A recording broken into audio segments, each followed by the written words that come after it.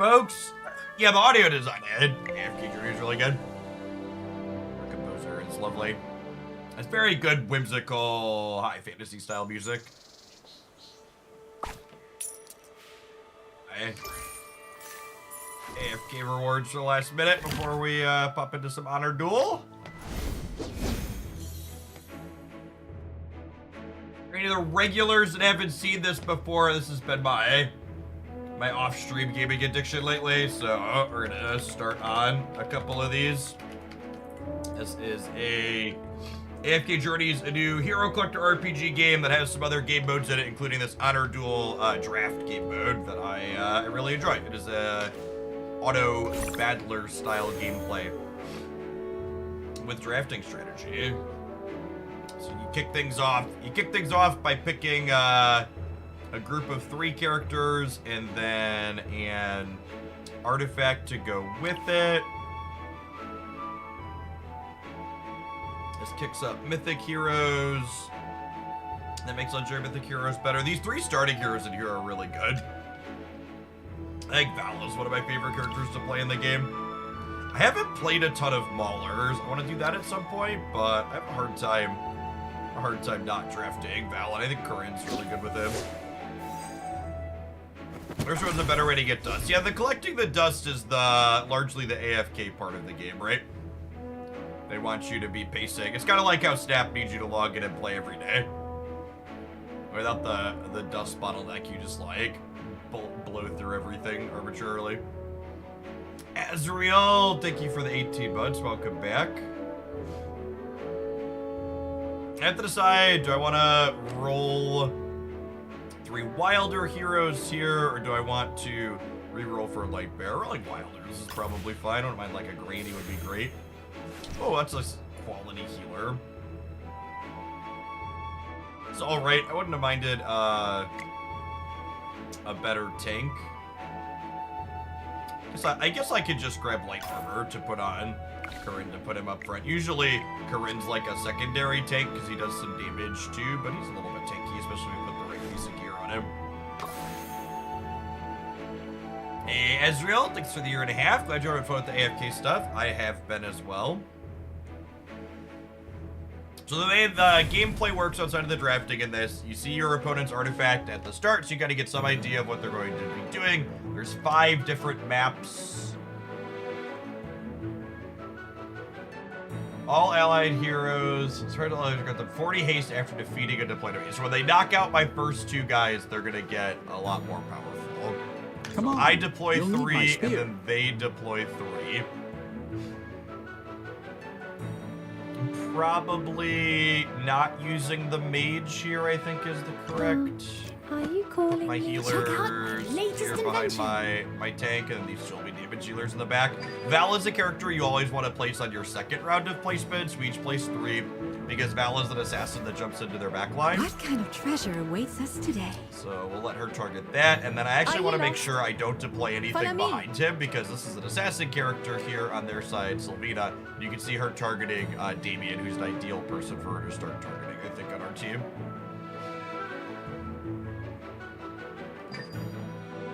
I don't know how close the world boss is to going down. I don't think it was super close.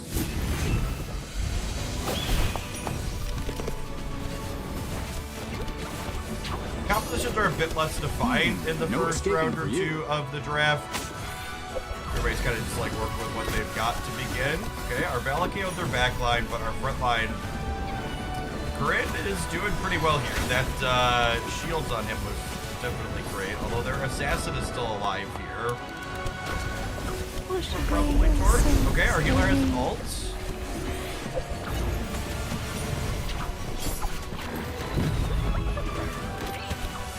Alright, we KO'd their second damage dealer. Just their assassin left here in the middle who's poking at us. Oh, and Vala KO'd their healer. It's gonna be a little close. I think it's gonna depend on if Vala goes for their assassin or their tank here. If we can kill their assassin, yeah, 4-1 will clear off the tank, no problem. Oh. Experience is the best teacher.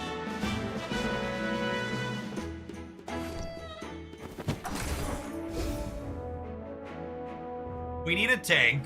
Although Tamisa's like a tank. Honestly, her plus Corinne might be enough. And this item, Cold Dagger, is really solid on her.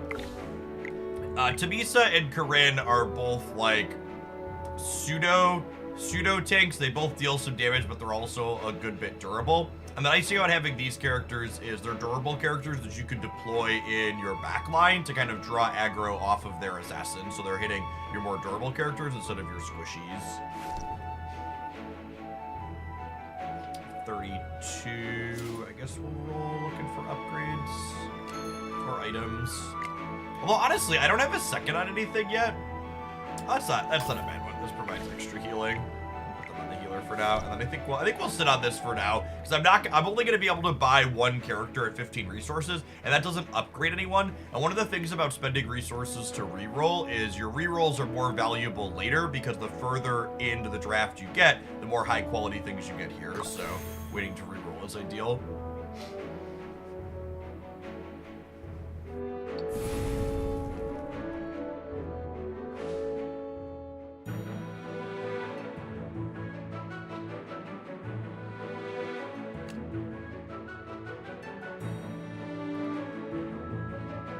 Okay, so their team's gonna have a bunch of control effects. Come on, you'll need my spear. This guy, put him up front. Are you calling me? Our healer. I'm not sure who I'm deploying. We're definitely putting Tamisa down. I think I'm giving up Leica, and we'll keep Damien as another healer, because I have 3 like pseudo damage dealers. Check out my latest invention. So I'm gonna put him here.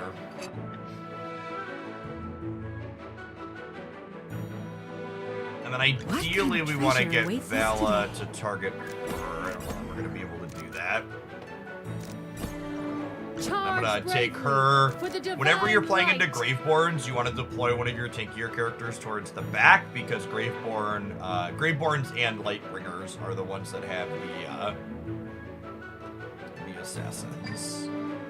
That'll jump right in. So by deploying her in the back, if they deploy an assassin, their assassin will jump on my tank.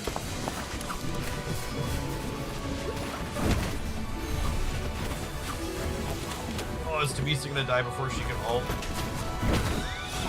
Oh, that's unfortunate.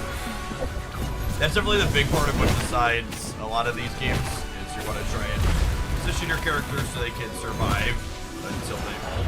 I wasn't able to get a good pick on the Vala. I probably use the state item for Tamisa. I put a damage one on her, it's a little pretty. It could also be that I want to just deploy Corinne more forwards, that way she doesn't launch herself in all on her own.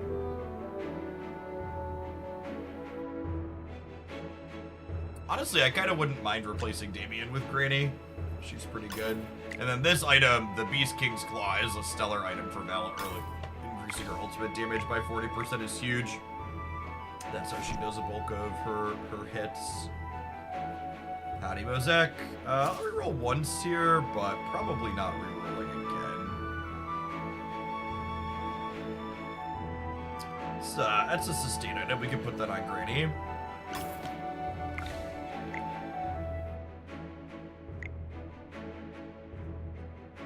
And I think these 5 that I have items on will be the ones that we're deploying here. I think it's a good mix of sustain and healing. Morning, Mosaic. Yeah, I've been loving the AFK in general. I think the Hero Collector RPG part of it's good, and then the Honor Duel mode has just completely absorbed the strategic side of my brain.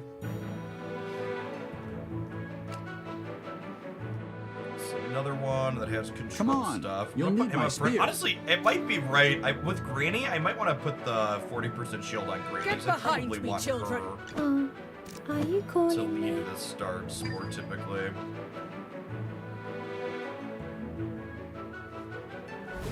What kind of treasure awaits us today? Vala in the back. Charge bravely for the divine light. I can start Tamisa up front into All Wilders, I think. They should typically have an assassin. Yeah, Swan as a splash here, it looks like.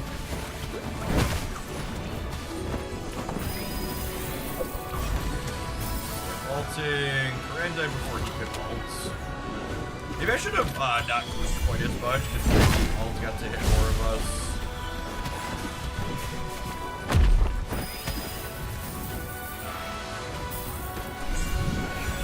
Yeah, the fact that we haven't rolled any legendaries yet is pretty unfortunate.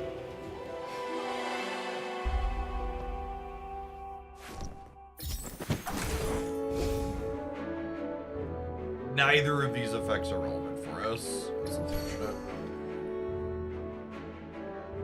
Alright, we have 81 currencies, so let's shuffle around these items really quick.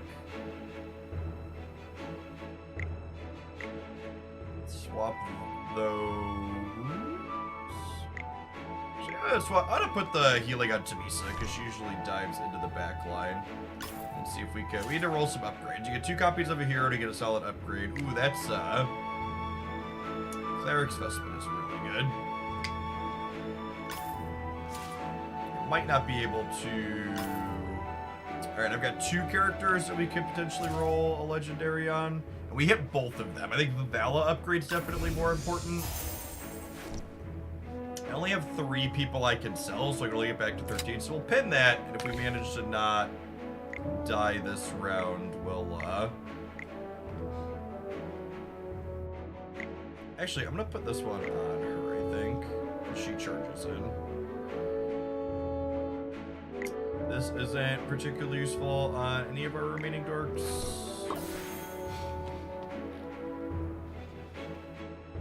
And my first Dido yesterday, if I was addicted to this, but I certainly was now. Yeah, once you're first, it is worth noting the difficulty does ratchet up a little bit once you get deeper. Your first couple aren't too hard, but then it definitely scales. Charge bravely for the divine. Wait to deploy. Are you calling Tamisa, Come on, pull aggro you'll need for my us. spear. I'll put these up front, and then we'll have Tamisa plus Vala in the back line. They are going to have characters without equipment, which this artifact is definitely good early. This might be one that's tough. This might be a quick one out.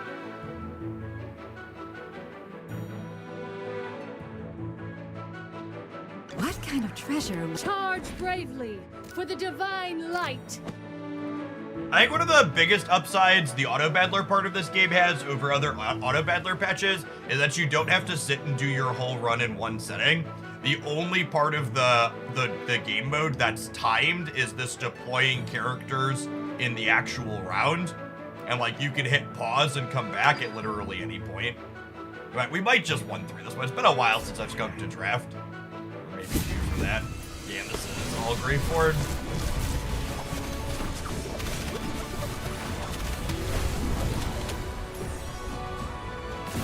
We killed their Sika before she got to ult, which is huge. Yes, this is PvP real time. The RPG hero collector portion of the game has async PvP similar to a lot of other hero collectors, but this is the actual games in the auto battler are real time against other people. That's why they're timed, because you each get 60 seconds to deploy. That's what works. We beat the Graveford run. I suppose we do have training issues, a good front line in this matchup. We hit our first legendary on our DPS theory, and suddenly we popped off. And remember, if you are going to give AFK Journey a try, if you're doing it on PC, be sure to check out my link. It's an easy way to support my content. And Tamisa here, she's not even legendary yet. She has just so much damage. We could roll... I think we have an upgrade waiting for her, right? That I didn't have currency for. She's really good.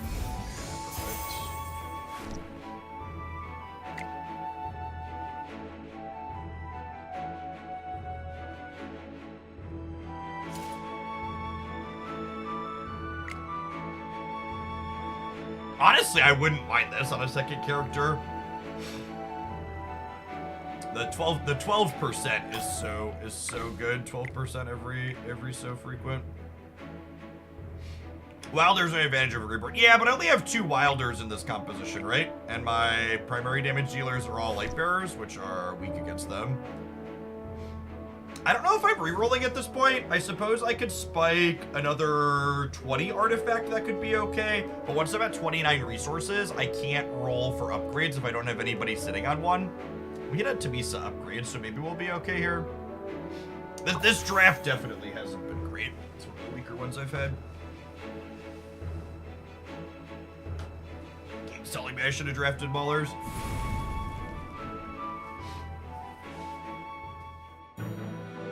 Oh, this map is annoying. Although, this map's less annoying when I have a bunch of defensive units like I do. Okay, so they're gonna be a bunch of light bearers. Get behind me, children! I'll put Granny up front.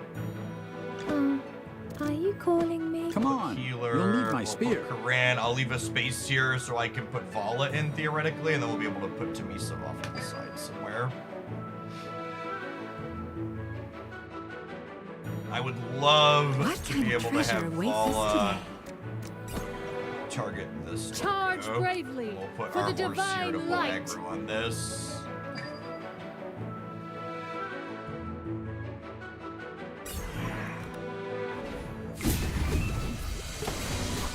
I do not have any special additional insight on their long-term plans for Honor Duel and or towards share their Malakildars.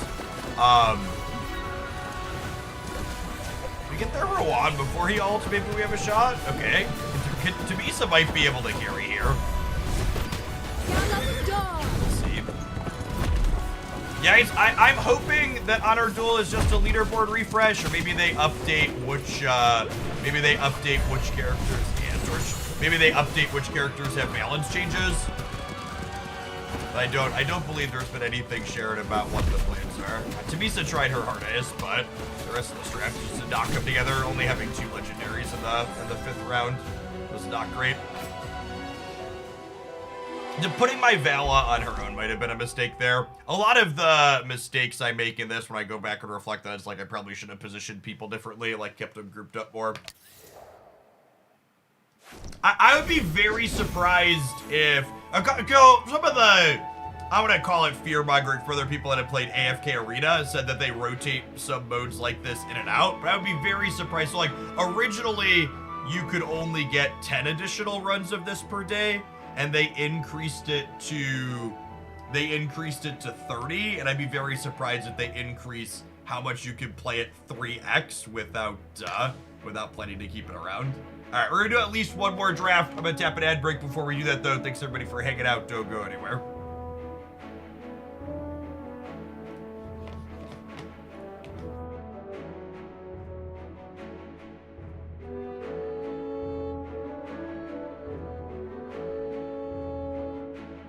My lighting different? Nope.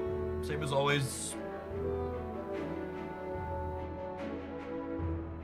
So, if you haven't seen it, when you click into featured heroes here, there's hero adjustments inside of Honor Duel to like rebalance. Like Thorin, for example, just like a busted character in the regular game, and he's still really good here, but he's about minus 30% damage. I would wager that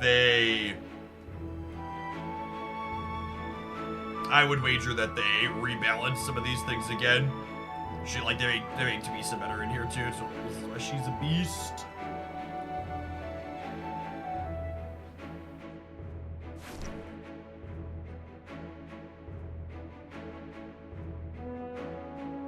Correct. Not every character is available, I don't believe.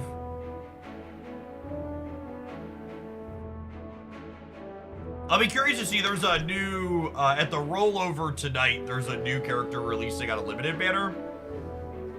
So I'll be curious to see if that gets added in, or how that's gonna work. So we have first new character edition while this game mode is up. So I wonder if it'll change.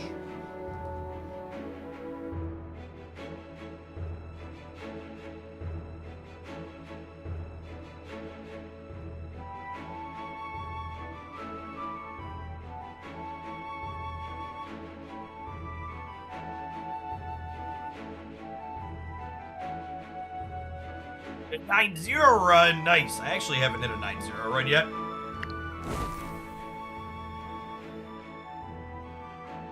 Add maiden randoms. Just grinding the mode like psychopaths. We're trying, chat. We're getting up there.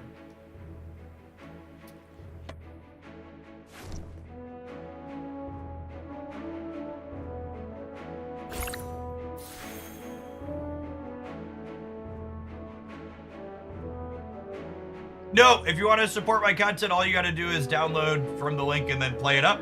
If you hit residence level 40, you can collect a free sub gift to channel. Thank you, because I get a bit of a bonus for that. What's this one? At the start, your frontmost allied hero gets the Vanguard and 70 energy. Man, this is probably a fun one with Tamisa.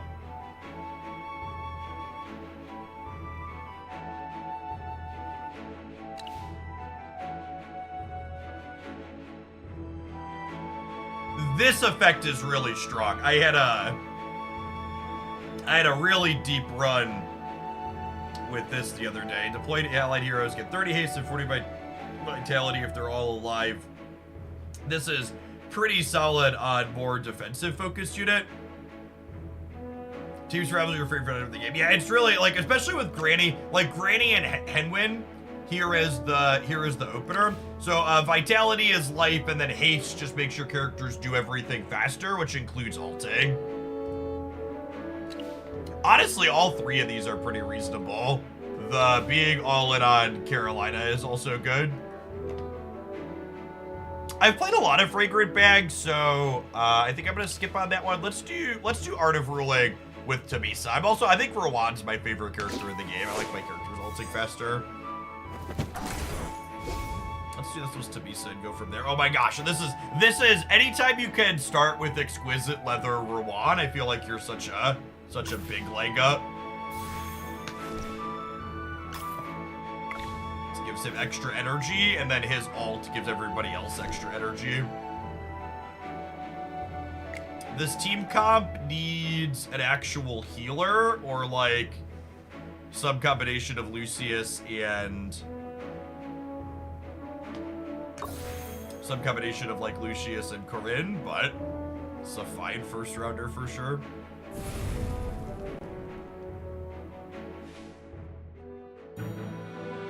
Vitality isn't life. Vitality is a bonus to healing and shielding the character receives. Oh, really? That's weird.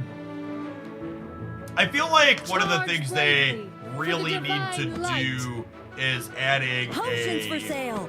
This listing of things like that. I should be able to like click on what vitality says in the thing when I'm looking at it. And they're gonna be all light bearers. Well, mostly light bearers. They might not have 5 for the first round. The world has its own rules. I'm gonna put him all the way in the back, kind so of if they have a treasure Vala, awaits he us today? potentially pulls aggro from Vala. Whenever you're playing into Graveborns or Light Bearers, you always want to be thinking about where their assassins could be targeting.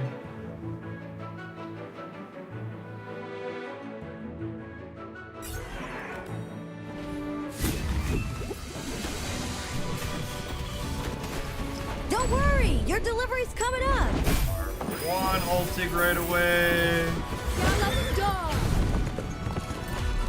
Tamisa just like decimating their backline here. She's so good. It's like, unironically, one of the best Light Bearer characters. A perfect battle with a glorious Alright, victory. try and find a sustain item for her. Just 88k.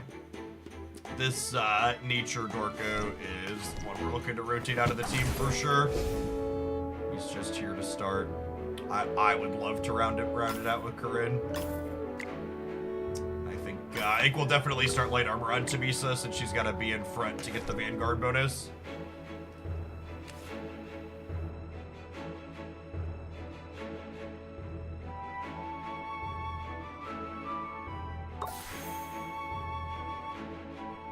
Here's someone that's been enjoying my Honor Duel content, and you haven't already, I stood up a new YouTube channel, Hooglandia AFKJ. I'm going to be posting some of the better Honor Duels that I do, including some that I record off stream. So drop that a sub if that's content you're interested in watching. This is Mariel, right? Or Marley. Charge bravely Mix up those two for the characters' divine names. light. Potions for sale. Buy this is for research. Start them packed in here, and then we'll have Vala with Corinne behind her to pull aggro from their Vala. This is a mistake a lot of people make. You don't want to put your assassins down in the first round on, because you'll need now my spear. I get to very explicitly directly control. So this star indicates who Vala is targeting. Come on, You'll So need I my get to be spear. like, okay, I'm gonna put my What Corinne kind of here, treasure and your awaits Val us is gonna target him, and I explicitly got to choose that your assassin character is targeting my tankier character. I think if I had one piece of advice for people that are starting out in this mode, it's thinking about your assassins and their assassins, something people don't do most of the time. Yeah, my Vala, because they put their Vala down too, I just got wipe her off the map. This is AFK Journey. They're on our dual draft mode. There's Tabisa just crunching our backline here. And then our Vala just deleted their Marley, so we should be good here. Everybody's still alive. What are your thoughts on prioritizing sub-items over increasing rarity? I mean, I don't think you should hard focus or prioritize anything. I think you should draft the things that appear for you to draft. So, like, when good items come up, spend your resources and pick up good items, but... I kind of gotta decide, do I want an actual healer in this comp? I don't know that I do. This might just be like, I'm not sure. I think Cassidy's the one unit I'm playing right now that I'm not 100% sure I want to keep playing long term. I don't think I want to pick up Henna. When I think if I find like a Lucius, I might draft him over that. Although I guess my team's not really grouped up, so maybe Lucius isn't great. Yeah, the 5, you do get a bonus for playing all 5 of the same faction, is true. And Cassidy does have some alright CC.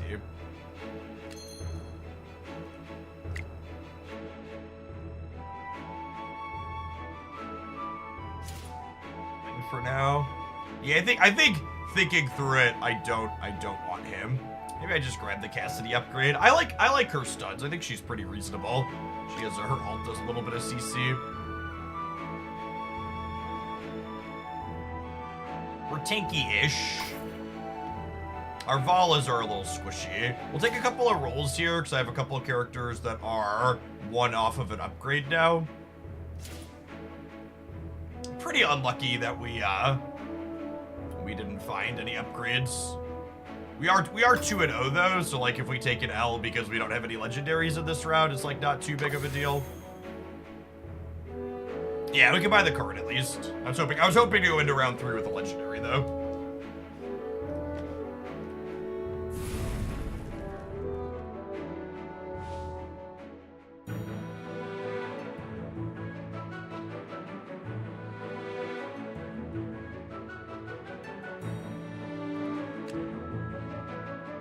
Okay, so this is their item here tells you that they're guaranteed to have a Sylvina. Charge So bravely Tabisa needs for to the be up divine front light. for Potions my for item to Xerxes work, is but for I'm research. definitely going to want to deploy Corinne all the way in the back so their Slovena jumps on him. It's not too late to get a sub for level 4. That's going to be going through Thursday this week. And you can see they made that same mistake I keep talking about people making. They put their assassin down, which lets me guaranteed control where their assassin is What targeting. kind of treasure awaits us today? So I get to move these around, which then in turn dictates who she's going to jump on at the start of the game.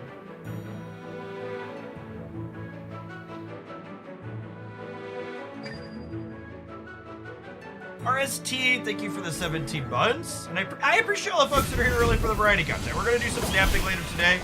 That's our bread and butter on the channel Don't currently, worry, obviously. your delivery's but, coming up.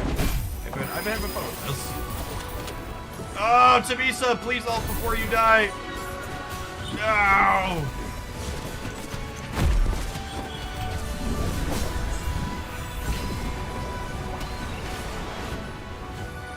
Gamers. Okay, like I said, no legendaries going into the 3rd round is a tough sell. We lose that based mostly on stats. Reduce the foremost allies 0 damage taken. Yes. Tabisa would like to be able to charge it. To use your prime sub, it's kind of buried. You can use this subs link directly to get to it. But yeah, Danny Bezos is trying not to pay those out. I'm always a little torn on whether or not I'm supposed to gamble on these. It's not that different than rolling a bunch of rerolls. rolls. I'm one off of so many. Holy gamers! Listen, all I'm gonna say is 99% of gamblers quit just before they hit it big. Yahtzee! Freaking nailed it. We are lacking good items on our Dorkos for now, but we're also only going into round 4, and now we just like, you know, went from 0 legendaries to 4, so feeling good into this round. Nephilim, thank you for the 5 months. I appreciate that. Welcome back.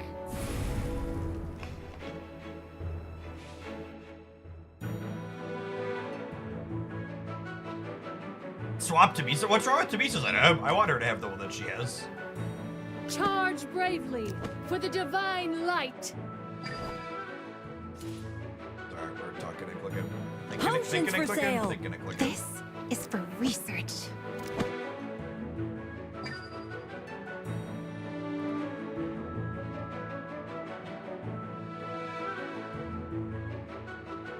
What kind of treasure awaits us today? Target Come Smokey on, here in the back. you'll need I'm my gonna put spear. him up front here in case they deploy over on the right.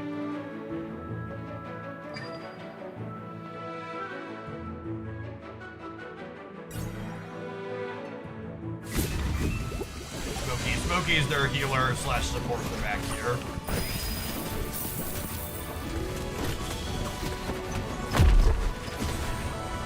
Lisa jumping in back there. We might be able to get him. Nice. Very cool. Looks good. Well, our light bearers have a good advantage of the ballers too here, which is nice. Hey, Magician, thank you for the 7 months. Appreciate you jumping through the prime hoops. Another victory. Every time you do that, it puts a couple of bucks in my pocket. Appreciate the folks that do. There's our Tabisa upgrade. Beautiful. And hey, I was talking about how we were lacking items, so there's a Beast King Claw. I mean, we hit last time, right? So we're like, we should obviously do this again. Nailed it. Easy. Easy dub.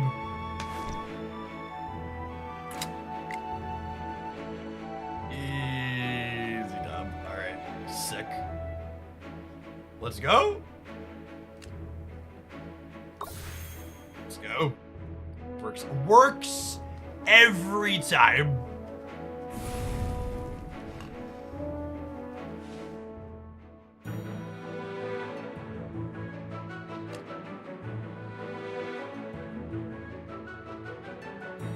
Why not sell your heroes and buy the reward? Yeah, probably could. I'll let a point out here. This is the one if a single one of their characters die, Charge they bravely all lose for their the bonus, but divine they're all stronger to This start. is for research.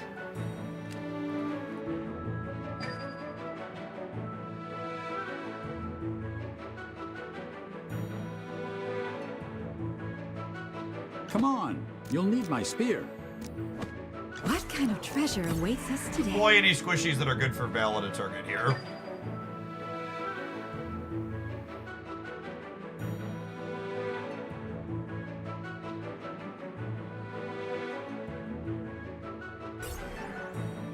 Perfect. Leave a point here.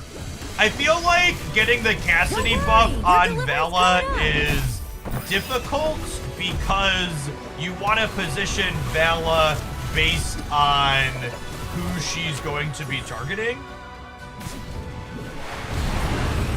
Alright, so Rowan died, but we killed their back line. Can Tamisa carry here is the question. I'm not sure if she's going to be able to. Igor is really dumb. I'm not sure that she can catch him. Igor, I think Igor's the character I hope they balance change the most. I think he's definitely too strong. Let's see if our Vanguard can do it. So the way Igor works is you have to kill every single one of these gravestones. She might get him. All right, cool. A perfect battle with a glorious victory. A perfect battle. She finally ran him down. Just casual 200k. Our Vala didn't do a ton of damage that game, but she KO'd. So This is one of the things why, like, the context of the battle is important. You can't just look at the stat screen, because our Vala only did 25k, but you see this character, chat, she did nothing. And the reason why their Sika did nothing was because our Vala was there.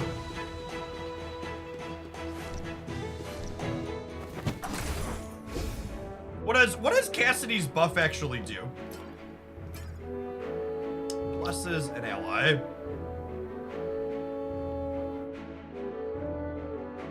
She has extra damage based on when they hit with their attacks. I think that's fine. Need a huge focus on that. Use damage dealt and taken by 40%. I don't have a good anyone to put that on. I think we're just rolling, looking for artifact upgrades at this point.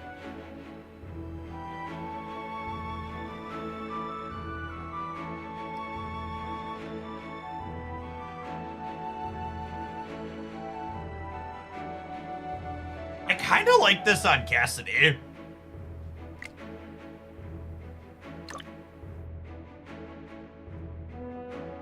That's not great without a healer. I mean, it's a big bump of sustain. This is AFK Journey. This is their honor dual draft mode. Yeah, we'll wait.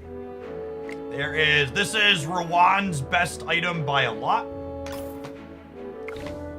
Lets him ult once for free, which lets everybody else start ulting. And then I think I'll put this extra additional energy on Corinne so he gets his stun sooner.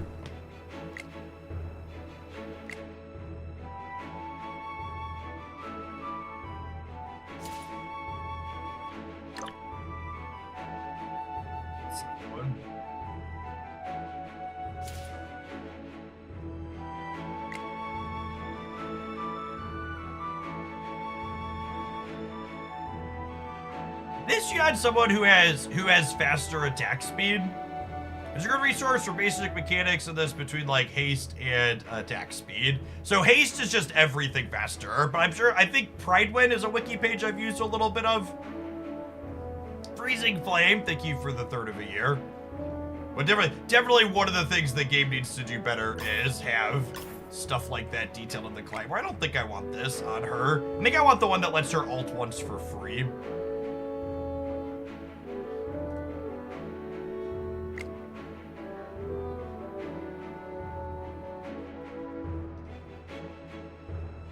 And then I'm not gonna land any upgrades at this point, so I think I just match, because again, the further into your run you are, the better your shop is.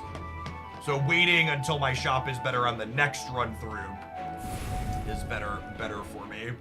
Or on the next roll is better than re-rolling now.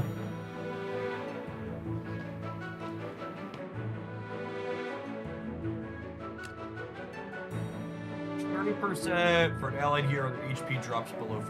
So we're gonna have some free heals. Charge bravely for the divine light. Tamisa's up front, so she gets our Vanguard bonus. Potions for sale. Put Buy 4, get one here. free. This is for research. Honestly, getting Cassidy's bonus on here is probably... I really don't know that it matters who gets Cassidy's bonus that much. Let's do this and see what kind of characters they're deploying here, because their artifact doesn't really communicate what type of things they're using. A bunch of nature dorks means it's unlikely that they have an assassin. What kind of treasure awaits us today? I would love for Vala to jump on her. This Parasa is one of the better damage dealers for the nature folks.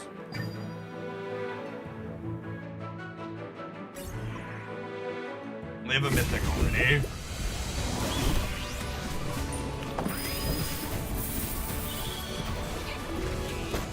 Vala ulted and KO'd their dork in the back.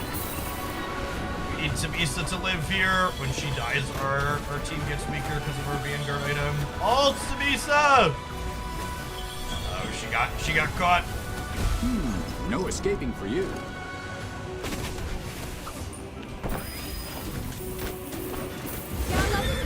Okay, she ulted before she went down. She was really struggling there with the CC for a little bit.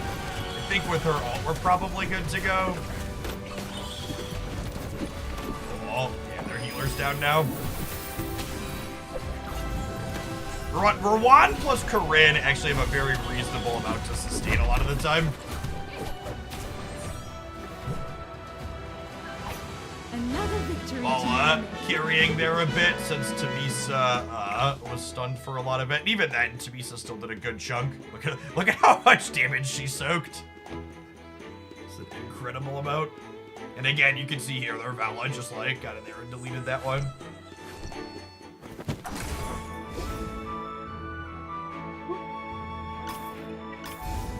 Oh, buddy, old pal.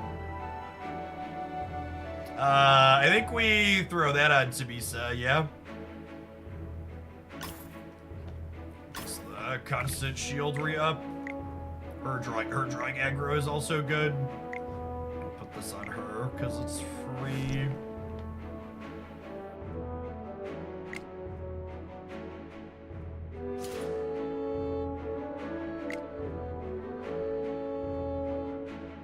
I really love this item on Cassidy.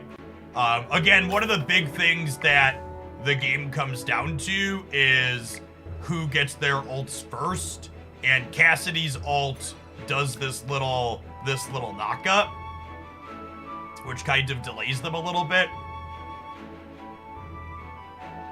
I think this is one of the. I think Fire Dance is one of the best items in the draft mode for sure.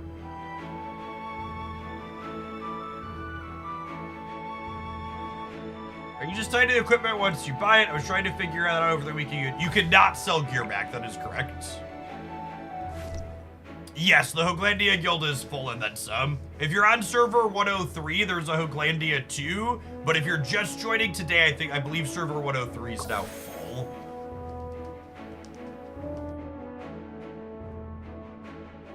Eventually, I hope they'll add cross-server support for guilds would be nice. The folks that make this game, their other games have cross-server support for guilds. All right. Charge bravely for the divine light. Potions for sale. But this is for research. Behind. Yes, you can have friends across servers now at least, which is great. Yeah, I mean, the game didn't have that. It didn't have cross-server friends on release, so then they What added kind it. of treasure awaits us today? Come on, you'll need my spear. Again, our opponent deploying their Vala proactively, letting us dictate who their Vala is targeting. Which always want their assassins on my tankier characters. They've got a ton of sustain here. Do we KO their healer before it goes? Oh, that's perfect. Gallop dog.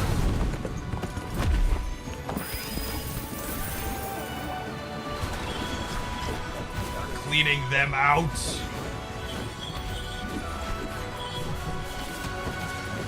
Wow, yeah, it was clean. Experience is the best teacher.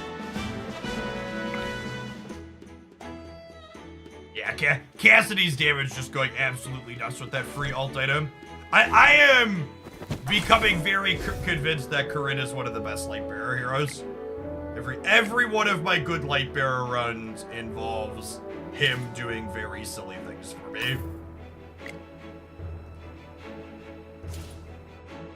We're mostly just looking for copies on these and then some artifacts. Like, I think Corinne could use a different artifact at some point. Getting a damage artifact on him would be nice, and then there are some artifact upgrades that would be good for Vala.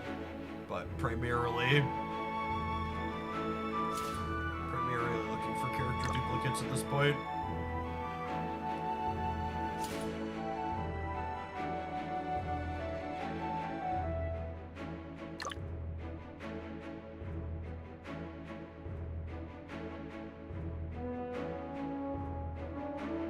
Is this run gonna last long enough for this?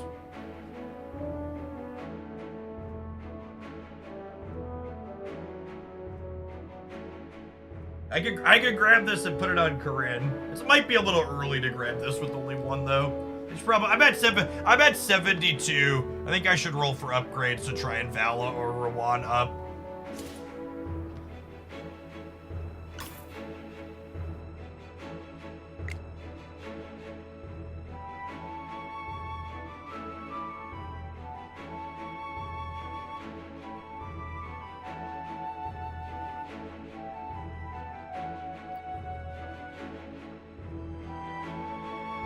Did I put these on Corinne? I might put these on Corinne.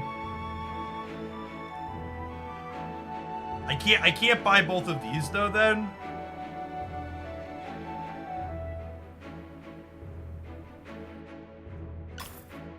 I'm gonna pin this and be a little greedy and take a roll and see if I can hit Mythic Valley here. Oh, greed is good, chat. Greed is good.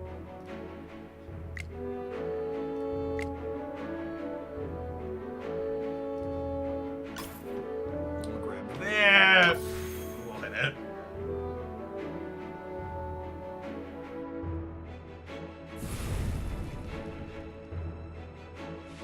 I will say, one of the things that's hooked me into this game even more is when I first started playing this game mode, Charge bravely I was pretty for the convinced divine that light. Lightbearers were the worst Potions for faction sale. after like my Buy first four, dozen get or one. so This runs. is for research. And now that I'm I'm probably approaching triple digits at this point, runs in, and it's like, no, this faction's actually very reasonable. There's just more nuance to playing it than some of the others. Oh, that's terrifying. So he gets to use his ult right What kind away. of treasure awaits us today? Which is Come not on, great for them, you'll need too. my spear.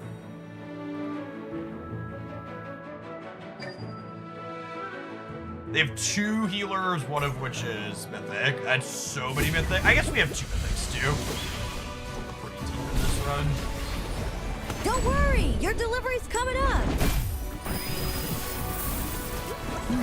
No escaping for you.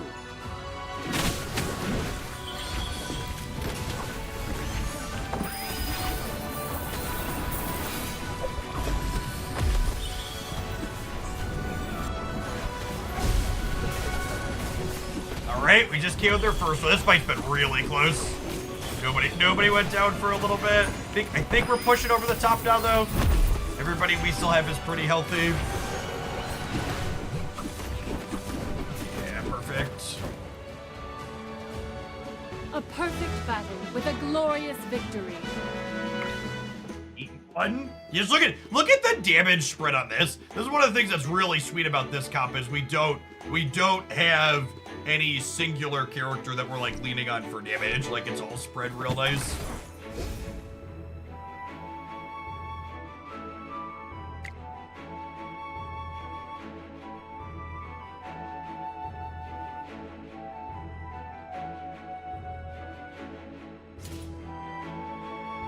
No, I already have Mythic Corinne. Stop giving him to me.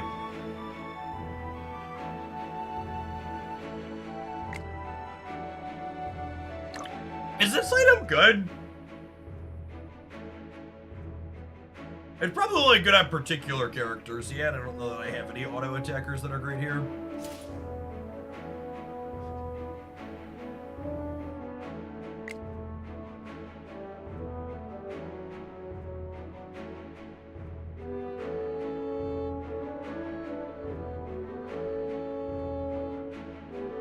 Is this good on Tamisa?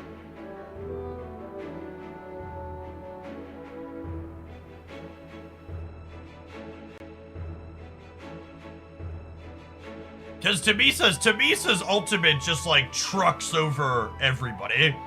Does her ult already stun?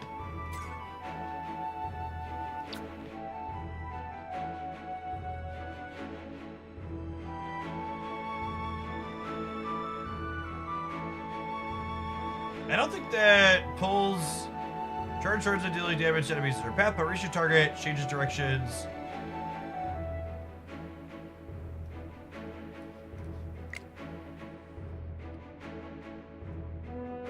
This isn't limited to one stun. It says each enemy can be stunned once.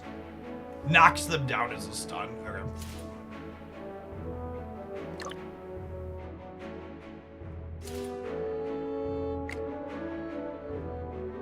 Mythic. Nah, we're playing long, so we don't want that. That's a big hit, chat. We're at 68. I think we're rolling aggressively for another mythic upgrade at this point. We're 1 off on 2 of them now. Was there a 4th one? Did I click too quick? All right. That's fine. We'll just pretend there wasn't.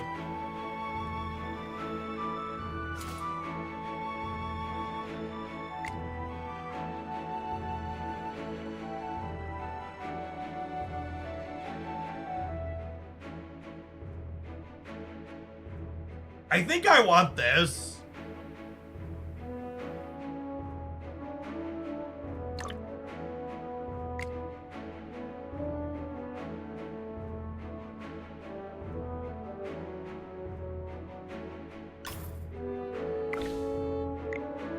This item on Corinne's like only okay. I'm gonna sell these other door codes that I'm never playing so they get out of my face.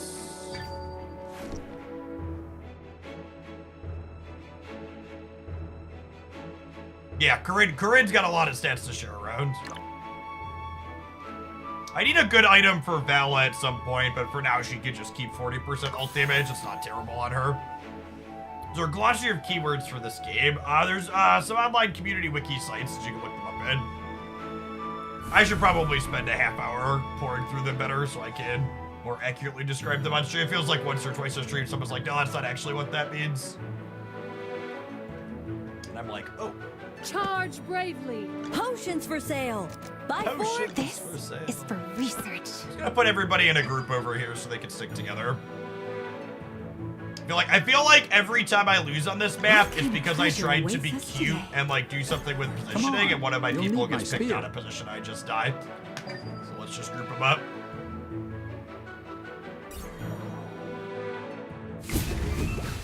Graveborn with a splash of healer. Yep. I wouldn't be surprised if we die here. Graveborn has a type advantage over Lightbearers. No escaping for you. Comp is pretty good. Our draft's been good, but their Graveborn comp is good here. Sabisa ult here in the back line. Everybody that we have is pretty low, and they're splashing a good healer. Yeah, we just haven't killed anybody, and everybody's going down. This map is bad for us. Their team comp is a counter comp to ours. We're 7-2 now? 7-2.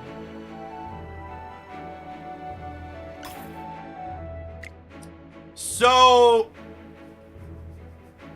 this item is an upgrade on Vala, but I'm also one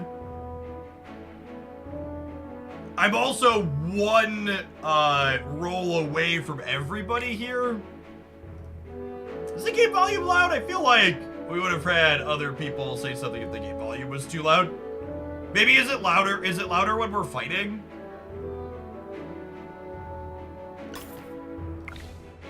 Might be loud when we're fighting. I'm gonna grab it.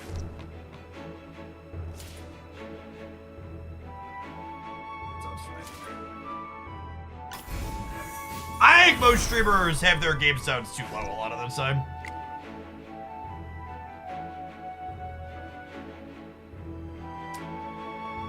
Is it crazy to have two of these? I guess I don't have a good second person to put this on. I like the Adams and everybody else.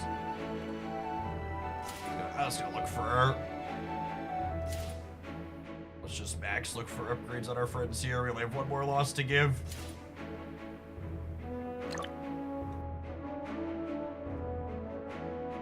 Oh my god, so punished for buying the Dark Moon Pendant here.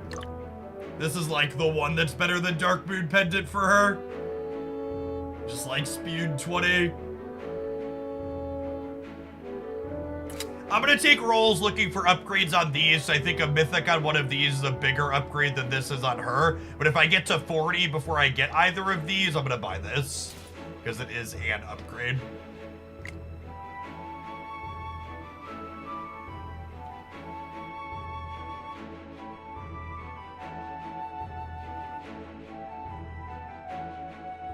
A Fire Dance is better than this one, yeah? I think so. I think Fire Dance is better than this one.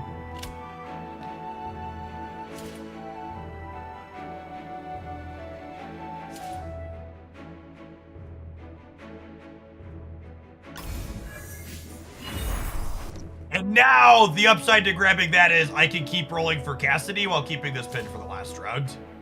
No!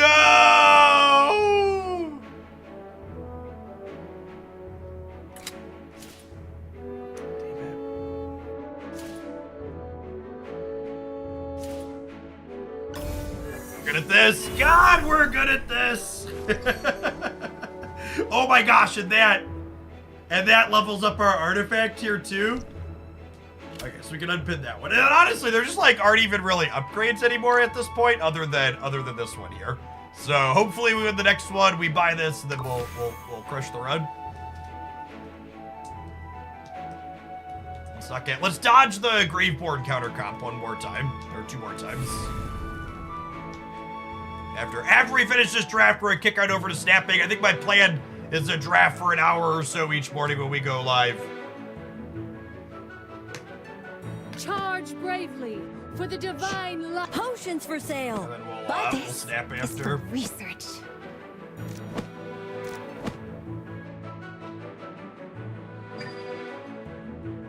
Incoming 5 Graveborn Assassins. Don't put that mojo on me. They're on the no alt item.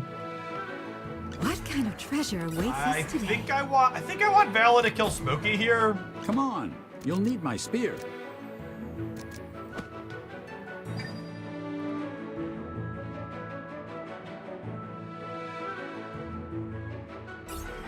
Yeah, their comp is interesting for no alts. Don't worry, your delivery's coming up.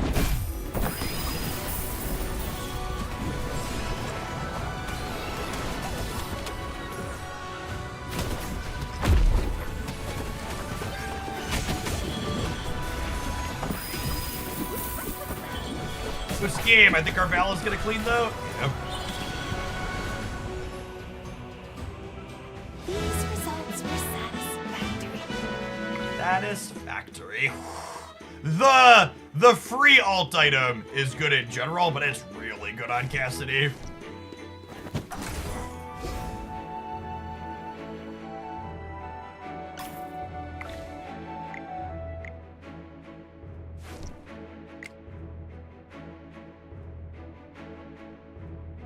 I don't even know what artifacts I'm possibly looking for. I guess I could hit a better sustain item for Tamisa. There are some gold sustain items that are better than what she has.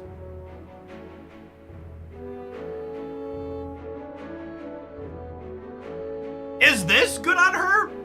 I could pin this and look for better armor, I suppose.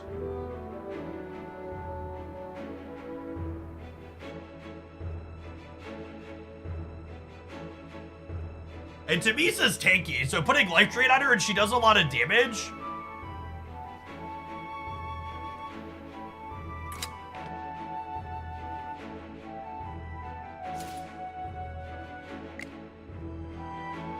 I think that's just the one, gamers.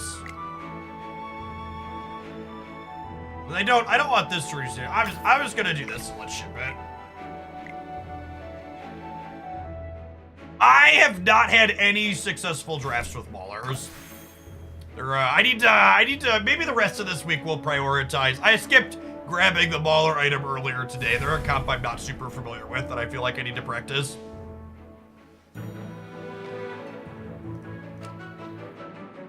They are also a Vanguard item, Charge making a deep bravely run here. for the divine light.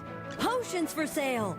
Buy I 4. feel like I want to get this. spread a little It's for bit in research. case they also have a Tamisa Tremelios.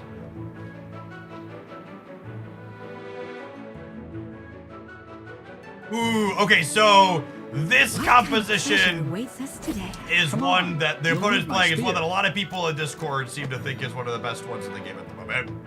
The wilder ones. Let's see how this goes. We haven't seen their Vanguard. Is it Arion is their Vanguard? Yeah, when Arion hits Mythic, he gets a free alt. Which groups your Don't people worry, and stuns your all of delivery's them. coming Like, you up. see all that damage he dealt to start there? I think this wilder comp is the best comp in the game. Our Rowan died, but we're cleaning him up here. I'm gonna be honest, chat, that wasn't particularly close.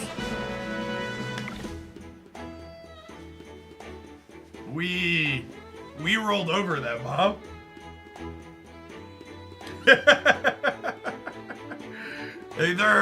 Their lead guy, their vanguard, did a lot of damages. Yeah, Cassidy is so good with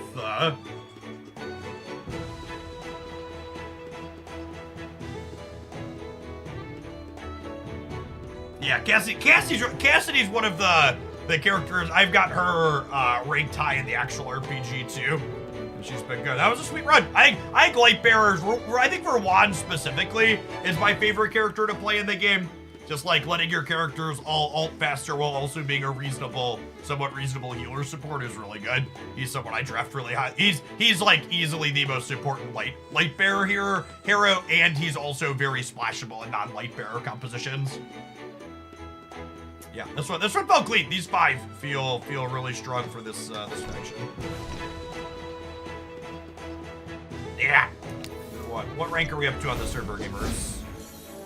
Rank 12? Moving on up. Oh, we're tied exactly with 11. Alright, let me claim my AFK experience before we switch over to Snappa. Oh, that was enough dust to level somebody? Beautiful. Yeah, so I love the draft mode, but for people on your channel, I also love Hero Collector games, and we've been pulling friends in the Hero Collector portion too. We've got Vala with some stars and her with some stars. Have you ever wondered why some things PvE can float in the air? Inventory? Every coin was wisely spent. The purple dust is definitely the bottleneck.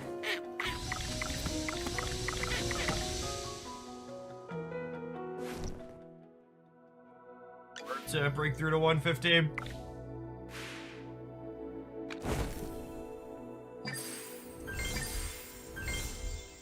What does that get me there? Perfect. Look at that. Look at that lovely cosmetic chat.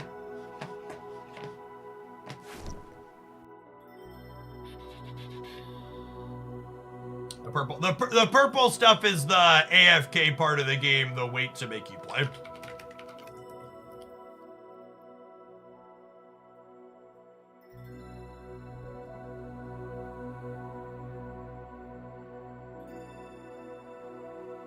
All right, let's switch over to some Marvel snapping, shall we? Subscribers, if you're interested in deck submissions, I'm gonna take some deck submissions today. So, if you'd like to submit, feel free to send in a tip at the link per usual. AFKJ has been fun having a good time playing. I'm glad you're enjoying it, Brandon. I've been too. It's great. It's great. Genuinely was not expecting to get sucked into a new game when I picked up the sponsored thing for it initially, but here we are. We are very sucked in. By the way, my wonderful, all the ergonomic equipment that I use here in my office, my desk, my chair that I'm saying, I actually got a new chair last week because they have a new product that rolled out as part of their sale that they have going on. FlexiSpot's having an extra discount on their spring sale stuff today. So if you're in the market for a standing desk or a new office chair or whatnot, be sure to check them out using my link.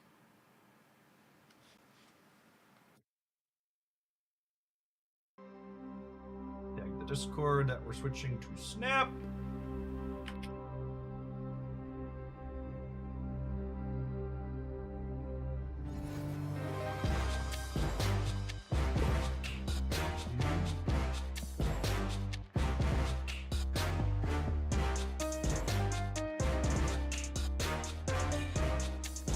Is your new chair. So, I gotta say, it's one of those things where, like, I didn't realize I wanted it till I had it. One of the things this chair advertised, I was like, I don't know how much I'll use that. It leans back. And I gotta say, chat, being able to just, like, you know, do this periodically is, you know, when you go into the tank and you really just gotta. There was, you know, I'm a big dude. I'm just about right around 200 pounds. It is literally the deciding factor here, but I've never had a desk chair that leans back before. But yeah, I don't know that I'll ever go back.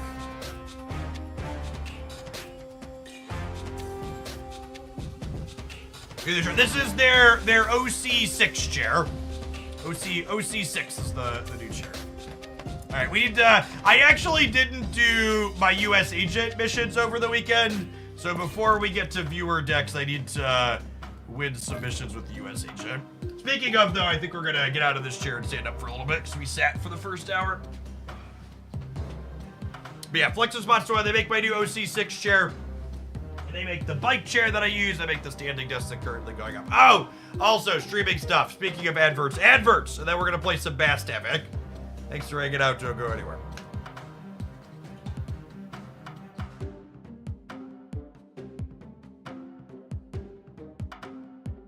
Does the base lean back with it? No, just the chair back. I don't know how would the chair back work. I do not have a Herman Miller, no.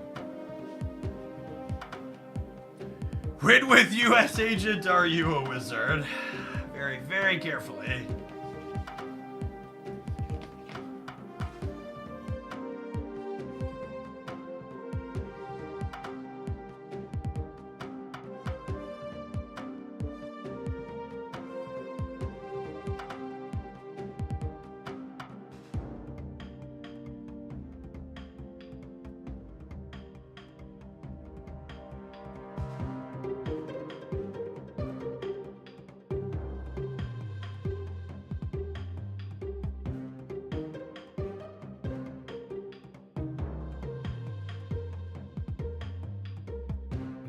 Hey, thanks for hanging out around the bend. Appreciate you checking out the sponsor. I feel like I didn't acknowledge any subs during the AFK segment because I was in the zone and I'm bad at adjusting when I'm playing a new game, so I'm gonna thank all of those. Mage Cub, if you're hanging out, I appreciate the almost 5 years. Freezing Flame, thank you for the 4 months. Unlucky Magician, unlucky that I'm bad at the sub messages. Oh no, I did see yours. Yeah, you were looking for it. Okay, I just put a couple in there.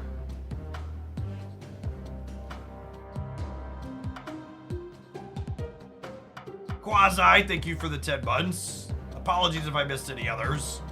That's the biggest adjustment when trying new games is like learning to keep an eye on everything else. Does US Agent upgrade C3 at all? I don't know, maybe, but C3 is like pretty trash, and I doubt that US Agent makes it not be pretty trash.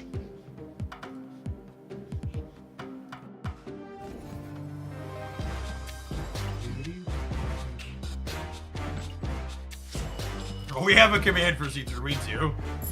Oh, you know what? I just noticed my door is open. Close it real quick.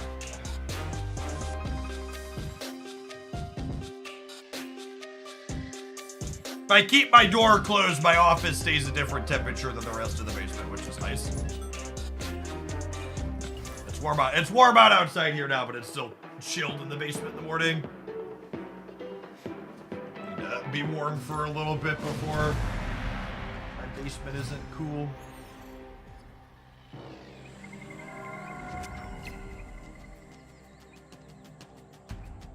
Snap. Ant-Man, thanks for the 10 months. Opponent snapped.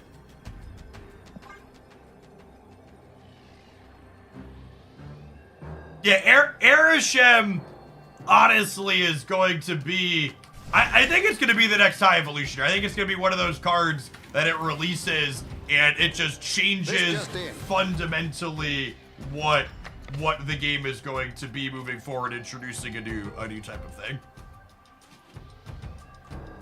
Hey, nice Nuthouse, congrats. There's Sandman deck. Gamers do enjoy.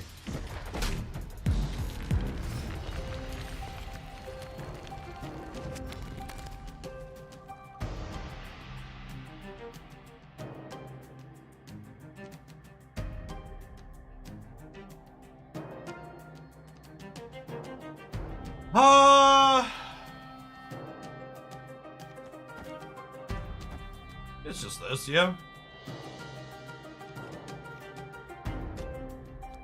Let's do this, actually. Maybe win the Eternity range. Wind, aid my hand. Noteworthy that Bast will come back on turn 5.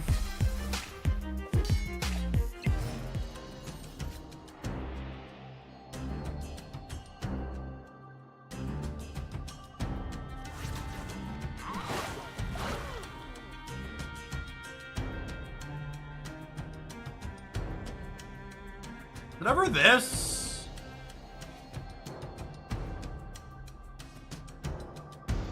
I guess I could just do this.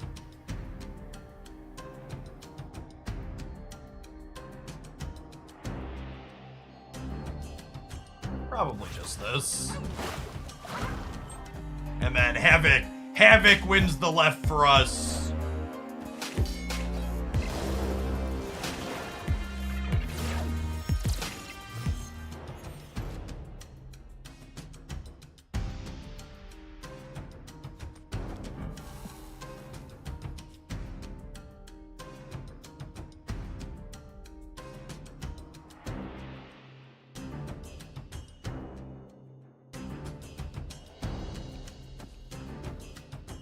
It's just this.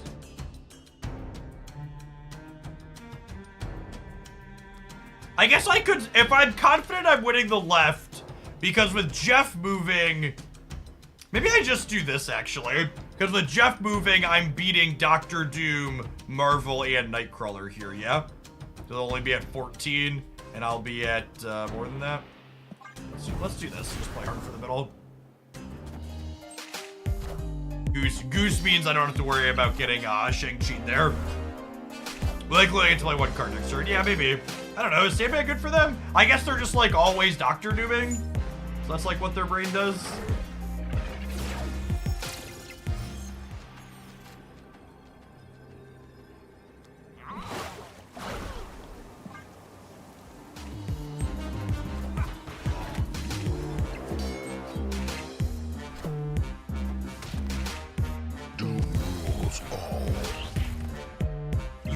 US Agent chat. Classic 212 here. Victory. Jason, thank you for the deck submission. You'll be our first viewer deck this morning after we're done US Agenting. Appreciate it.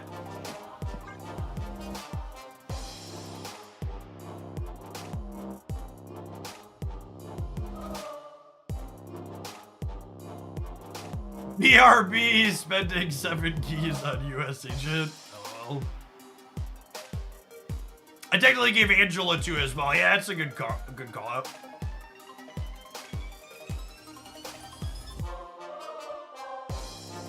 Is US Agent any good? Not really. The big thing about US Agent is that in order for him to be good, he has to be a card you're willing to play on the last turn of the game. And it's just so hard to fit him into a lot of things. Like, I think this deck that we're currently playing is almost assuredly one of the best tomes for US Agent, but I also don't think this deck is top tier. So, like, if you're going to use him, I think this is the way you use him, but... Oh, them actually misclicking and going into the next game gives us a second game win with US Agent 2. The real MVP, the misclick.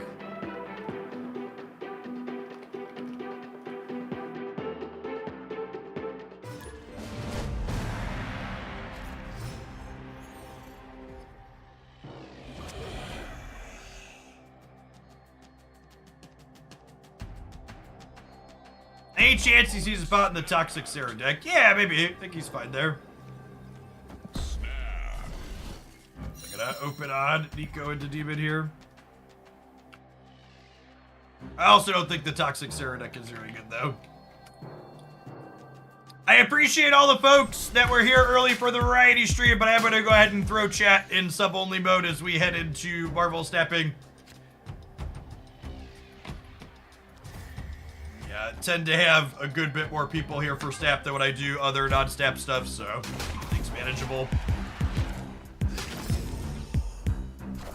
Chaos Hat, thank you for the 16 months. As a reminder, if you're somebody who's disappointed you can't sub at the moment, you're not in a position to be able to do that, you can get a sub for free by checking out our sponsor, AFKJ Journey, this week.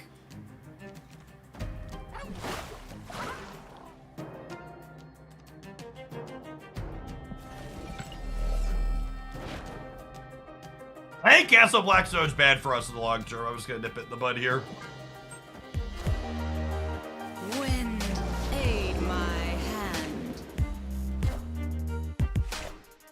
You gonna make a tips and tricks video for AFK draft mode? Yes, I'm gonna do some like top 10 and like best practices type stuff for that game mode for sure.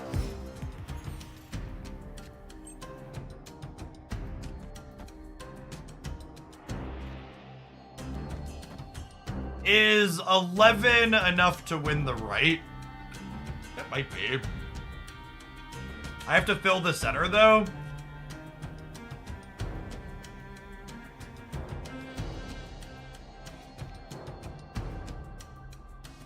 Yeah, any AFK stuff will be on the new AFK Journey YouTube channel I put up.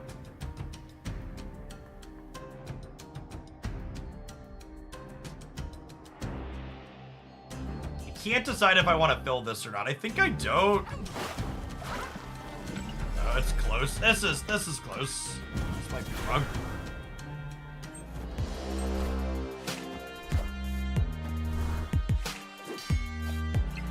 There is an AFK Journey thread into the Discord server under Gaming General.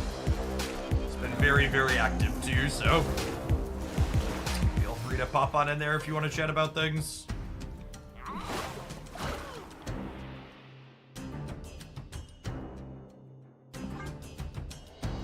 Play our Jeff to the right this turn to dodge Annie.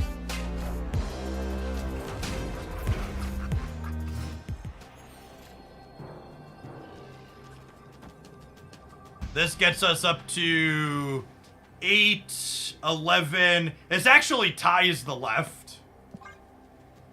But they pixied, so we could be dead to that for sure. Make Bolas great again. Thank you for the 58 months. It's unfortunate that the real Mysterio being right ended up being a spew.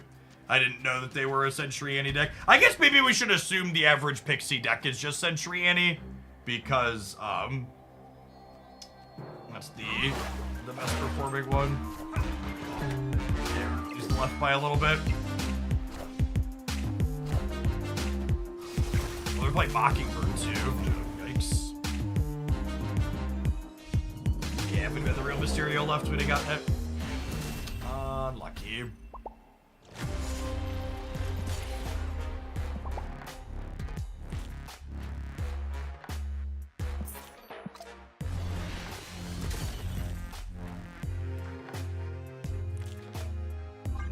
Yes, the Pixie Lady Deathstrike deck is definitely a real Marvel Snap deck. Has good stats on the public trackers. Sleeve Smash, thank you for the brand new tier 1, appreciate that.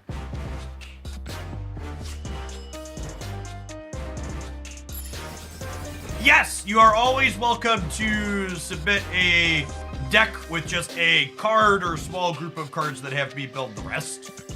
The deck link is only required if you're submitting 12 specific cards, so I don't have to build it manually. The Pixie Patriot one is good as well. It's alright. And stats are fine.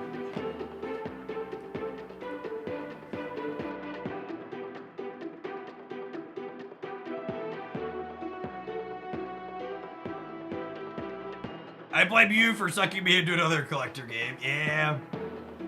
Honestly, I think, I'm not sure how much longer I'm gonna play Star Rail, Ben. I honestly think there's a chance I might let viewer decks, I might let the banners roll over and pull for the next character that I was half waiting for in Honkai and then shelve that one for a little bit.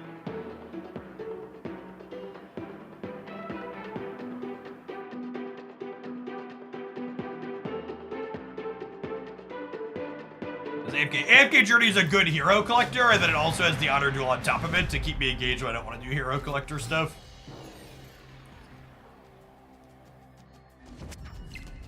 Oh, snap.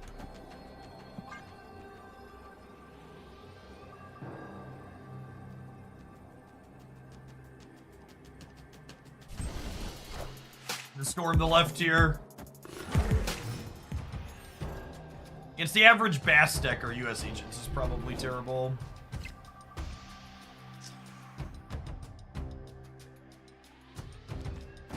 Just do that. Just do that.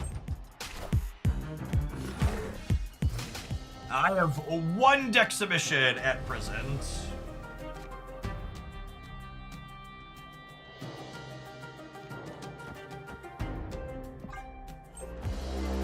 if the mirror dimension flips up Mindscape, maybe I was supposed to Bishop, actually, before I did this. Okay, so the Mindscape actually doesn't matter now. Because it Mindscape so that it goes back.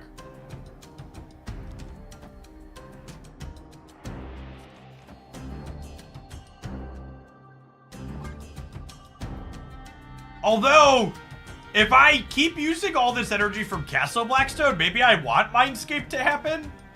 Because I'll be able to get my hand empty. That might be the line here.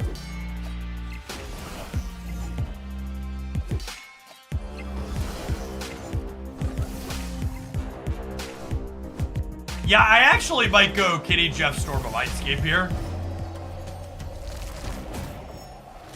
I have 6 energy. Yeah, have a hood, bud.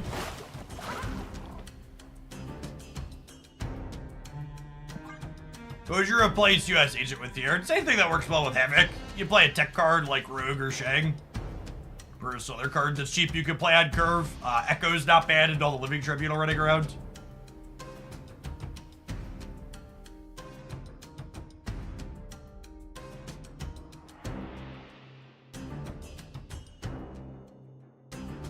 Guardians deck. Sure can, crates.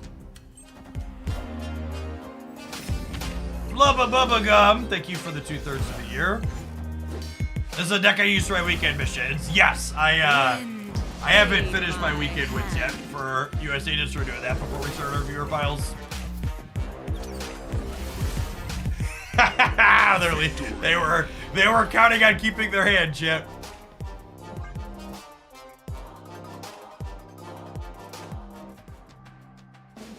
Honestly, I would bet this matchup's probably not great for us.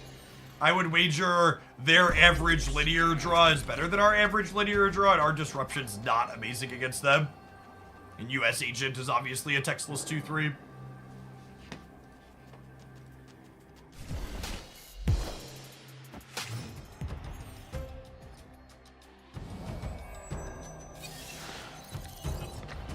They have our Bishop, which is pretty good for them.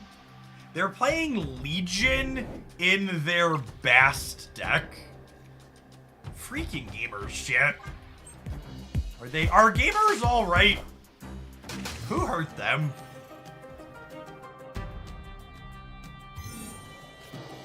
What do you mean by linear draw? I mean, linear refers to just doing your thing in card games.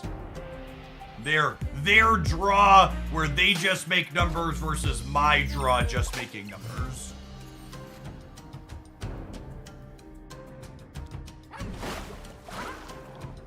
Opponent snapped. Yeah, bud. As you will.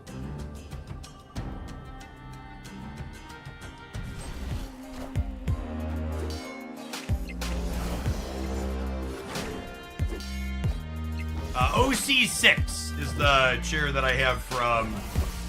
I actually have 2 chairs from Flexible. I have the OC6 and I have one of their bike chairs.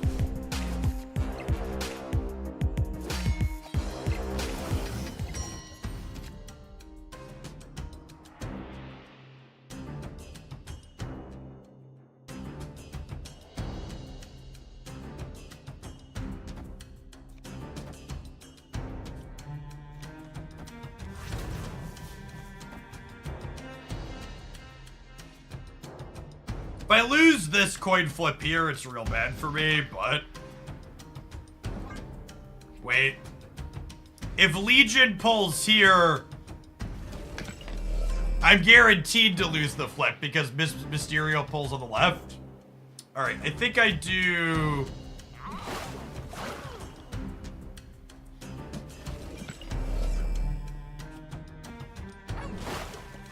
I think I do this. I think I do this. That's the plan. I'm not sure that it matters. I think they're going to just make bigger numbers than we do. Messiah, thank you for the 16 punch. Welcome back. Well, they don't have Beast. Might have a shot. Although we're definitely losing the, center.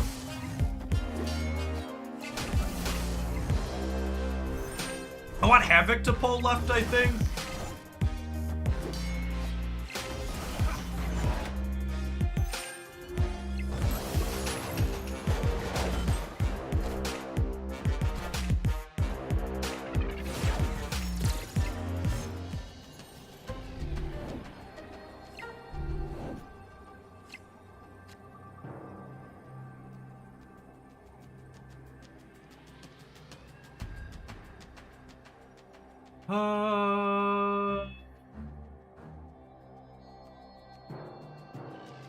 Definitely not competing mid. I think it's just this.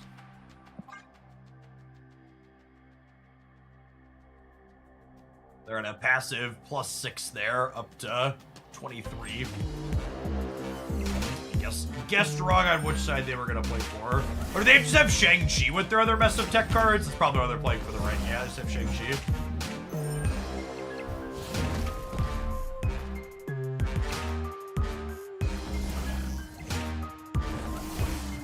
Honestly, that's the... If I would have put Kitty here, we would have won. I didn't stop to think about the fact that Rogue plus Legion makes Shang-Chi more likely, because once you're shoving one tech card that doesn't... Oh, I actually wouldn't have won. No, this would have been 7. I would have been +4. Would have. Once you're shoving one tech card, and especially 2 tech cards that don't belong into bounce, you're just shoving all of them into bounce. And if I would have stopped to think about the player / deck building mindset there, I would have flip-flopped those and easily taken it. Need one more. I need another US agent win still. God damn it.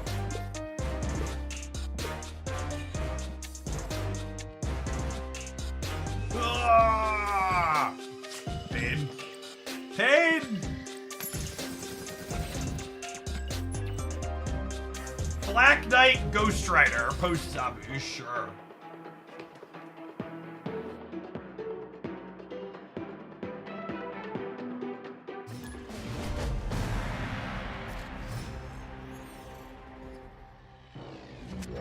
Definitely won that. Feels the Zabu change.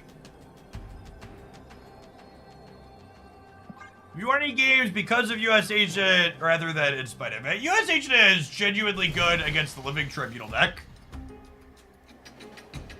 This deck also playing it on the very last turn of the game lets it pretty regularly be like a 2-9. It's fine.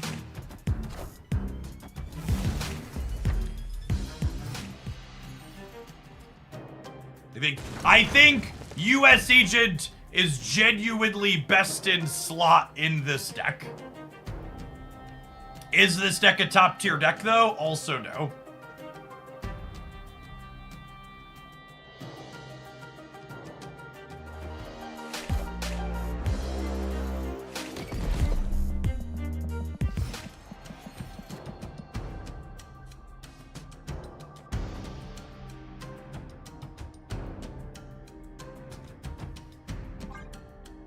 I assume they're filling left this turn.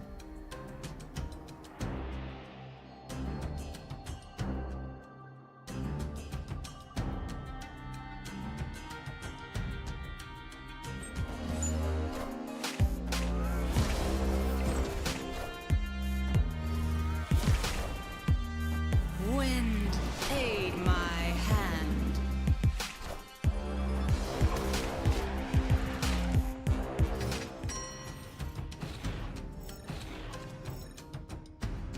Does this actually win the left?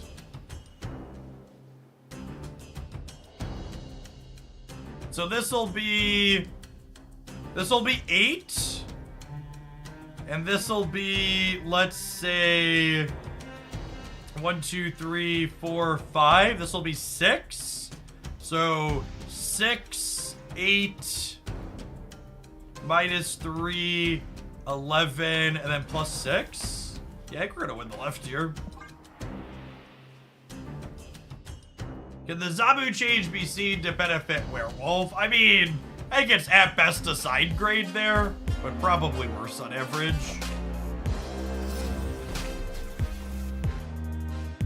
Replacement for Havoc. Unfortunately, I think this deck is a lot worse without Havoc. That's why Havoc's in the deck name.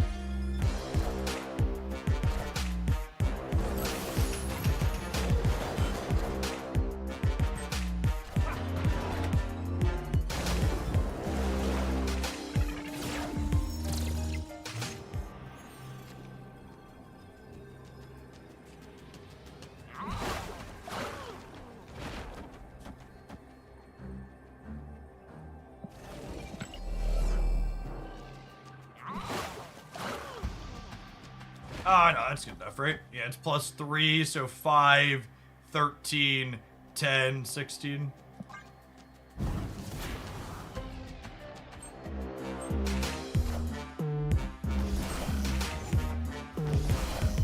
Jeff Biddle, it really doesn't matter.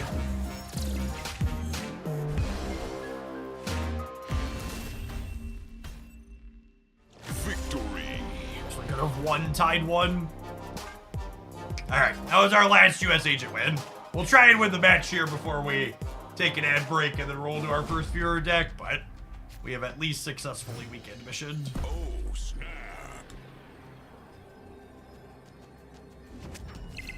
Opponent snap. Stays like that last one are always some of the strangest to me. Like, if you're gonna play the game as best of one, sure, just like stay for whatever and leave. But if you're gonna play and try and actually grind things out, like...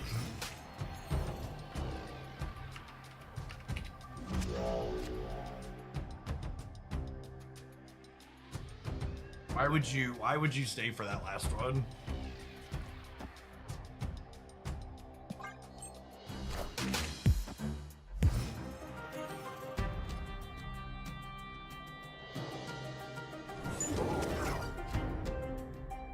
So, they're likely a Shang-Chi deck, and we're obviously not. So I'm gonna US agent the Monster Island here, almost assuredly, I think.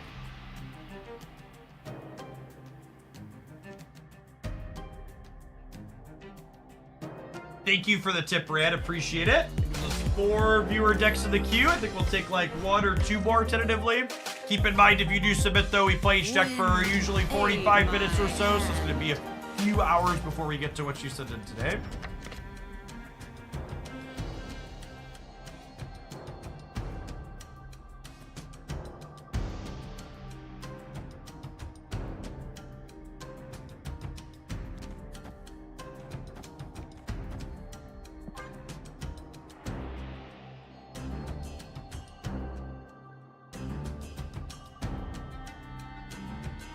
Carter, thank you for the quarter of a year. Welcome back. Appreciate it.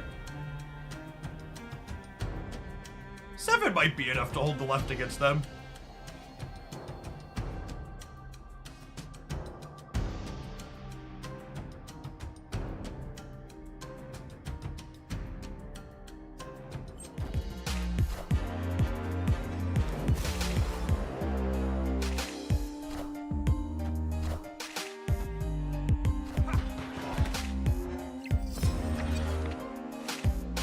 Genzu, thank you for the quarter of the year. Welcome back.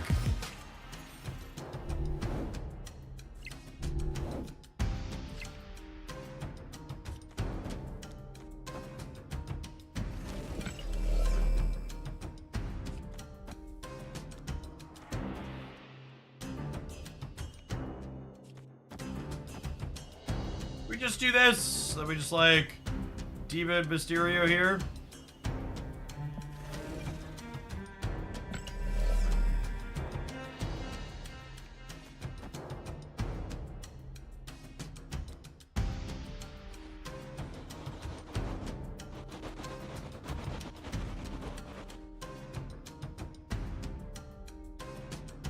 It could also just be this. This is 1, 2, 3, 4, 5, 6 here.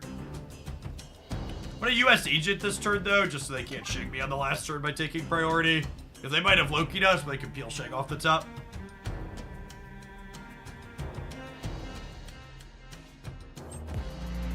Is the affiliate chair good? I've had mine since Monday and I've been happy with it. Or sorry, since Friday. I've had it put together. I've been using FlexoSpot's other products for a number of months now.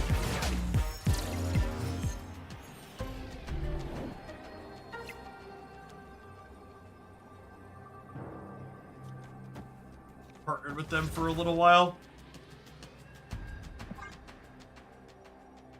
US agent shrinking the Loki, winning the left side here for us, which is nice.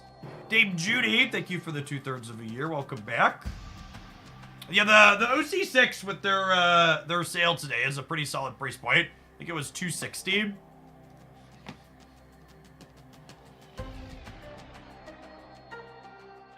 Yeah. Normal retail at 400, down to 260 for today. This is the one that I have. I have it in gray, not black, though.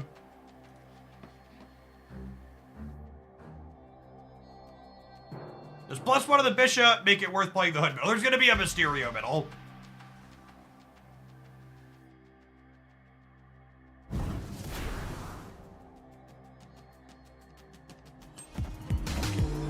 Oh my god, they drew their Jeff off the top of their deck.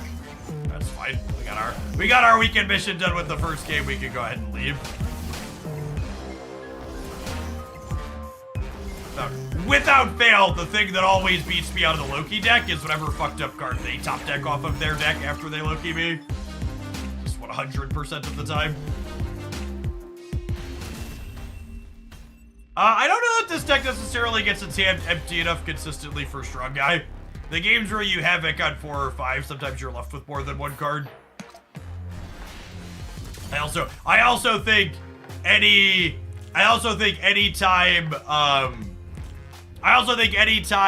they play anytime a location adds cards to your hand, you're gonna almost assuredly end up with multiple cards. I mean, chat, which order they played the Jeffs in doesn't really matter. The fact remains they drew their Jeff off the top after they Loki'd me in their 2 draws. They had 2 draws off of their deck after they Loki'd, and their deck won them the game. Dazzler's fine for the US agent slot, for sure. Agree with that stuff. Definitely would not recommend spending resources to get US agent. He's very replaceable. Havoc is not replaceable in that deck. But again, also, I can't emphasize enough, I think that deck's only okay. You know what else is only okay, chat? These adverts, but they pay the bills. We'll see you in 120 seconds. Thanks for hanging out. Don't go anywhere.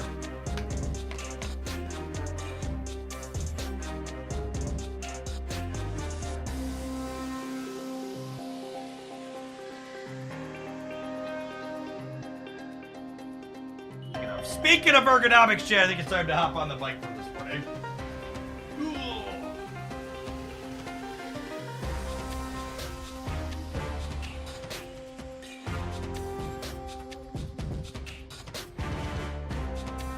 I hope everybody had a wonderful weekend. The Shep, you sent me a link to the Snapfan deck builder. You need to hit submit and then grab the URL from there. You can post that URL in chat. I'd appreciate it. Appreciate the tip. Hope everybody had a wonderful weekend. My weekend was truly stellar. We, my wife and I, last summer purchased a site at a private glamp ground, RV camping. So we got that opened up for the season over the weekend. It had gorgeous mid-70s day on Saturday here in the Midwest. Insomniac, thank you for the 10 months. And then obviously no camping weekend would be fitting without some campfire.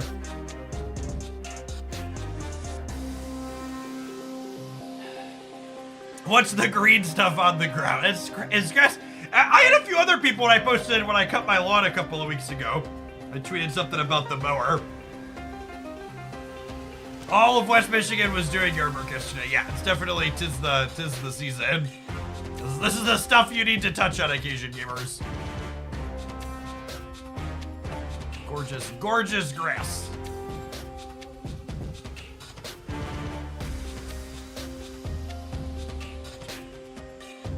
I walked outside to put my trash on the curb in flip-flops last night. Didn't freeze my toes. That was a nice change of pace. Not that I don't go out in flip-flops in the winter. They're just, my toes are cold when I do. Why is the sky blue and not gray?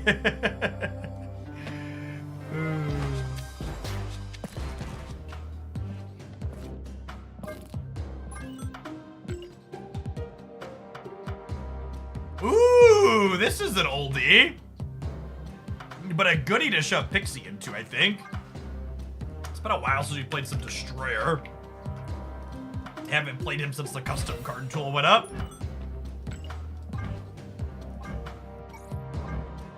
Let's get him a nice orangey border for his ink.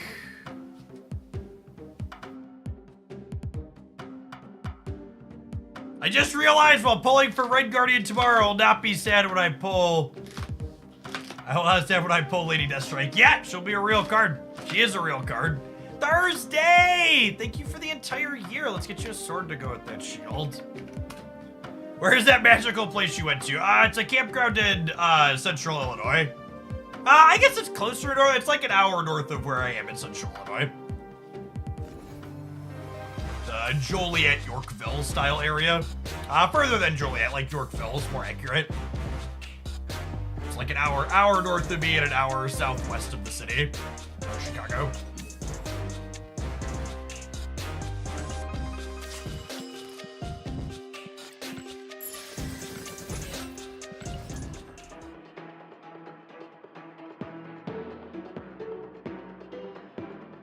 Sheep, let me know when you have the staff band link in case I didn't see it yet. If you dropped it, apologies if you didn't, I missed it.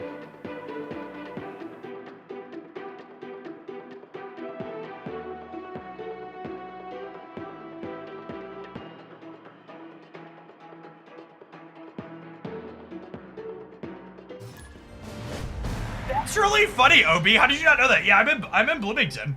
I went to grad school at ISU here.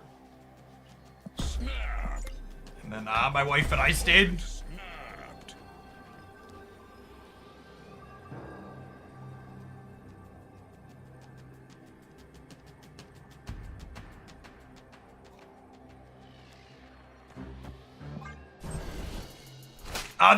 That's the builder link again, the sheep. You need to click submit for the deck that you've put into there, and then it'll give you a unique URL in the URL bar.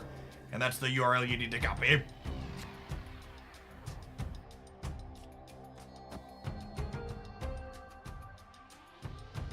Brother graduated undergrad from Wesleyan. Yes, Wesleyan's a nice school. My brother's wife went there.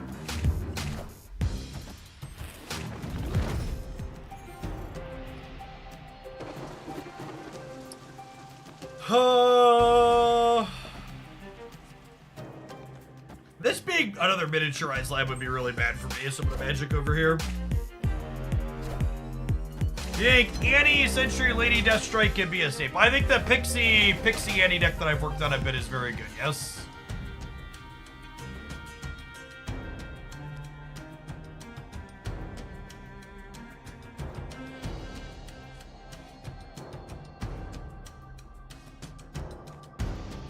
He gets this, and then like Nimrod next turn, and then we Zola the Venom. You frequent Red Raccoon often. My kids play Pokemon cards there on occasion. Or they did last fall for a little bit. I don't get out to most of my my gaming stuff these days in person is just like board games at people's homes. It's really unfortunate I can't Nimrod here. Maybe I'm Nimrodding into Destroyer into Zola, actually. Is probably what I'm doing.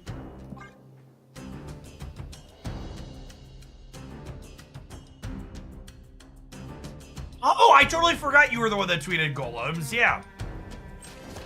No, you don't need an account to share decks on SnapFan. You just need to click the submit. Every board. Dystopian, thanks for the 16 months. Welcome back.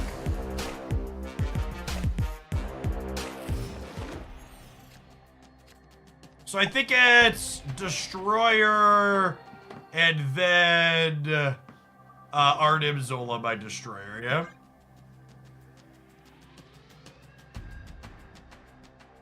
Fellow Redbird here, but I haven't been back in 10 plus years. I heard the campus has completely changed. Well, I finished my graduate degree at ISU 21, I'm 33, so that was 12 years ago now. We were probably on campus at similar times. Z808. But I still go walk around the campus. My kids take classes there occasionally. They do stuff for kids in the area. It's not that different. They have a massive esports arena at ISU now, though. One of the biggest in the country. It's pretty cool.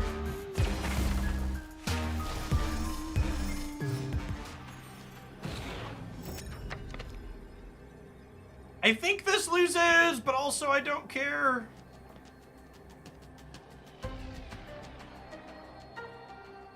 Actually, I could punt here and then just fill these, yeah? Yeah, that's the play. I don't know how I feel about X23 in this deck. She's super awkward with our Duel.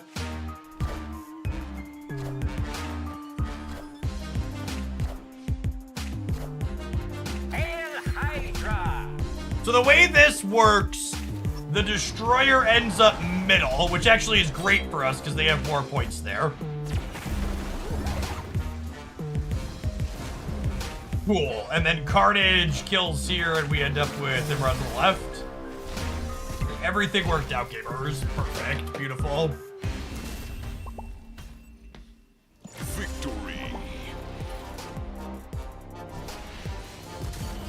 You know, I have credits sitting right now. Should we split Shuri looking for gold? We zagged. Yeah, they zigged and they should have zagged. Okay, I think I have Shuri boosters. She's not a card that I play enough that I can, like, justify splitting all of my boosters down on, but when we play her, I feel like, yeah, I have boosters. Let's take one spin, because we have, a deck with her. Are you asking chat if you should gamble? Chat, whenever I ask chat if I should gamble, it's me wanting you to tell me yes, okay? Validate me. Encourage my bad decisions.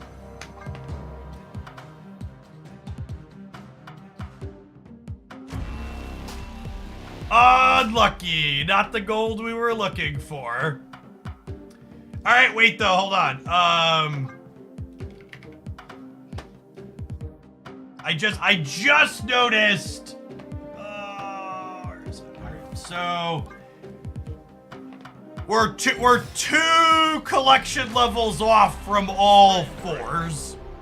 So let's upgrade 2 cards once here, and then we can post a screenshot of that.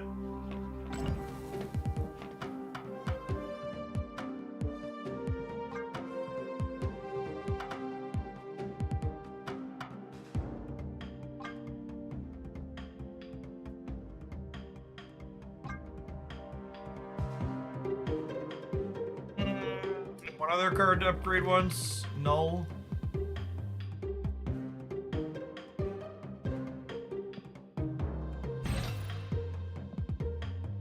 So let's take a random one.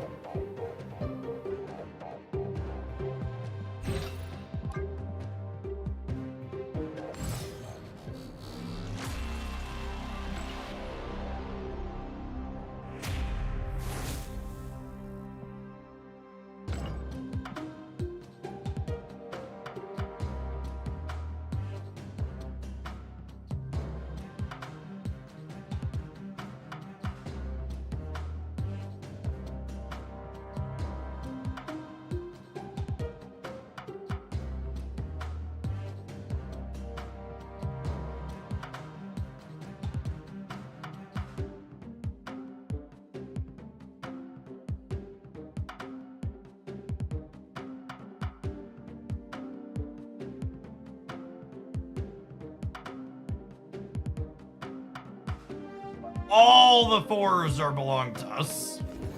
Alright. Be careful scrolling through. It's only mentions that I can't bring up on screen anymore. The random porn isn't in my actual following feed because I'm not following any accounts like that. But there are lots of actual bots posting porn and replies to high engagement tweets.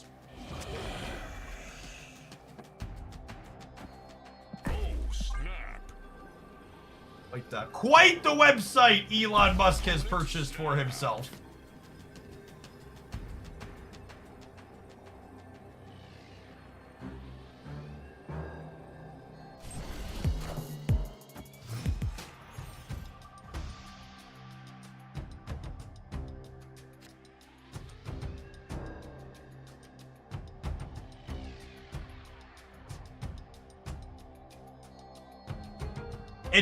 It's the save button, Theta Sheep. It's literally right there next to copy code.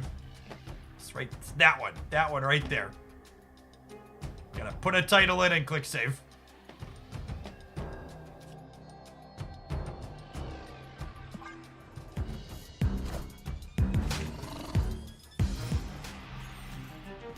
Every fourth post on Twitter is a bot. That's less than I was expecting, honestly.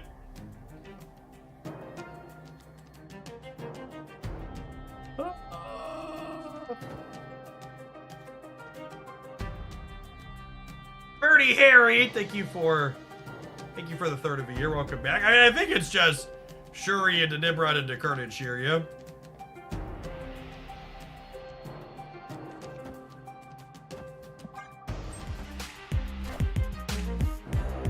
JK. JK, LOL.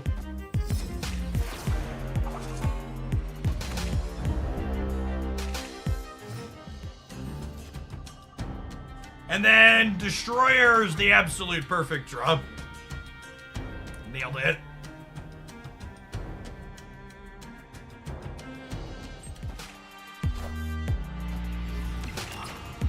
I'm gonna go out on a limb and wager that our opponent has a copy of Luke Cage somewhere.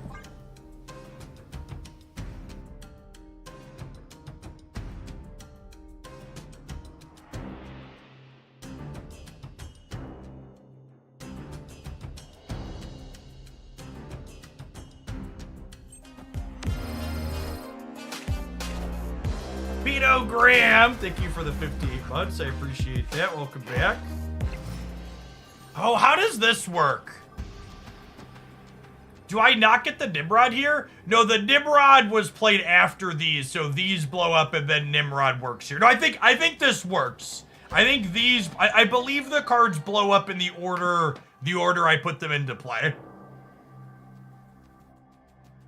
Wasteful Days, thank you for the quarter of a year. Welcome back. I think they have armor. I think armor's unlikely.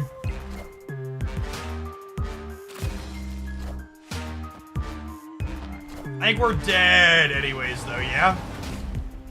Even if X23 ends up right, I'm only at 16 there. Yeah, cool. So, that worked the order I expected it to work in there.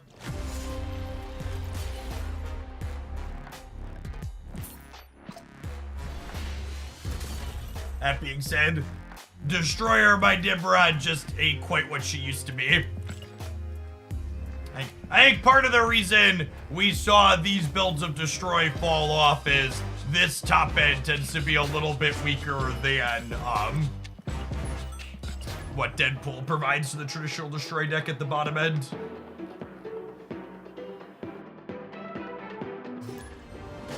You got Magic for a turn 7. We are playing Magic. How is Destroyer's power that low? Yeah, he honestly could probably go as high as 18, I think.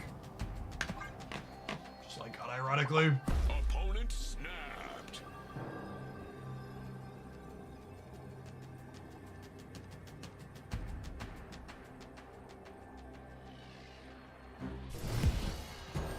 Snap. All right, put it.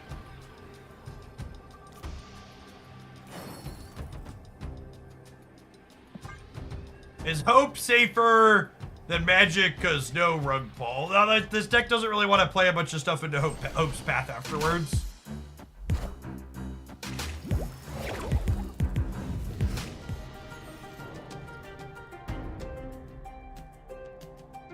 Yeah, Marvel Sap was a very different game when Spectrum Destroyer was top dog.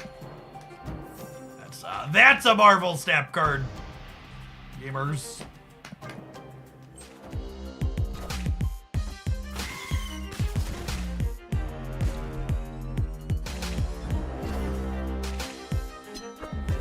You have won the last game if you had played Destroyer into the Cosmo lane. I don't believe so. I think they had 17 over there, and I would have been 17 to 17.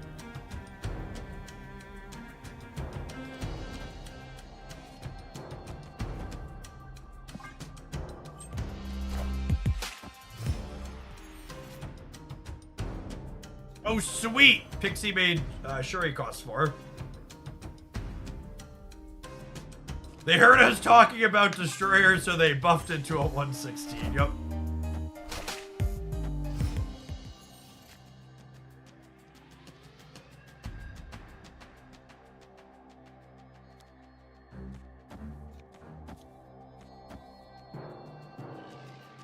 Yes?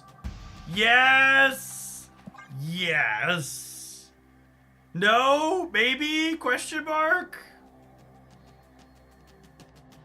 Ship it!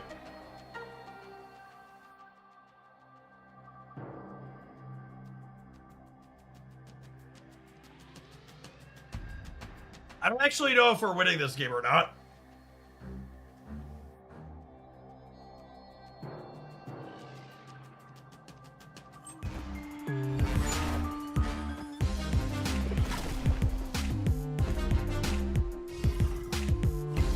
Oh my god, watch X-23 jump right. Dodge the bullet.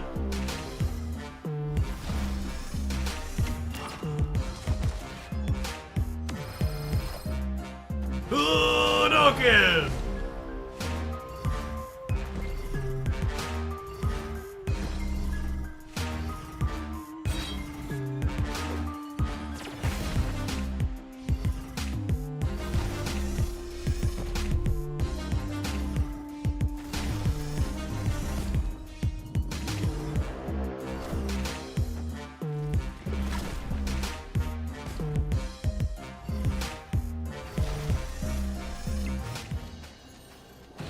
You're supposed to Venom last and then Zola the Venom, maybe?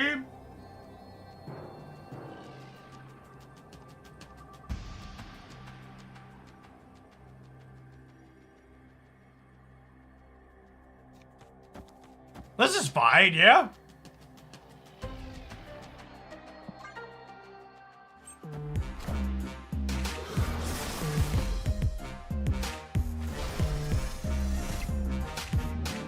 Combo!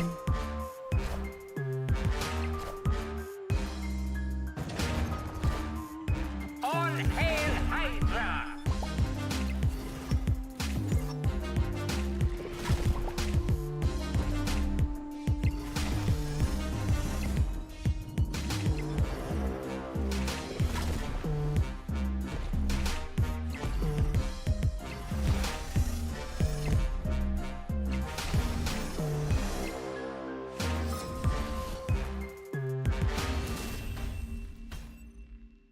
Victory!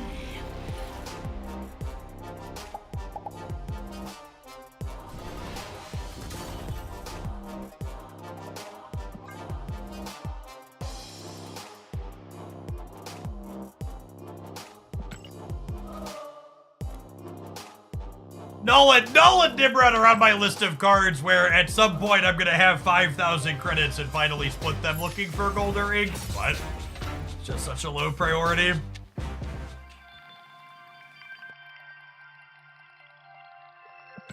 You see, we are nibbing some rods. Is that what the kids are calling it these days, yo, Woody?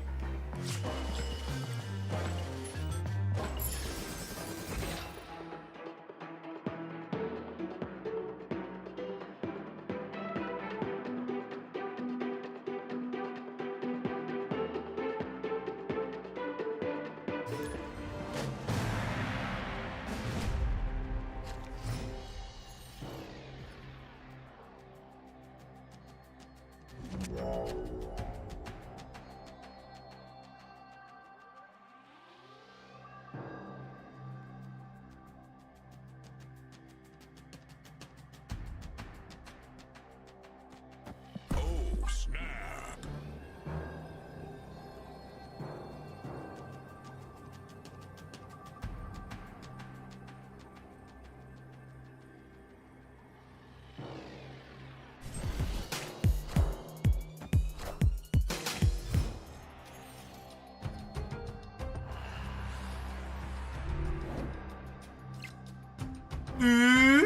Ooh, piece of candy.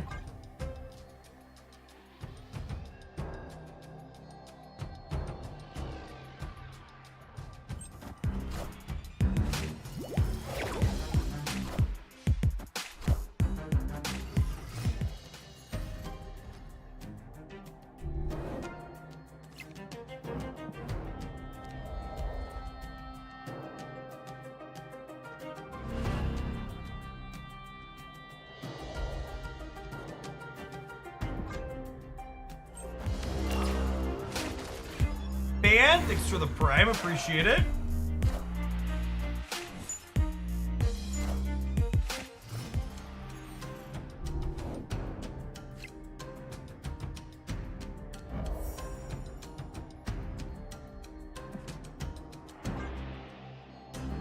What energy destroyer is Pixie's spirit animal, chat? What energy destroyer is Pixie's spirit animal? Holy.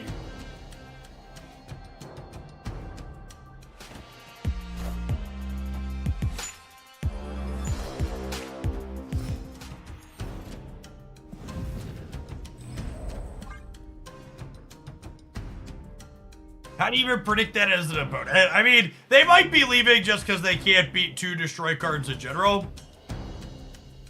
But yeah, Pixie's cube equity is real solid.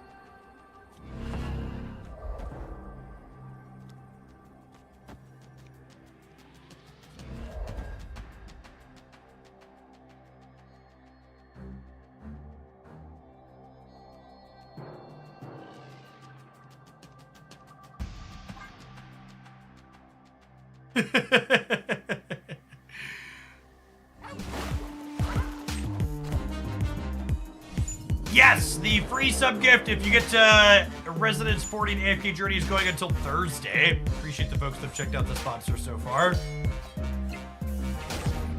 Doing the fusion dance, yes, essentially.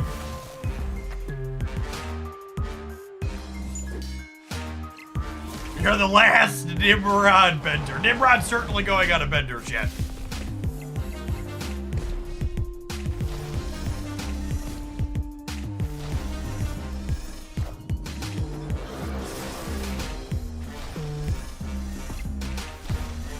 Of all the Snapcasters on Twitch, I find you the most reliable, interesting, knowledgeable, and watchable. I appreciate your patience, my occasional dumb comments and questions. Thanks for all you do. Thanks for sticking around for 14 months, Dread Dog. Appreciate the support. Jenna says, thank you for the 32 months. Victory. Appreciate the kind words. Took me a moment to find the Prime Sub button. Yeah, Bezos has been burying the Prime Sub button deeper and deeper. Dockle. Kalish, thanks for the half a year. By the way, gamers, if you've got unused Prime subs, even if you don't shake them out here, make sure you use them somewhere this month especially. Next month, all Prime sub revenue is getting cut fairly dramatically in most places. So make sure you get one last hurrah of taking $250 from Jeffrey Bezos before it starts counting for less than that.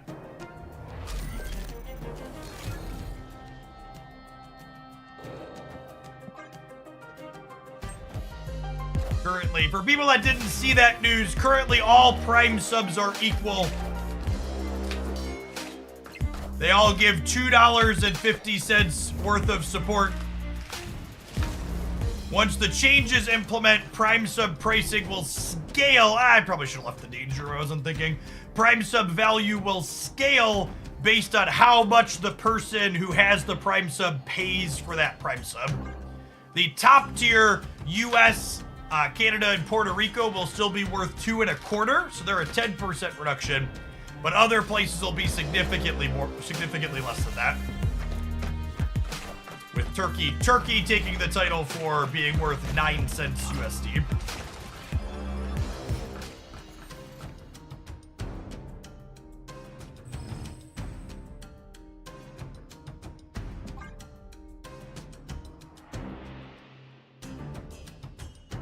I'm relatively fortunate personally in that a majority of my subs, upwards of 80% of them, are from the US and Canada. So most of my subs won't change that much, only 10%. I currently get 250 USD per Prime sub. And then my split on paid subs, I get 70% of whatever the person who's purchasing the sub pays.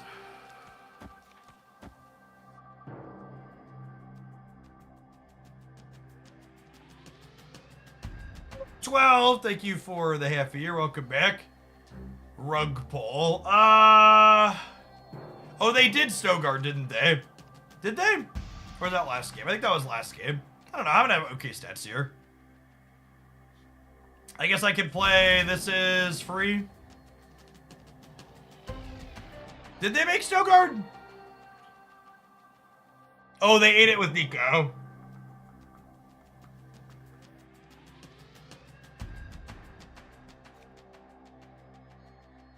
Whatever.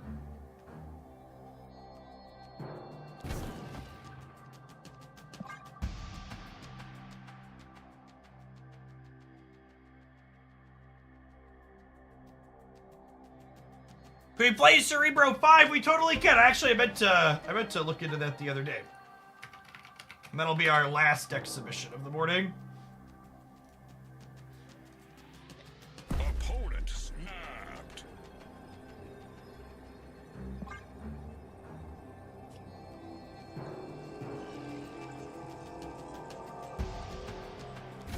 I don't care. What is the best of one?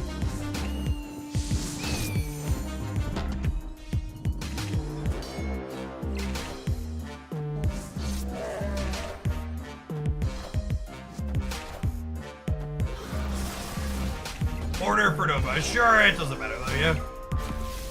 17 to 18.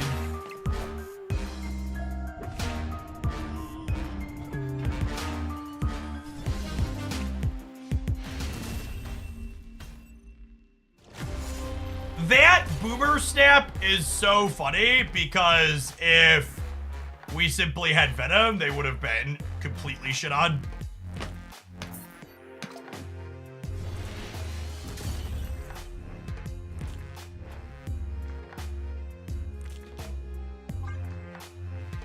Raffers, thank you for the 16 months. Welcome back. Kimberu, thank you for the Prime.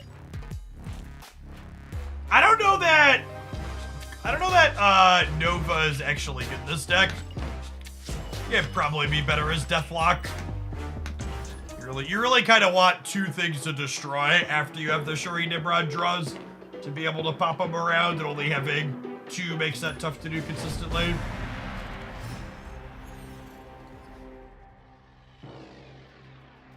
What's a boomer snap? A boomer snap is snapping after the game has kind of been decided. A boomer snap is raising the stakes after you've made it apparent that you're in a strong position. In a perfect world, you should be raising the stakes before your opponent knows your position is strong.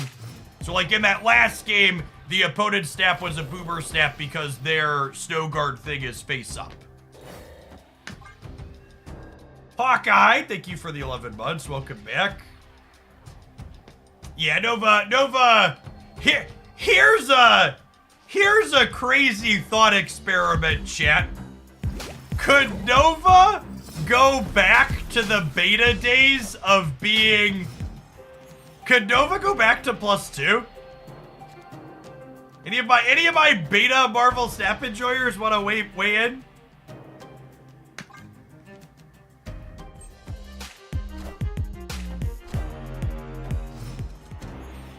No way. Oh my god, fucking Pixie chat. What a Marvel Snap card. Who put that fucking card in our deck? I am Groot.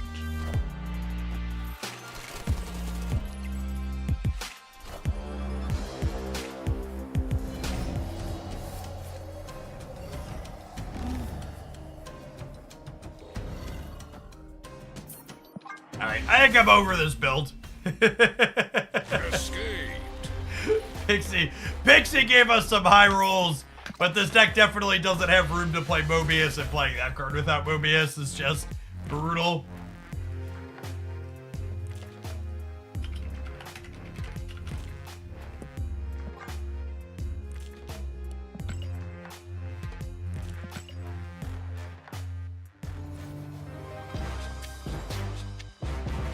All right, gamers, have some adverts. We're gonna return. We're gonna check. We've got a Guardians of the Galaxy build around request when we get back.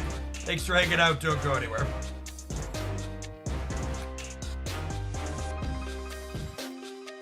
Theta Sheep. I still have not seen a functional deck link from you as an FYI.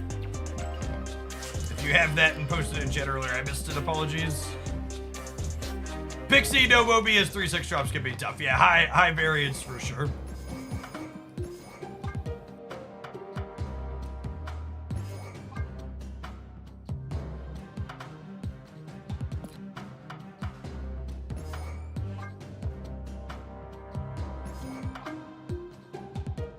Conrad, thank you for the tier 1. Appreciate that. Welcome back.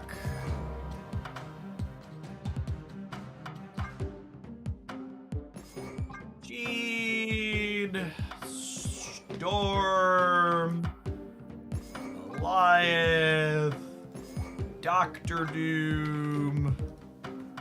Am I gonna hope? Might hope. Ah, thank you, Theta. Perfect.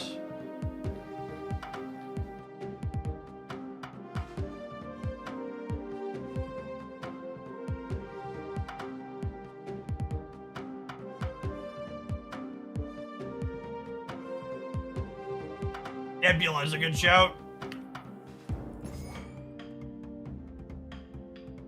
Jeff.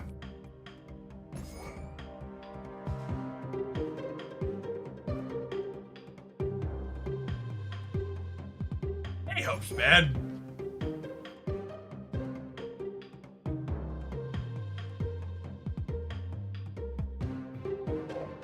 Vision's probably not terrible. That's good with Storm and Gene. I have a lot of bottom end though. I probably just need another bottom end. Honestly, it could even just be like Lizard or Medusa. I want another card that costs less than 3 that I can play on curve.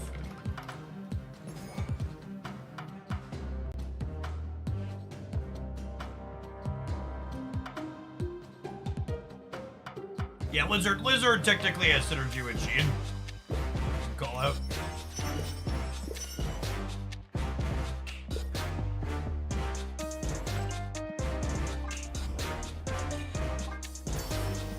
Baron Zebo boosters.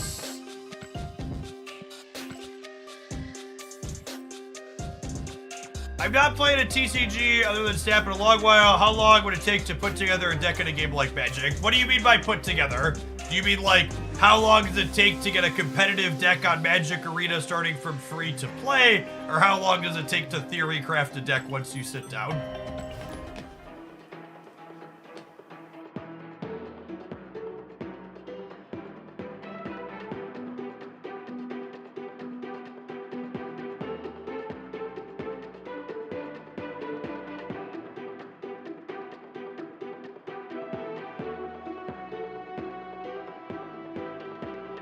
By the way, gamers, if you're into free stuff for watching Snap on Twitch.tv, Twitch drops kick off on Friday this time around. They've previously been starting on Tuesday, so we'll see how they do starting over the weekend.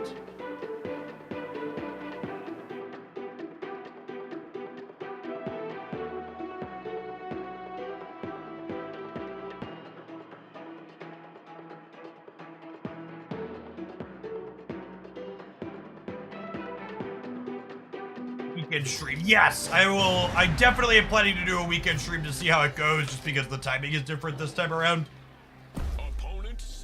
And previously been off of doing weekends, but with it being the 2nd and 3rd day of drops as opposed to the 5th, I think that changes it. Probably Sunday. Probably Sunday.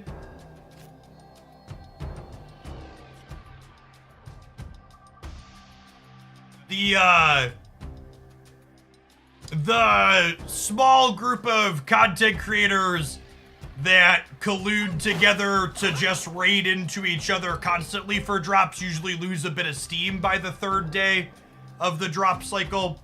So usually I don't go too hard on the 2nd day. because they tend to be solidly propping each other up still around that time period. Lovely Drax to pair with Storm.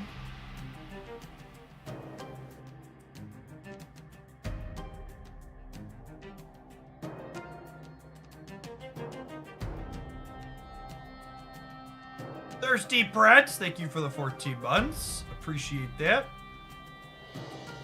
Is Drax better or is Red Raccoon and Groot? It depends on the matchup we're playing into. If it looks like Drax could win the game late on his own, we'll probably just Drax. Wind, aid my hand. Depend on what they do. Get fucked, Buttercup. Not even need Drax, gamers.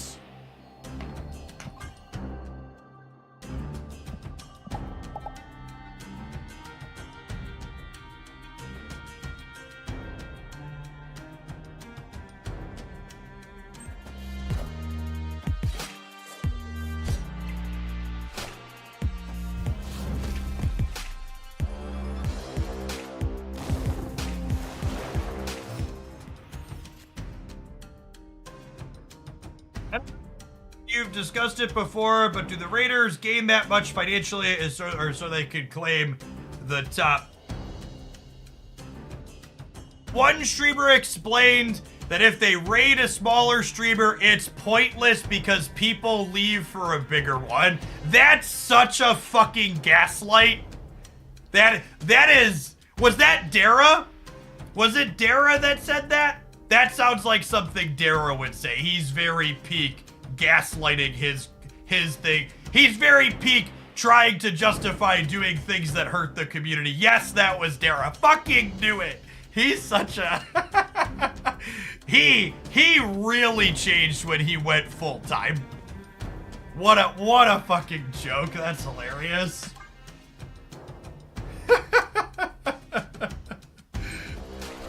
The actual reality is rating smaller content creators is the absolute #1 thing a larger creator can do to help those smaller content creators grow and get exposure. And in fact, one of the reasons why Dara's stream is successful today is because was one of the smaller streamers that I made a point to raid and share my audience with when I started streaming Marvel Snap content. And it kind of sucks that people like him take that and then don't pay it forward. They take the ladder and they fucking pull it up behind themselves because they think their success can't continue if they don't try and prevent other people from being successful behind them. It's so shitty.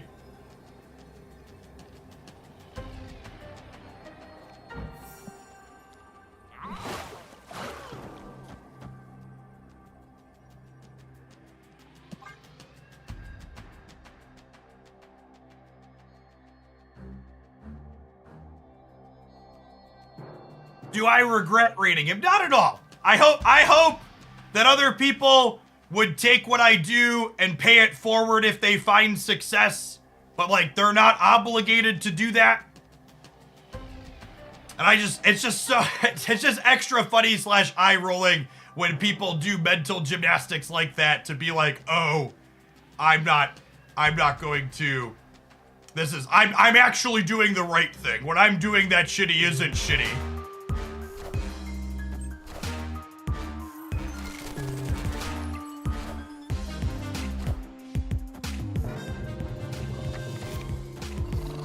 Oh, gotta buy this much. Victory.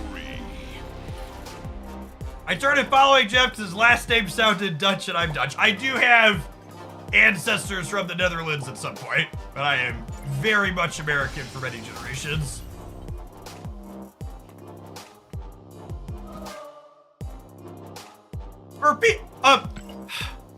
A lot of people, especially on Twitch, in the content space, there is a lot of what is referred to as survivorship bias, which is people who become successful in content think that they're successful only because of their hard work and not because they got fortunate in terms of outside factors that they couldn't control. And that's not to say that people who are successful don't work hard, but it is to say that there are a lot of people in this space who are working hard and making good stuff who aren't finding success. And it's not because they're not working hard and they're not making good stuff, but it's just because of things that are outside of their control.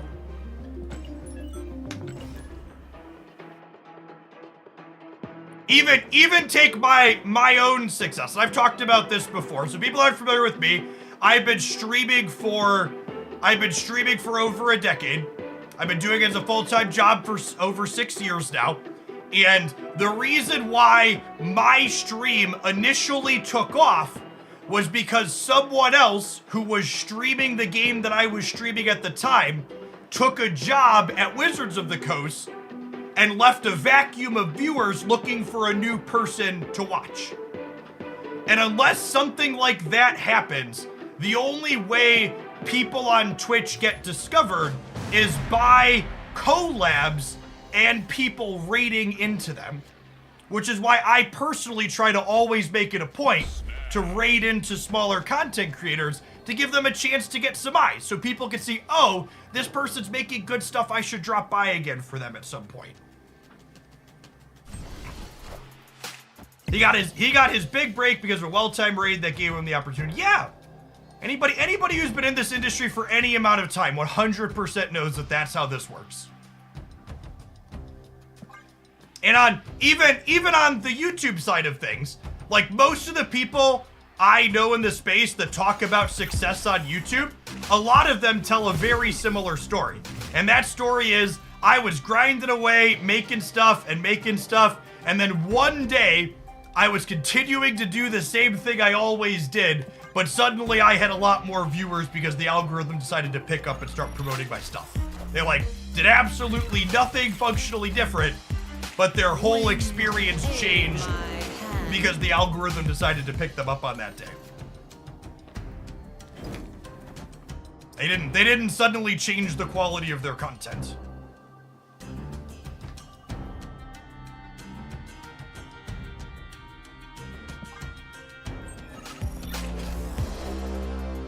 We dodged an absorbing man. That's pretty good though. I have 6, I'm adding 11 here, but we're still down. Yeah, they're at 14. Unlucky.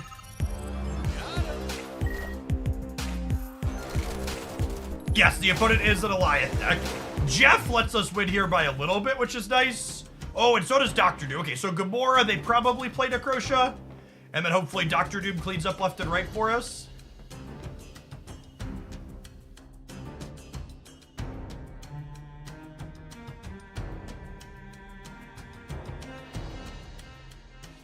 Unless they're the Patriot build. If they're the Patriot build, Dr. Doom will still be here.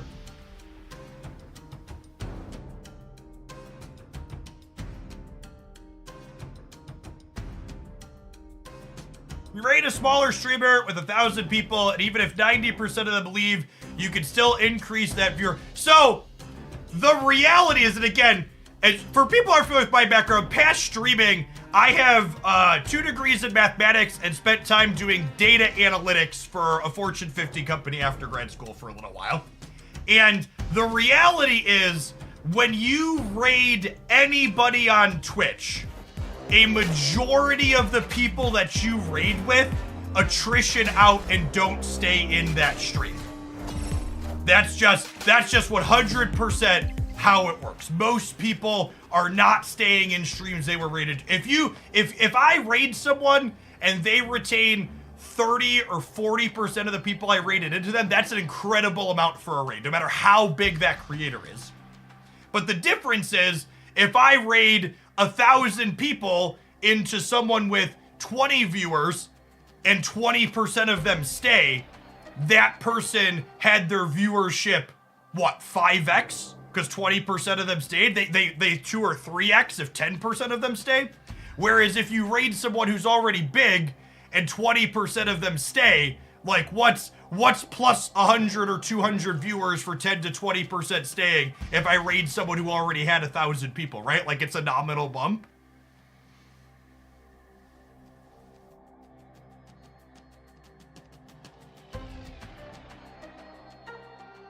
Doom left to play around Alliance. I mean, it's a coin flip either way, right?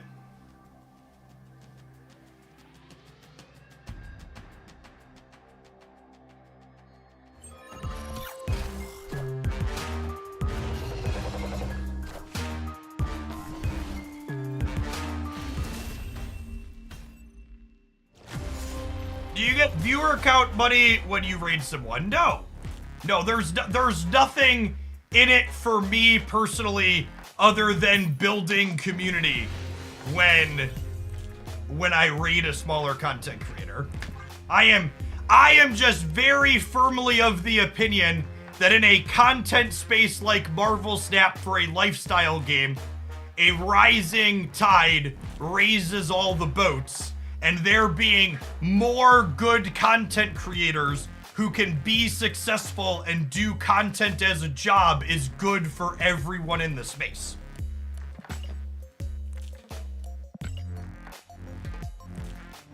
I'm also not surprised to hear that Dara mental gymnastics himself into not rating smaller streamers, because he knows in his mind what he did after other people rated him to build him up, and he's probably paranoid that if he rated smaller creators, they would be dicks like he was a dick afterwards. And you can't just let like one person spoil. Like, I'm not gonna stop rating smaller people because one person decided to pull the ladder up behind themselves, right?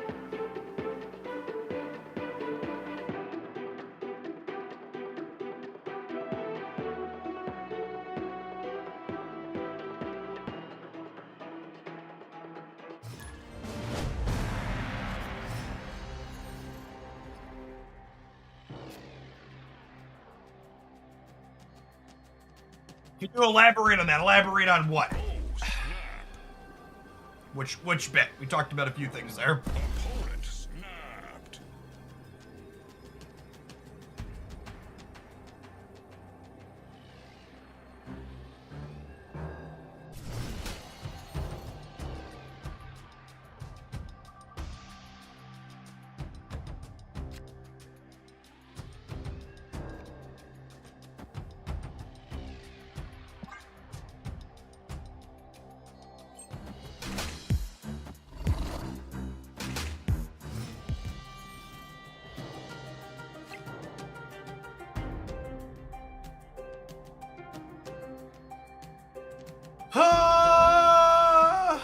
Where are they playing the Nico thing? Probably doesn't matter. I guess we'll guess middle. Groot's such a bad card because you can almost never guess correctly when you play on curve on 3.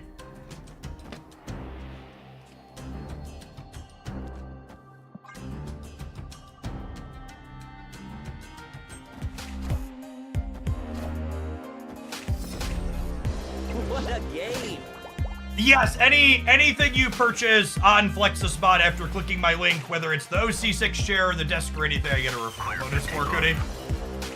My referral link is they're promoting that chair extra because it's got a bigger discount on it right now, but anything over there.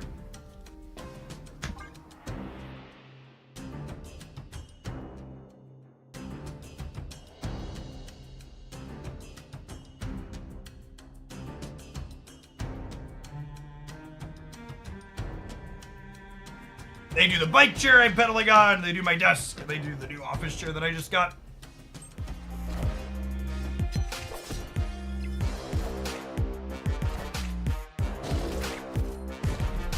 I definitely need to change my underwear.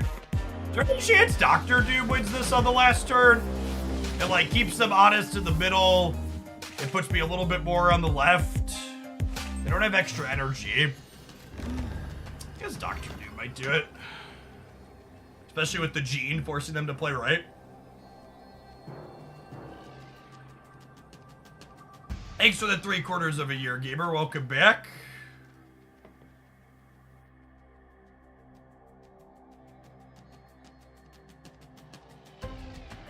There was a bug when, what's his name first came out, Kang, that allows you to loop and hold people hostage in the game for hours.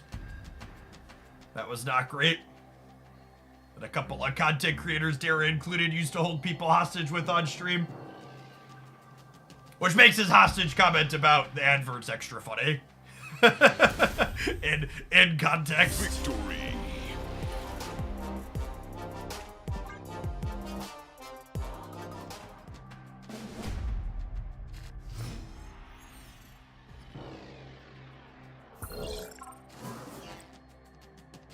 Opponent snap.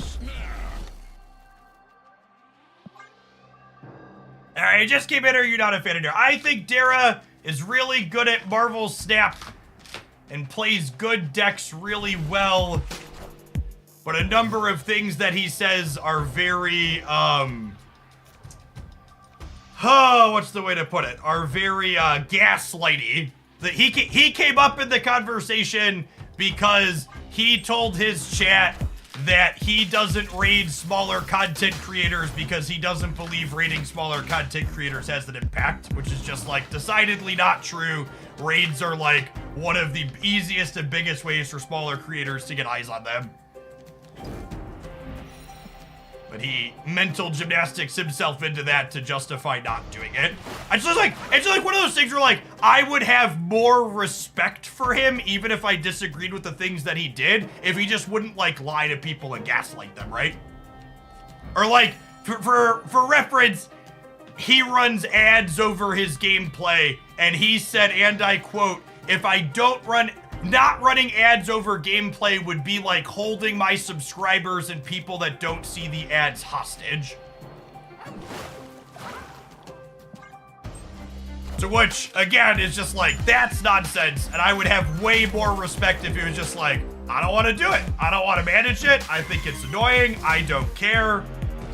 Like, it's completely reasonable in one thing to just be like, I just don't want to do it. Or just be like, the actual thing is, I bet he thinks it makes him more money not doing it to encourage more people to subscribe, but that's not it. Instead, we decided to make something up that's nonsense and gaslight people.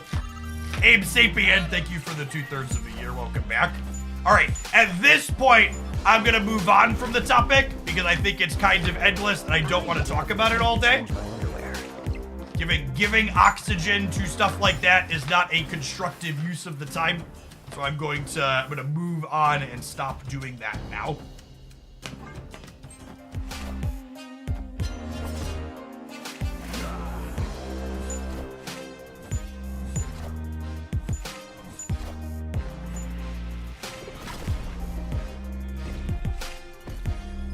What a game!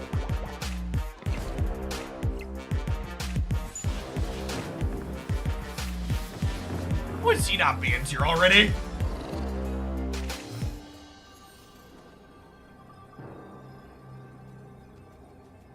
The fuck out of here, Chode. Escaped.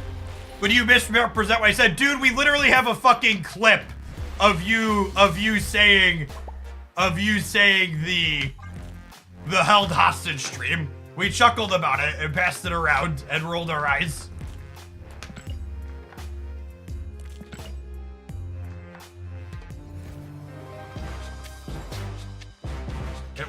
It was actually, apparently. I thought I had him banned.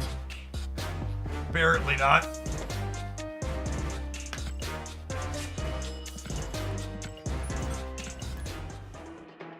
I was there, you said exactly that, correct.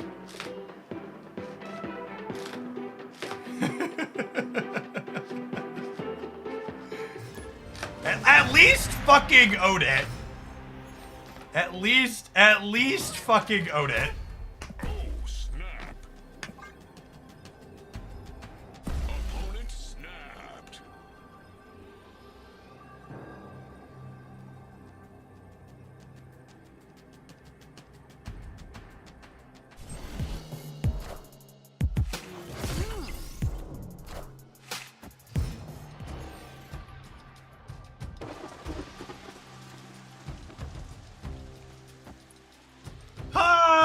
they probably play for the raft. I'm gonna lizard on the right.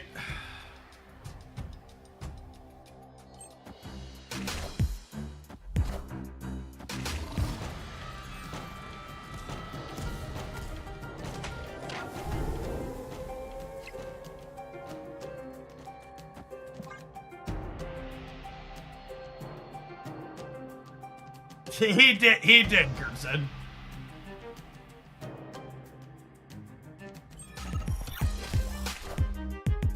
Wind, aid my hand.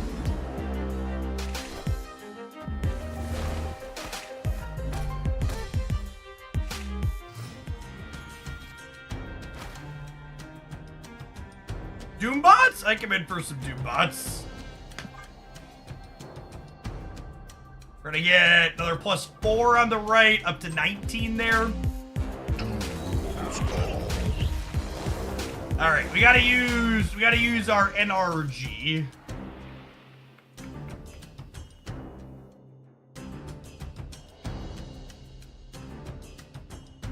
They probably try and fill center, yeah, so I'm gonna Gamora there. And then next turn, if we draw Star-Lord or Jeff, we can use all of our energy again.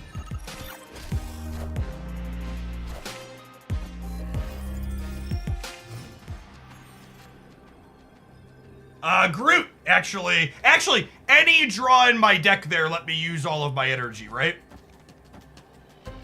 Because Goliath would have been it. Groot lets me play with Gene. I was actually guaranteed to use all my energy here no matter what we drew.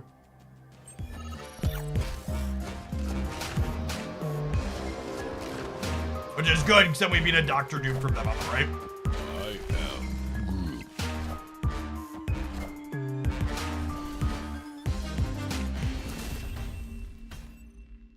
Victory.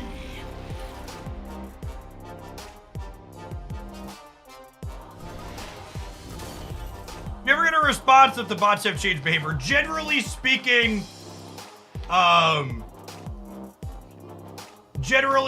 Second Dinner doesn't give official comments on how the bots function.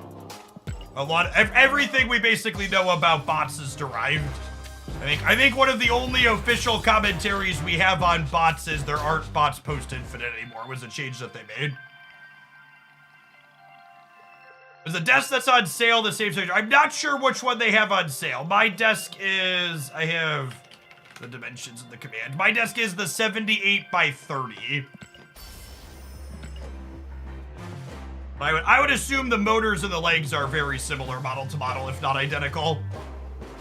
You have to look at the sizings and what the tops are.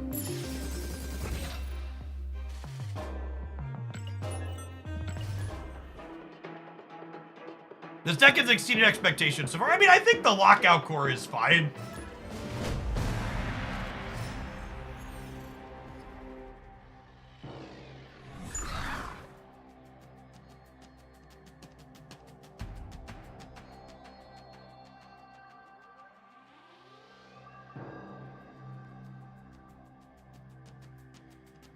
Snap.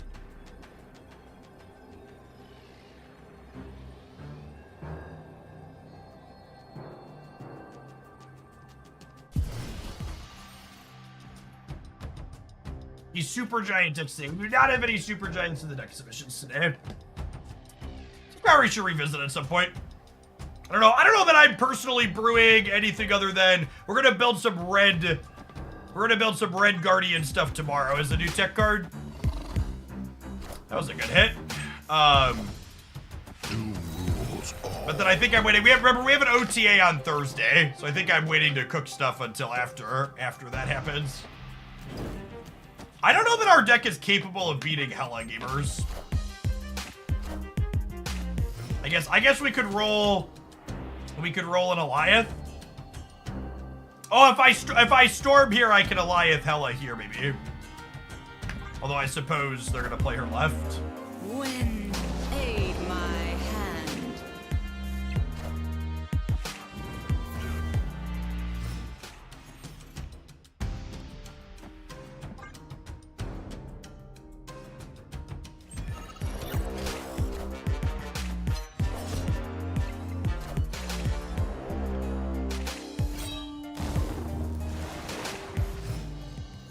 Orcs or Goliath? I am Groot. They've only discarded one card, yeah? So if they Hella the left and Red Guardian goes right, we're okay? Minions to me. Got him! Sometimes lucky, rubber ducky. Victory. Look at those Guardians assemble.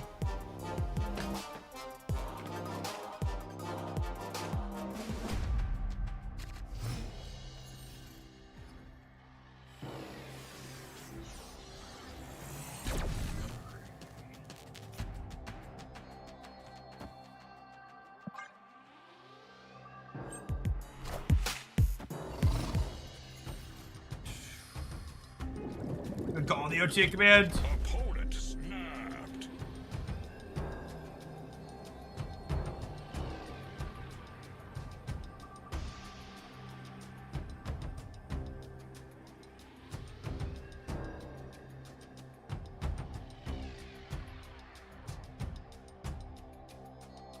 Oh, snap.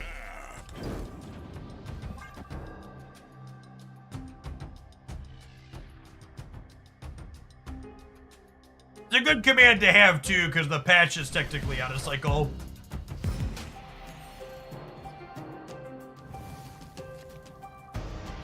After playing with Goliath in the Shadow Shell, the card does not seem completed. The Goliath change was really good. It changed it to a card that serves a particular purpose that is good against specific things without being generically overbearing. Aid my hand. Yet another really elegant design change.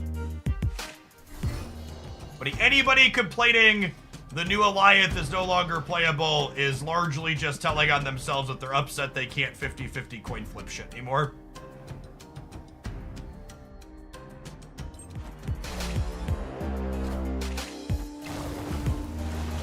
They don't announce OTAs or patches in advance typically. My point there, or my thing there talking about where what day the patch is going to be out is an assumption based on the typical schedule.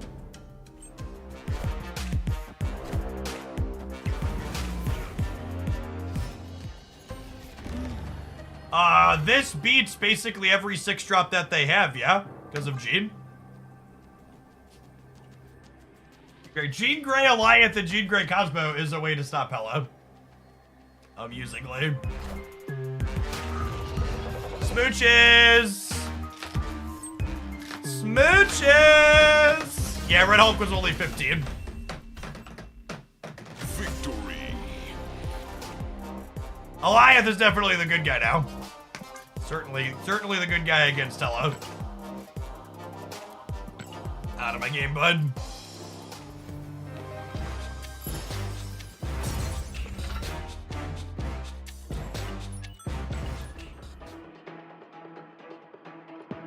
Maybe I'll finally make an Alliance deck, yeah. Less good into Hella if you don't have Jean Grey.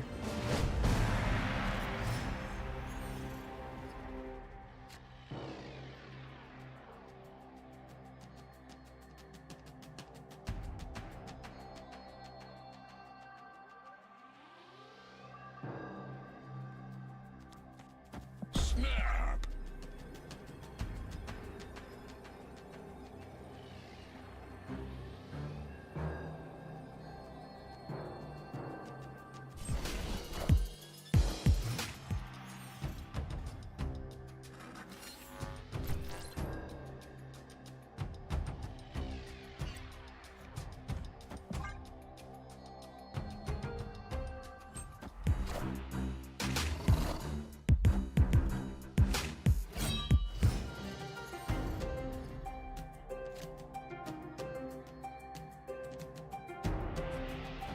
The helling shall continue until morale improves, chat. Hoping to draw a Drax or Rocket next turn so I can spend my energy. Oh, I guess I discarded the Red Hulk. Yeah, never mind, we're good.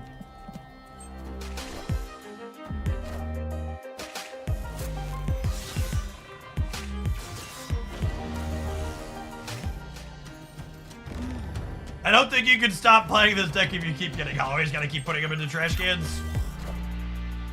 I am Groot. We do still have the promo with AFK Journey. I gotta give you a little bit of a warning if you're thinking about playing AFK Journey though, chat.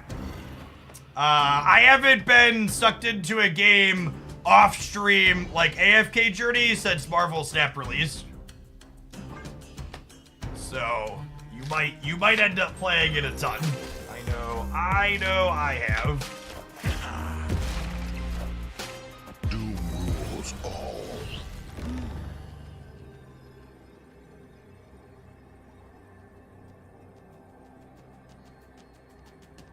To be fair, though, the best part about that game, though, Socio, is not the hero collector. I like the drafting mode on it is great.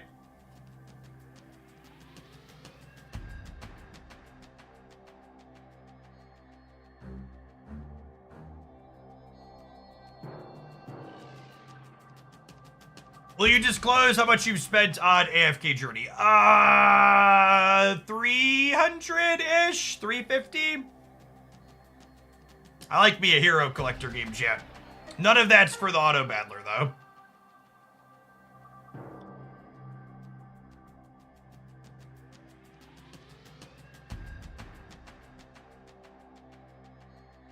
I don't think we can win this game if they drew anything good, yeah? This is our only chance. Oh, we don't have priority, though. Never mind, so it's just this. I want to Alliance brain this. This is the stay. They're leaving. Got him. Victory.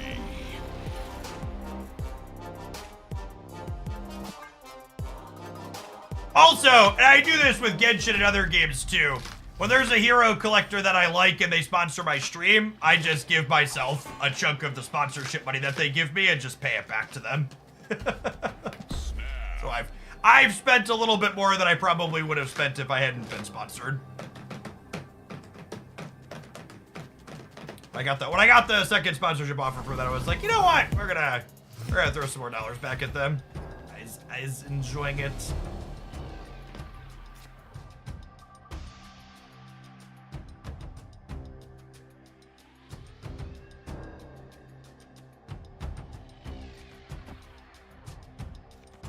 It's this. Maybe we get extra energy next turn.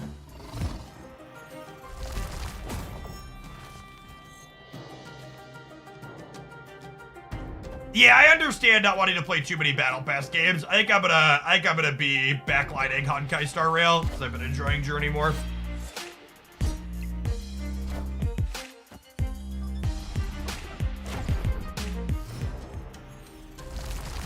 If you hit level 40 and you're already a sub, you can either gift the sub to someone else, or you can hang on to it until your current sub expires. Thank you, Gambit. Appreciate you.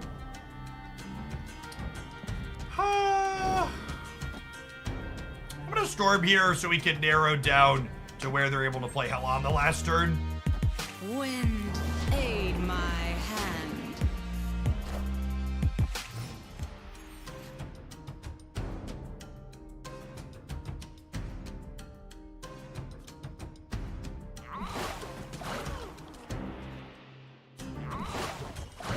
Discarded Magneto. I think they have Red Hulk in their hand though, yeah.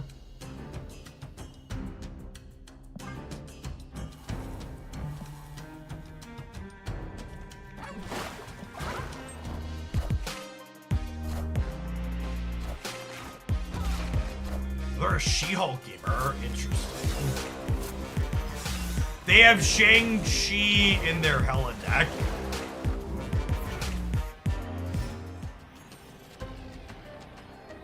You'll take a gift sub if you're off-road. You should check out our sponsor. You can earn yourself a gift sub. It's open to everybody that hasn't played AFK Journey yet.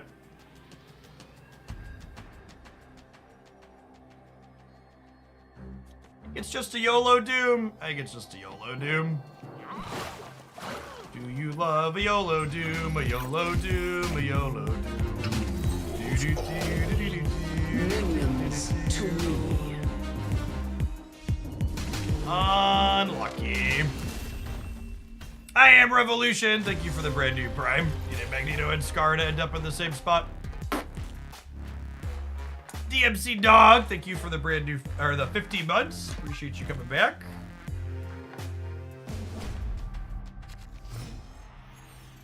Even when our deck has game in a matchup like this, it's pretty dry.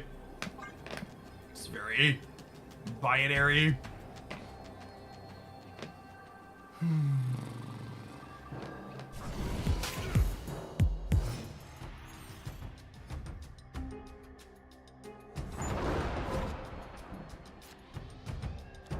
I think Marvel Snap is not a great game when Hela is one of the best decks in the format. I think if I was second dinner, I would want to make sure it was never one of the best decks. I think it's fine and even good for Hela to be a thing people are able to do in Marvel Snap. However, it should not be the best thing ever. Unfortunate, losing Gene here means probably means we're torched. I guess it means we're gonna get to flip a coin, but doesn't feel good.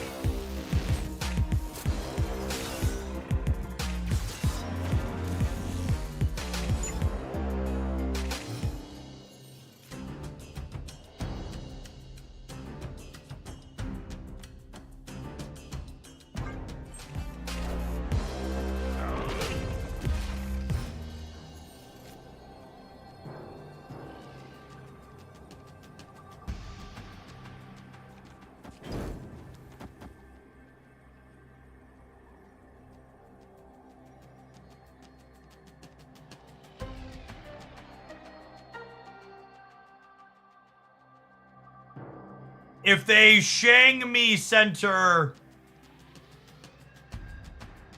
I beat it unless they also have Blade. I think I need to do this instead of Eliathing, because if I just play Eliath in the center, I lose to Scar and Magneto, right?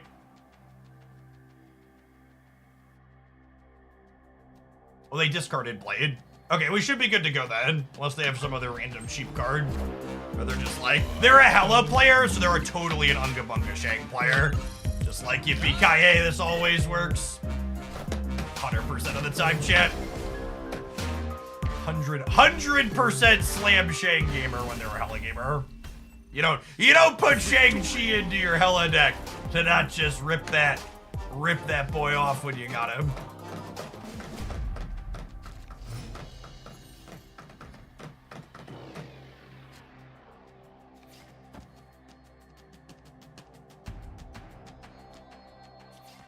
Is this crazy? Call me, maybe. Snap.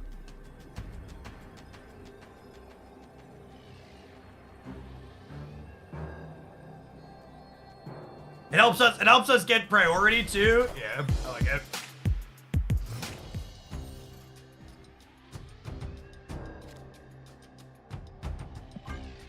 Well, we need to storm that one.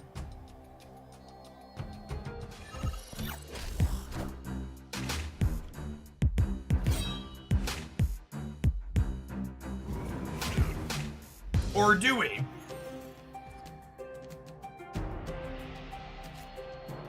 Oh, these locations are terrible for us.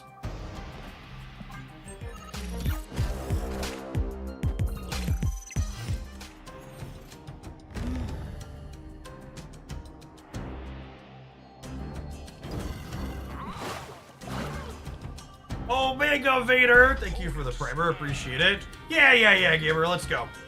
Let's go.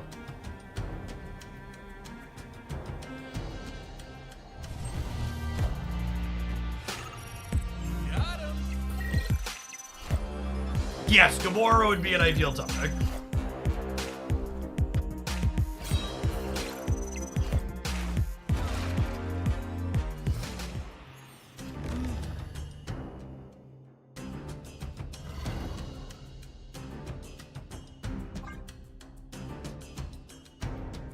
Yeah, I think they snapped because they thought they were guaranteed to win the left.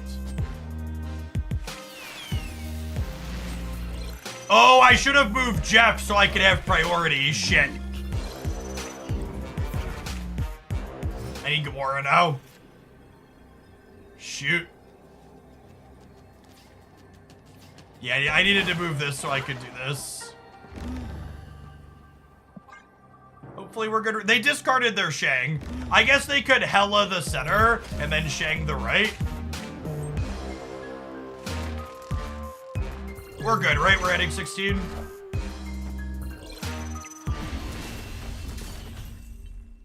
Victory.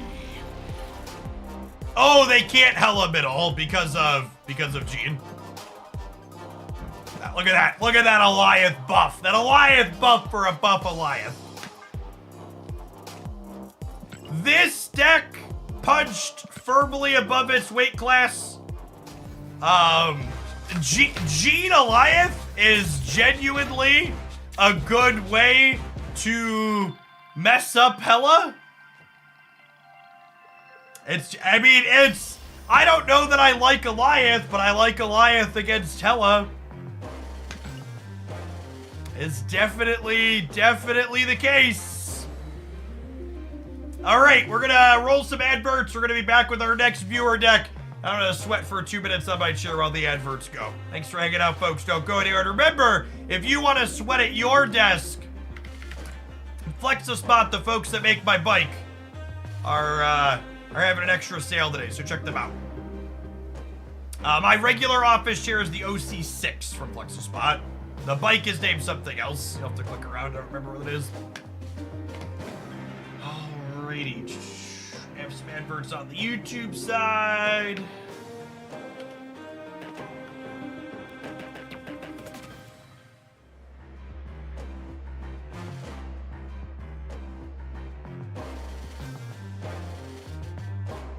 Alright, we have a build around request for Black Knight.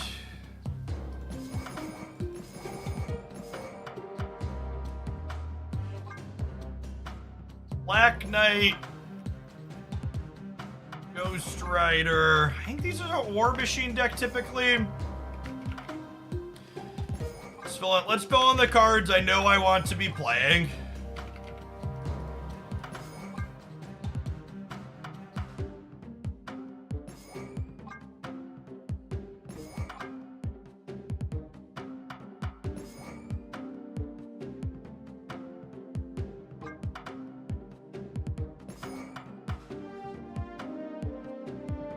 Black Knight's still good. This deck does mourn the loss of Zabu a bit, which is one of the reasons why it was requested. I want to see it with or without Zabu with the change. I think Zabu's still good here. I don't know if that's true.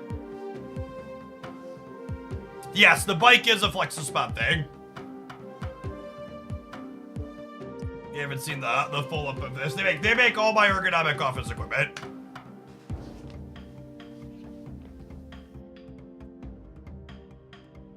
Overweight white dude and adorable toddler not included. Turn 5 Zabu. I just don't know that you have space to Zabu on 5 most of the time. You can Zabu on fine with Civ. Alright, a lot of chat seems to be convinced that this could be a thing. Let's play it and see. I am skeptical, but there's probably value in playing it. And then armor is probably the last slot.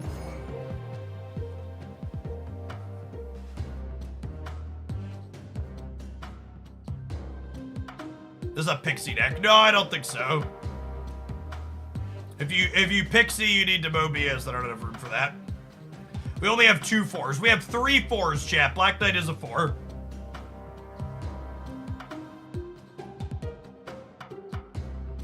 No, so long as you navigated to Amazon for my initial bit.ly there in chat, it'll do some tracking cookie magic to know that you came from me. So I get the referral. Appreciate the folks checking out Flex a Spot today. All right, we're gonna stand up for a little bit. Speaking of, little sweaty, sitting for a while.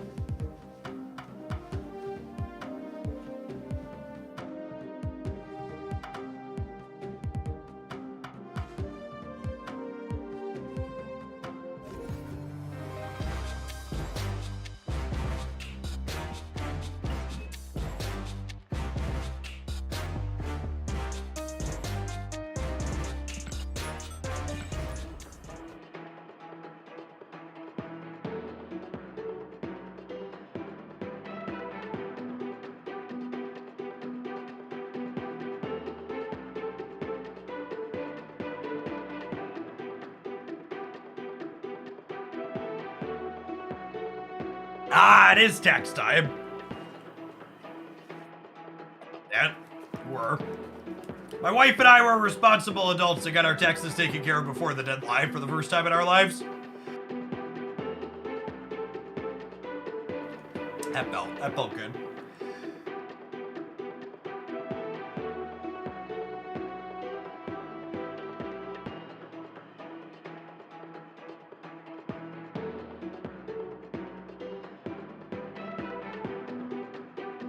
$8 last night. Yeah, I've definitely done the night before a bunch of times. Having the business exist means I have professionals do it, which helps do it in advance.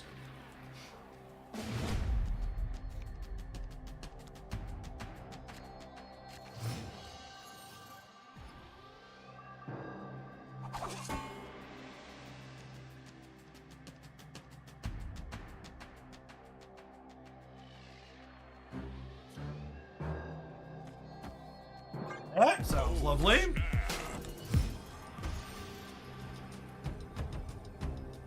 We simplify the tax system already. What? You don't think guessing how much money you're supposed to pay the government is fun? When they already have the answer? Victory.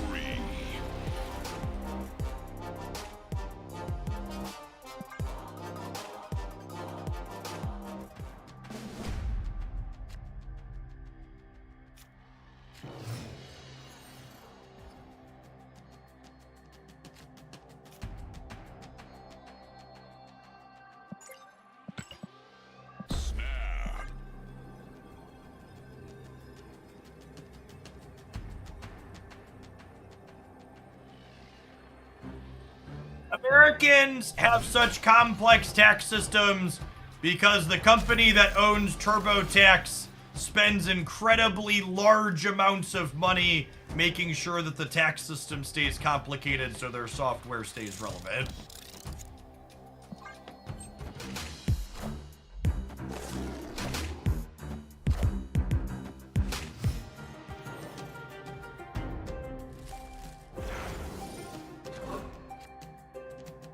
Very sweet. We got paid out for playing out the yellow jacket there. I got to draw an extra card and they did not.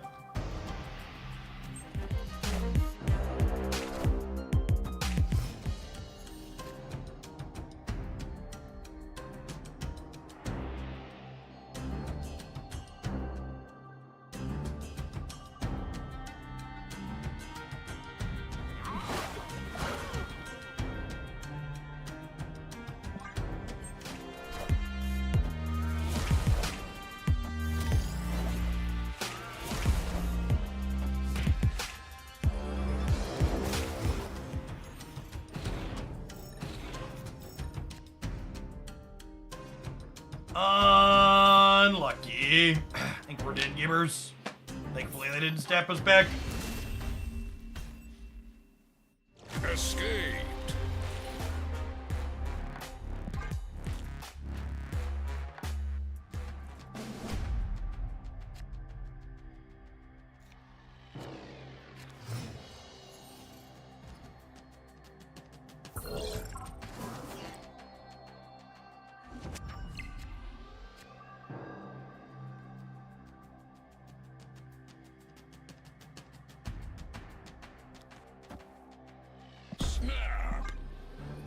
All flat taxes are bad even for people.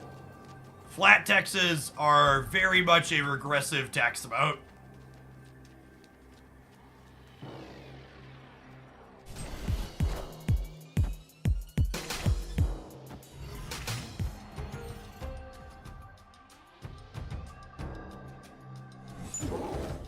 Trina, thank you for the third of a year.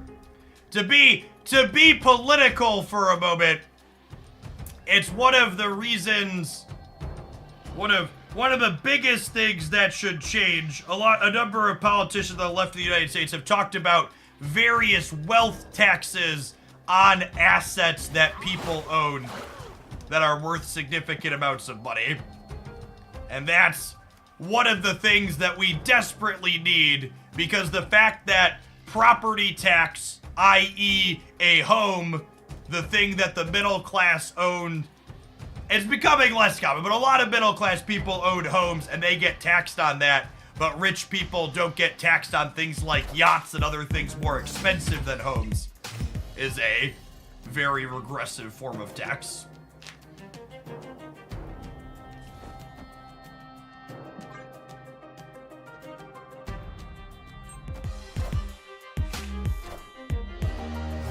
Yes, correct. That's 100% by design. Is accurate. I think it's just this, though with the extra energy next turn, we can armor plus Giganto. This local man about to be Shang-Chi'd.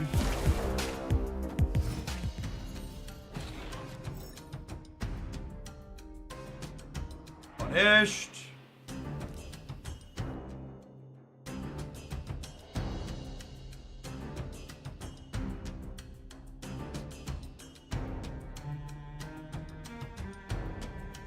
Things like that aren't standardized across the country, man. Aren't you taxed on the land itself rather than the house? No, you pay taxes in most states based on the value of the space in which you exist. So, like, for example, the value of my house went up when things ballooned.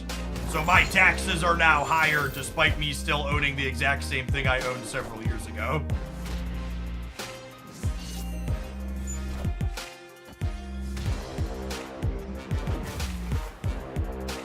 Alright, we retained priority, but they also just low-keyed, so they can't Shang me, which is nice.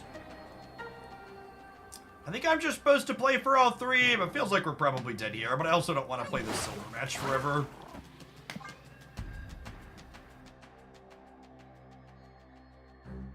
Thanks for the 16 months token. You play Giganto over Red Hulk to be a hipster. Victory. I don't know. Like, if you Blade or Sif the Giganto early, it's bigger than the Red Hulk sometimes.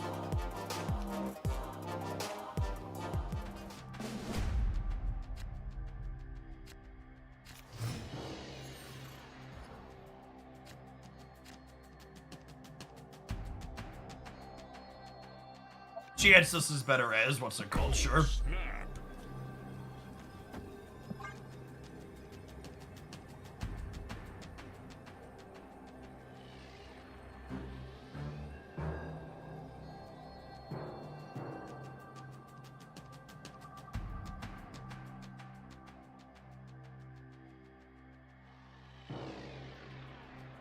Is your rate adjustable? I'm confused how your mortgage went up. A lot of people package their taxes. A lot of people have their taxes paid through escrow with their mortgage company.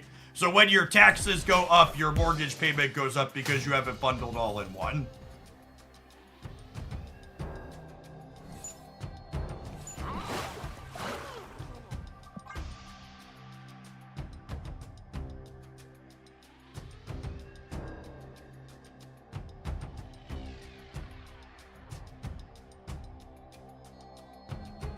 Yes, that's true. Some loan types require you to bundle it.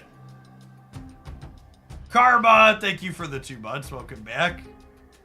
But I paid sales tax on my yacht and my monocle.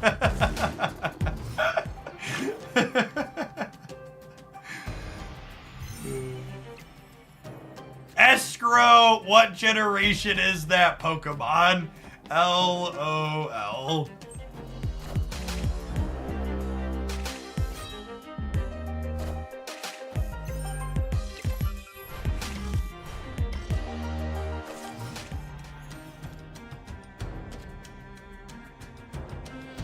Yes, paying your property tax through your mortgage, one of the reasons why it's required in some bits is because it basically allows the bank to collect the interest on waiting to pay your property taxes. Sorry. Another one of those capitalism things where the people who are already ahead come out further ahead.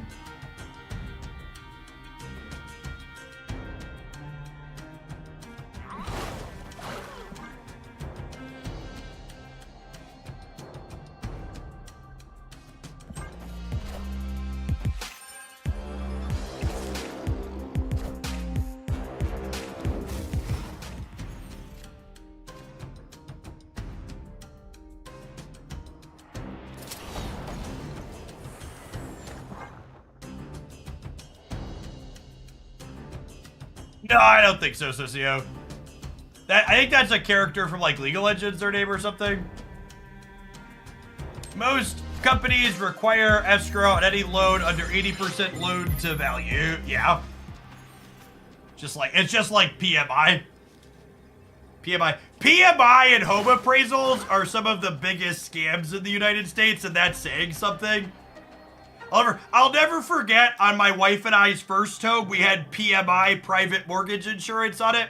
And when we finally got the loan down to the point where we didn't need to have PMI on it anymore, you have to get the house reappraised. And when the appraiser came out, he asked, the first thing he did when he walked in was like, what's the point of this appraisal? And when we told him it's to get PMI removed, he goes, oh yeah, I can do that without even setting foot in the property. Just the biggest fucking joke. Yeah, PMI, you didn't have enough money. You didn't have enough money to pay more on this house, so we're gonna charge you more. Victory. Yeah, PMI, I believe, stands for private mortgage insurance. Basically, if you have under a certain amount of equity in the house, it lets the bank gamble in case you default or something. Only you pay, so you're not the one gambling. Yeah, it ensures the bank's gonna make their money off of you because you didn't have a large down payment. Oh, snap. Opponent snapped.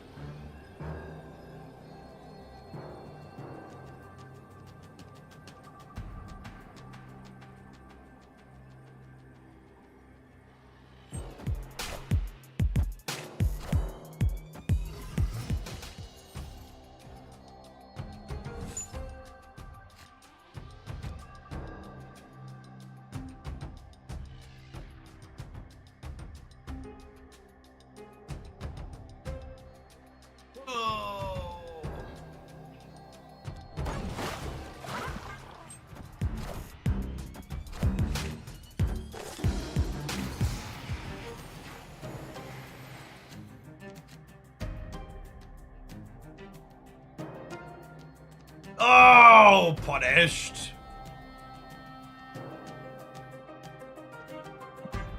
By the way, before we move on from talking about mortgages and such in tax types, I know it can be draining to hear about it endlessly. I wanna pull this up because it's the reason why I talk about politics periodically on stream. Because this is something that's very common that more people need to realize. You'll hear this a lot. I just don't want to talk about it because I'm not into politics. You know who is into politics, chat? Your boss, your landlord, your insurance company. And every day, they use their political power to keep your pay low, raise your rent, and deny you coverage. So you should give a shit, and you should care. Because they definitely care. I'm gonna War Machine this turn. I think I'm gonna War Machine this turn so we can trigger Ant Maze next turn.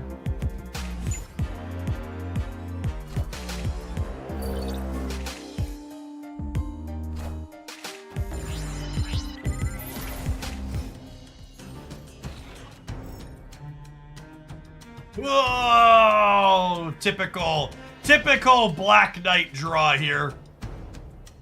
Just absolutely nothing we can do. Unlucky.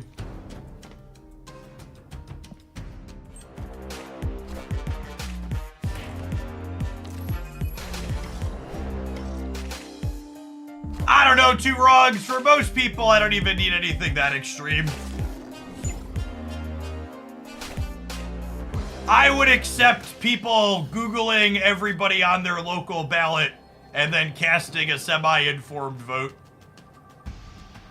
If you want to go above and beyond to do more than that, more power to you. Appreciate those folks extra, but for most people, you're trying to get politically engaged. The first baby step is, you know, do a Google search and care a little bit. We're probably dead here, but we're all in, so.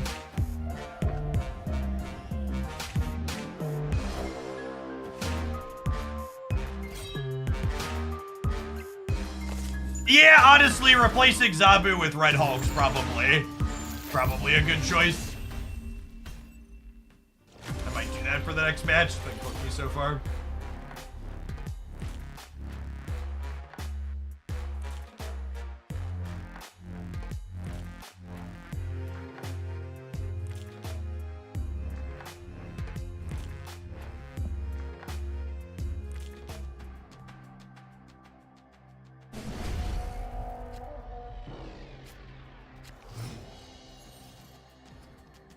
Call isn't a bad idea. Call could be okay.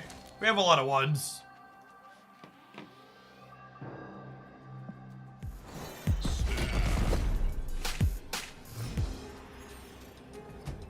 Call's like a card you can like discard to generate a blade with and not be embarrassed about. Which is nice.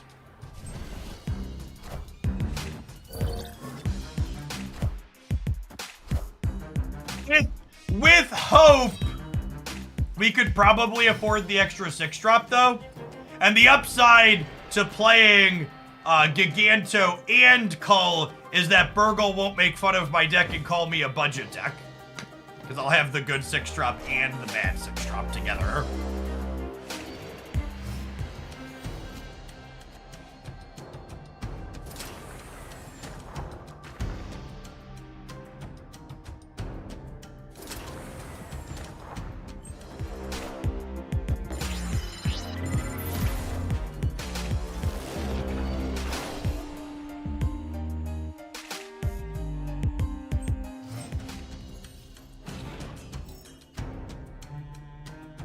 Burgle isn't right. I'm not saying he's wrong. I am just saying he's out of line.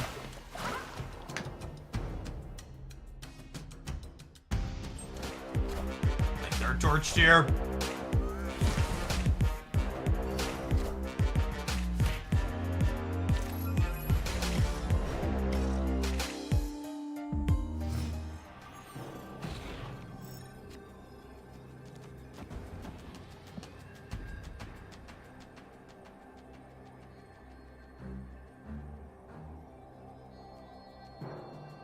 Kitty bites. Thanks for hanging out. Appreciate it.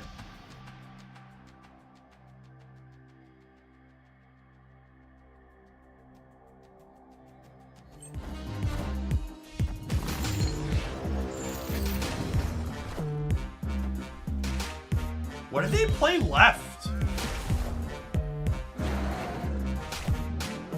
confused. Victory. They just knew they were torched. They were letting it play out. Often out of line, but rarely wrong is my credo. Good mantra to live by.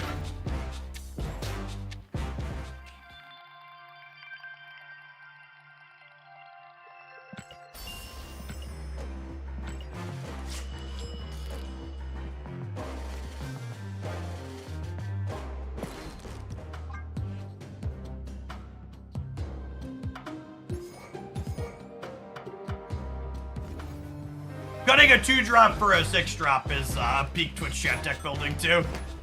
So we'll just embrace it, lean into it.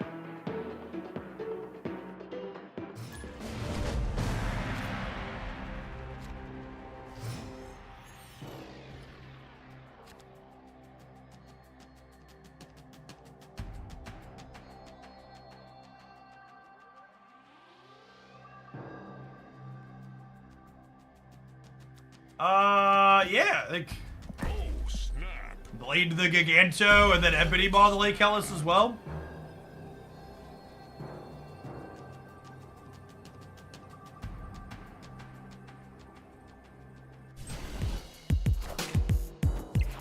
Oh no! Chat, they picked my Infinite. Unlucky.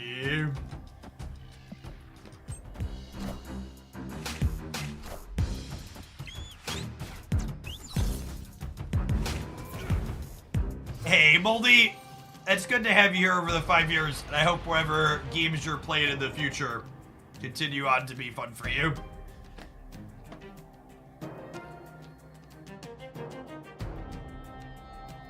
imagine I'm here stepping for the foreseeable bit at least. No, you're fine. I get it. I appreciate the folks that stuck around for the change. If you're in the market for new gaming addictions, you should check out AFKJ. Been playing a bunch of that. That's great. They have the company that makes AFKJ has a great content creator program, so I'm gonna be doing some of that on the regular, I think, moving forward.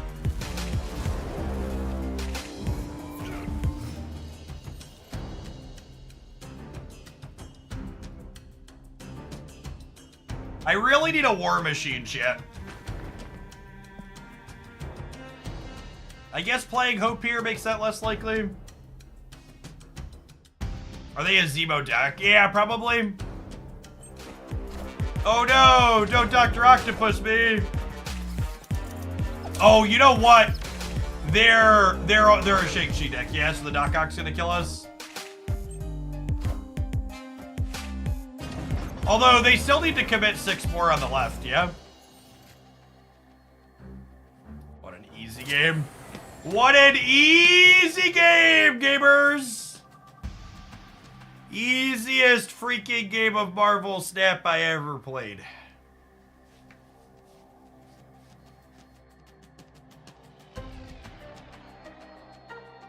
Think they'll eventually print a card like Hella for Destroy, Revive, Destroyed card at random locations. I hope not.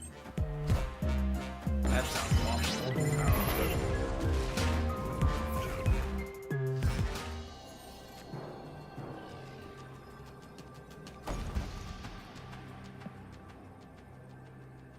Dead to Shang. Moments like this, I'm always like, okay, we're dead to Shang, but why is it taking you seconds off the timer to play it? Where are we at here? Why did it take us a third of the timer to do this?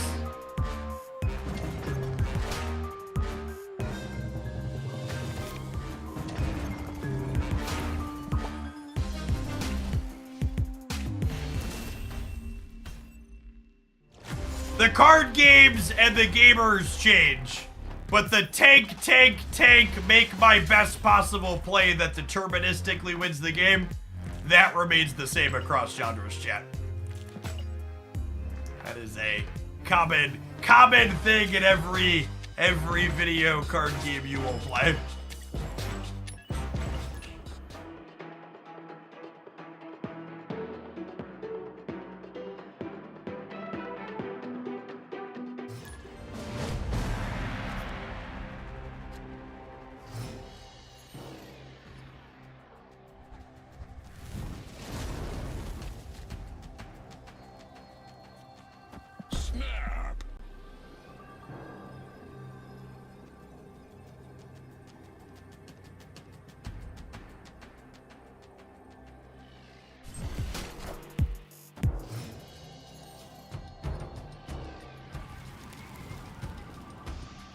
Breaking news.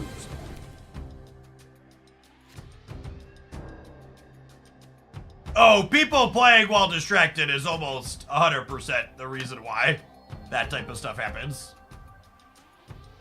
Just like guaranteed.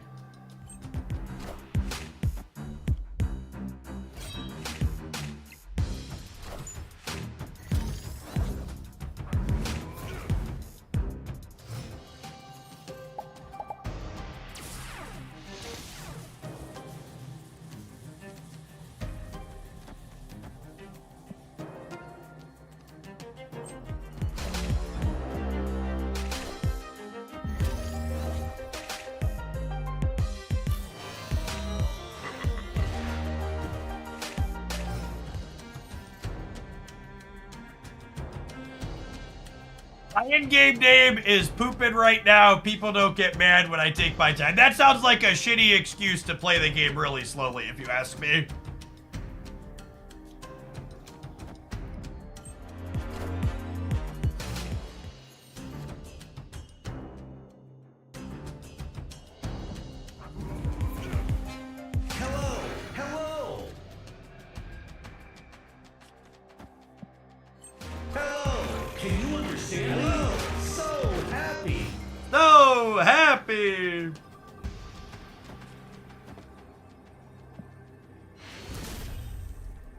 No! Come back!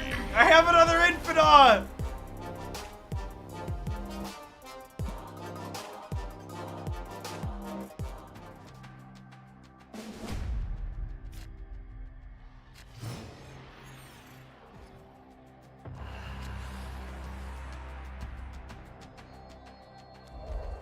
Oh, snap.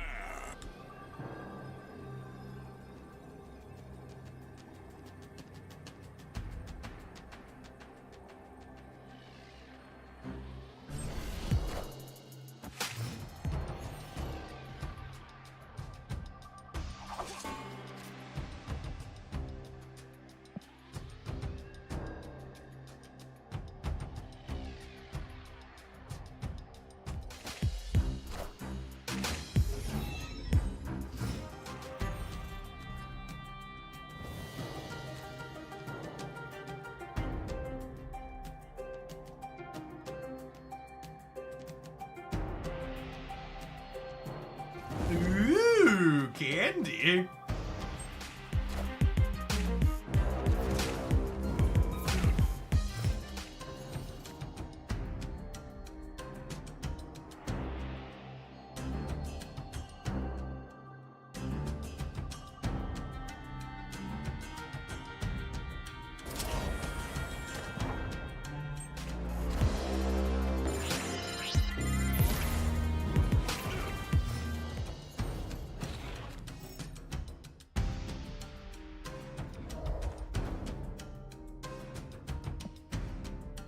Hello, so happy. Yeah, if you're someone that's gonna be jamming AFK Journey, there's a bunch of codes that you could do if you Google online. We have a thing, I think we have a command. Yeah, this page has a bunch of codes for free gems if you're enjoying the game. I want a bunch of freebies. 10 out of 10 should definitely enter them all up. Yeah, it's pinned in the thread, the Discord server too. I assume we just get beat by Living Tribunal here. Minions to me. Behold my mighty hand. I am Iron Man. Go left! Go left! Did you see me outplay this opponent, chat? Victory. Just fucking, I gotta stretch and flex here. Make sure the shoulders stay loose so we can make plays like that. Marvel Snap's a skill-based game, doo-da, doo-da. Marvel Snap's a skill-based game, oh, the doo-da day. Do-do-do-do-do, do-do-do-do-do. Bum bum bum bum bum bum bum bum ba-da-da-dum.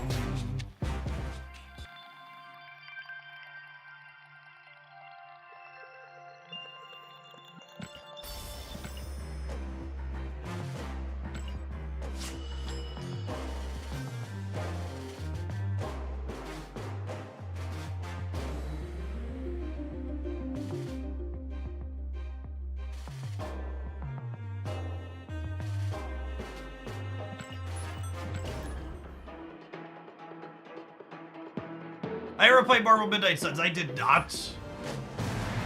Midnight Suns is on my decade-long list of games that I will probably play, maybe even on stream sometime in retirement. The millennial version of golfing during retirement, chat, is going to be playing all of those RPG games we bought on sale but never had time to play. And that'll not only be the case because we'd rather play those than golf, but also because there's a good chance the air outside won't be particularly breathable.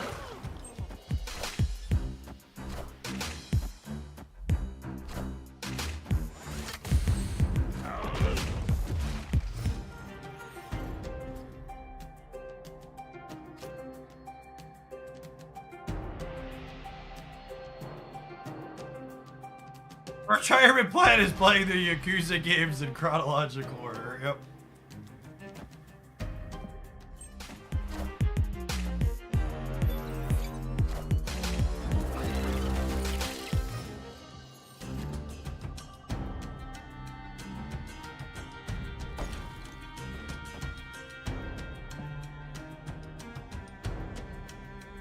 King Bog, thanks for the quarter of a year. Welcome back.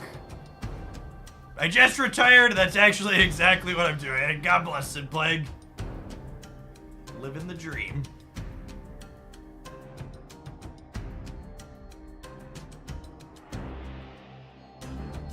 I think we're just not contesting DC. I also assume that their linear draw is just way better than ours. Unlucky.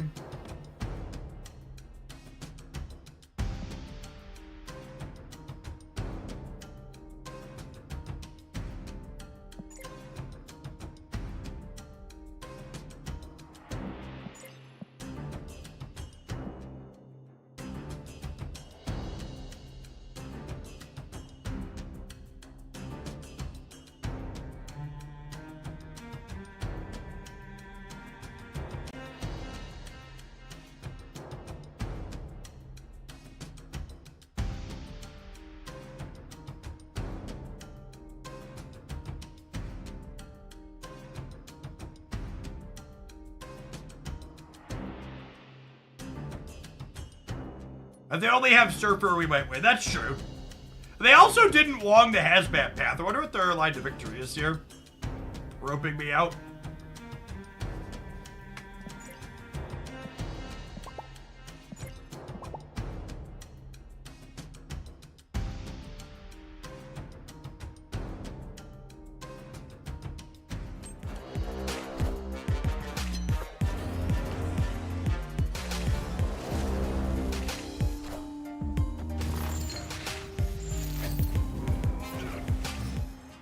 A review of the top decks after the OTA? I have, actually.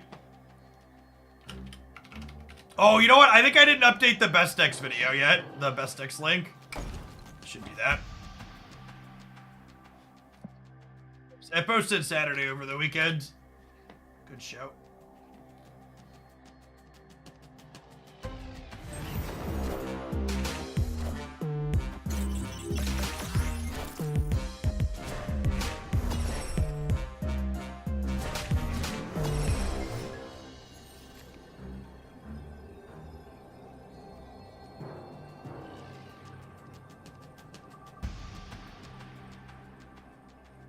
And then, unfortunately, we are dead to Odin.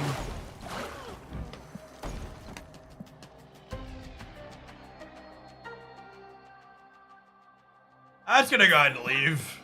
They're taking forever, and the animations are gonna take forever. Escaped. Alright, gamers, thinking of things that feel like they take forever, I promise, good God. I promise these adverts will feel like forever, but they'll only be 2 minutes. And remember, if you want to dodge those ads, check out our AFK Journey promo. I'm gonna run to the restroom really quick, subs. Bear me.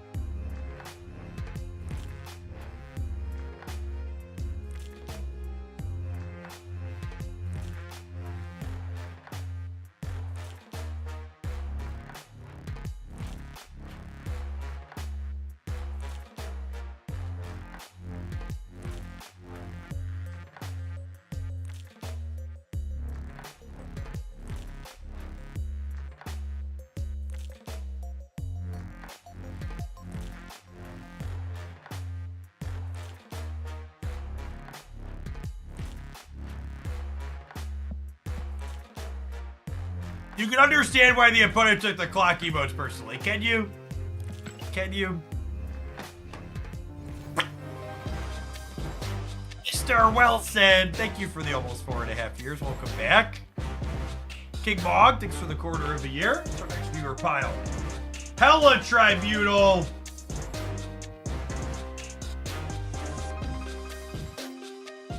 Ooh, you know, someone actually asked me, are we playing a super giant deck today? Well, I guess the super giant build of Hela is the worst one. Holy crap, is that worse? Good lord.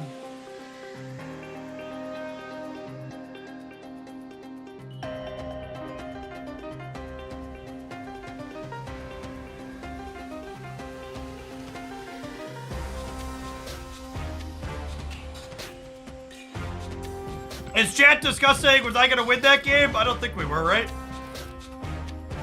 They were gonna add 4 times.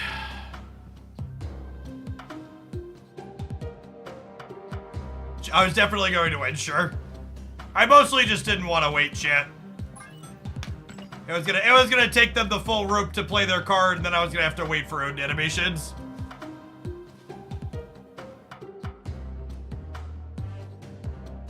Quality of life moving on to the Proving Grounds. Oratog, thank you for the very generous tier 3 and for the almost 6 years. Welcome back. Stickman Bond coming in hot for the entire year. Let's get you a sword to go with that shield.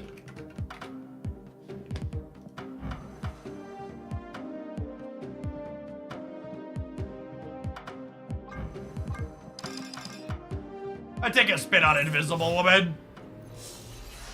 King Cow, thank you for the 17 months. See if we can strike some gold here. Yeah, I got credits burning a hole in my bucket. Mirak, thanks for the over 1.5 years. Welcome back. Good to have you in the breach. They are making it hard to find the Prime button. They sure are.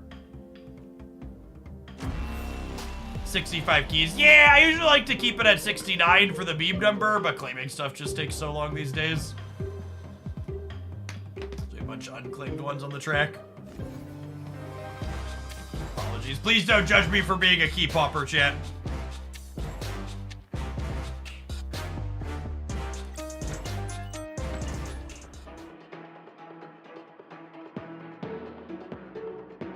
Alright, chat. It's gonna be lunchtime soon. So let's burn what calories we can before we consume.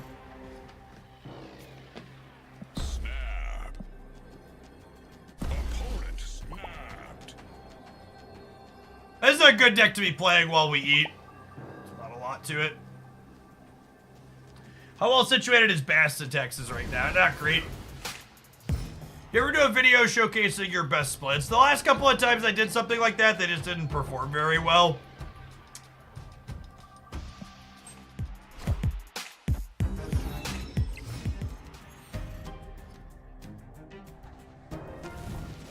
I think my YouTube snap content is pretty well set at this point. I don't envision myself being inspired to color outside of the lines anytime soon.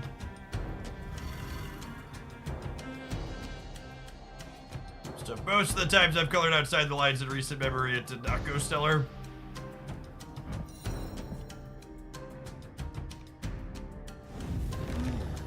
Gene's actually really bad for us.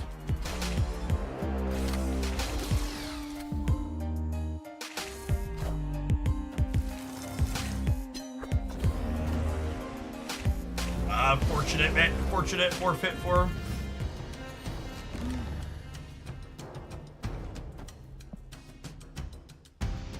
The Beta Ray build video was pretty funny. Yeah, it was one of the worst performing things on my channel that month, though.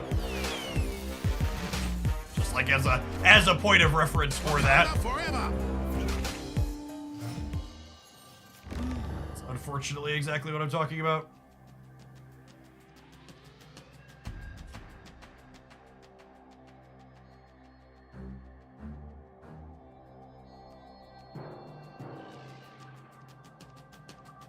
Honestly, I think we're supposed to pass and then play Iron Man.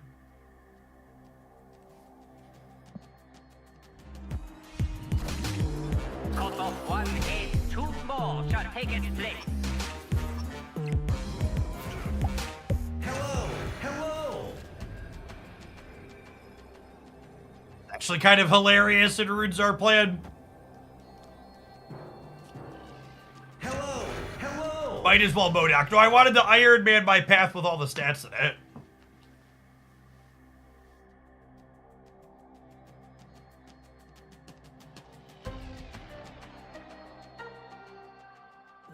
Hello! Can you understand me?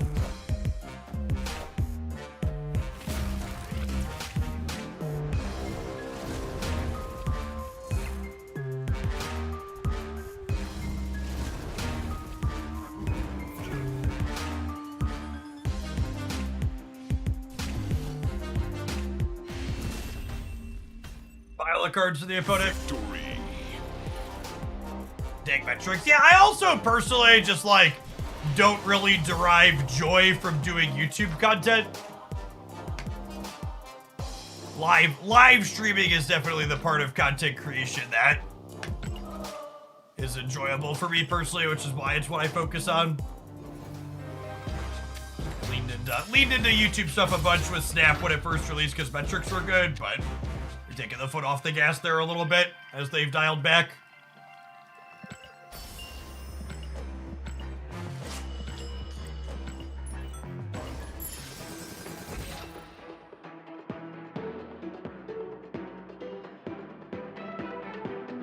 My hoarding credits till next. My crazy for hoarding credits till next patch is Infinity Slip dupe protection. They haven't mentioned anything about that, Beans.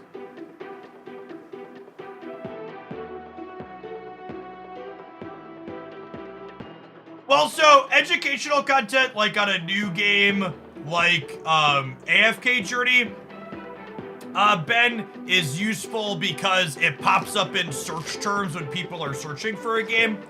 And Marvel Snap's at a point in its life cycle where it's just like, it's not bringing in tons of new players, right? So when you make like a new how-to or educational video, there aren't people typing into Google or YouTube looking for that sort of thing.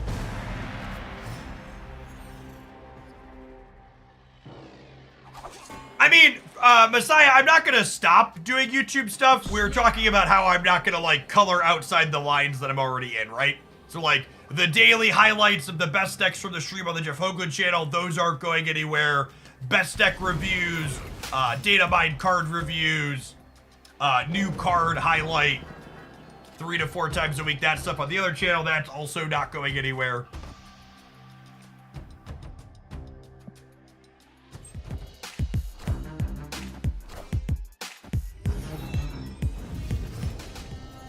Yeah, generally speaking, Ben, the best performing YouTube stuff is things that, like, misrepresent what the videos contain to get people to click in.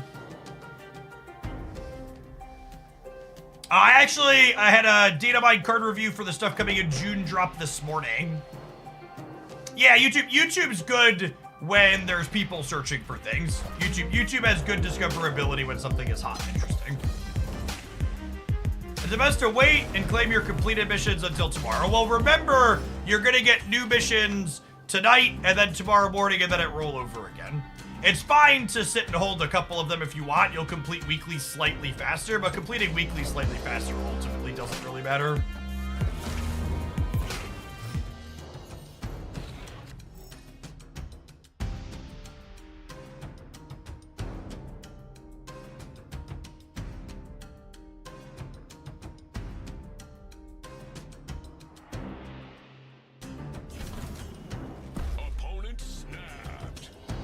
I'm playing best of one, so we're definitely staying.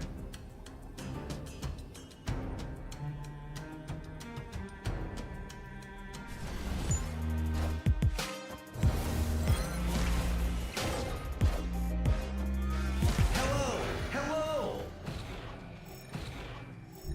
Good chance their deck has some tech cards in it here that could mess us up.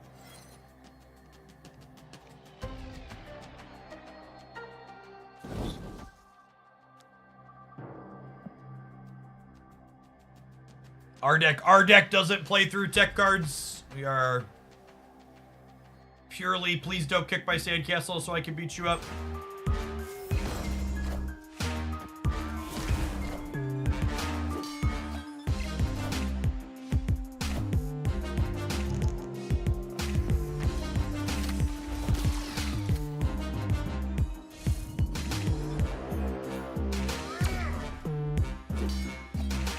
I wonder, do we ever, Do we ever hella combo here and lose the game? No way, right? 1, 2, 3, 4, 5, 6 slots. So my whole hand comes back. We should be good. With them deleting a card out of our deck, the Jubilee can't overfill us, which is nice.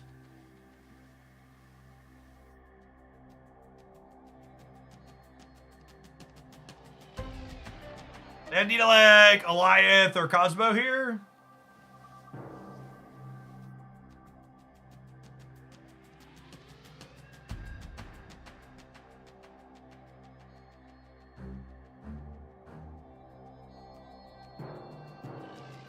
Ready for Cosmo. It's definitely possible with Gladiator. That one is a day late and $1 short. Needed her last turn, bud.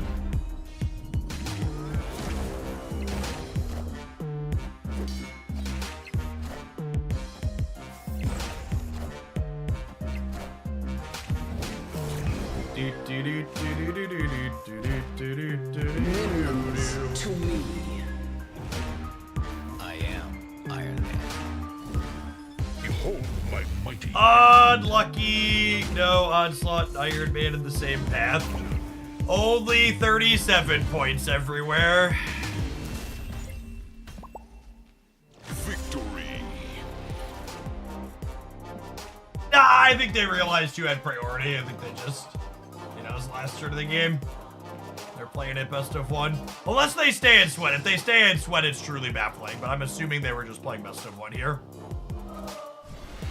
I think this was silver. I don't know if this is silver or proving grounds. But I assume that's just we're playing best of one stay.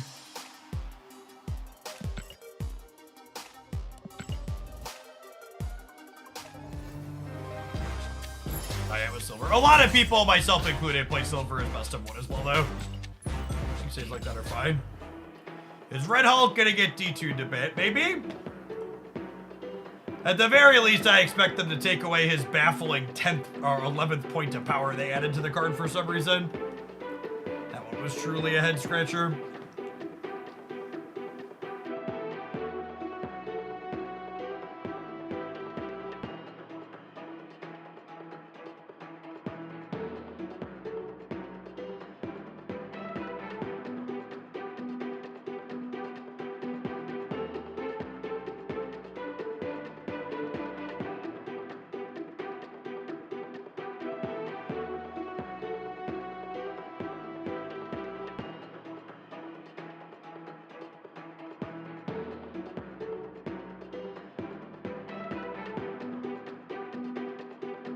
Orca needs a rework. It's so subpar for 6. Honestly, I think we've power crept to a point where Orca and Destroyer should probably be 18 points. Is that where we're at, chat? I think that's where we're at with 6 drops. What do we think? Anybody agree or disagree?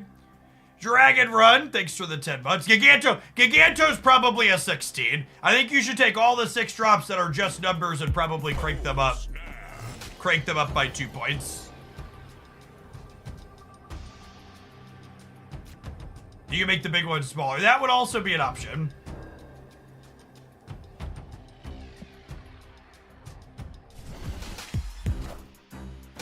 I feel like you would have to... The problem with making the 6 drops smaller is you would have to make more than just 6 drops smaller. Like, there's power creep across the game. It's like the TLDR.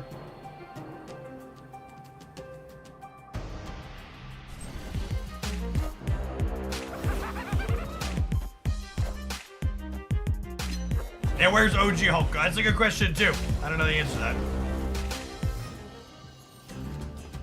It's weird that Infinite feels small now, doesn't it?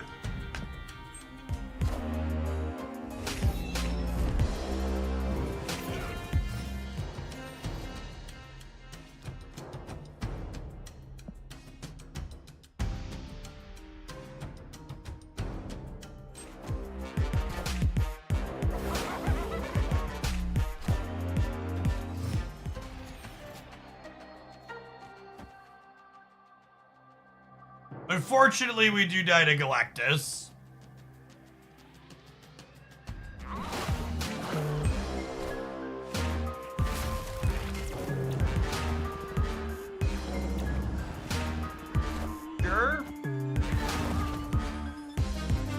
Galactus playing Legion wasn't on my bingo card, but there we go. You say TLDR, too long, didn't read. It means a short summary.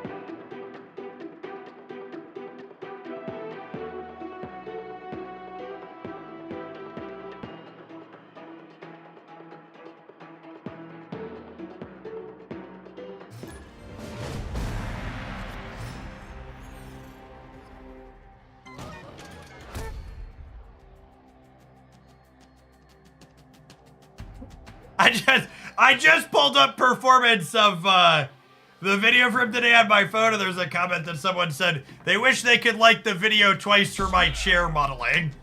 There's an ad insert for Flex-a-Spot sale today in today's YouTube video. So if you want to see me model my new office chair, feel free to click over into that. It's a good bit, I promise. We try to have fun with the efforts. Do you believe in magic? And this turn 7.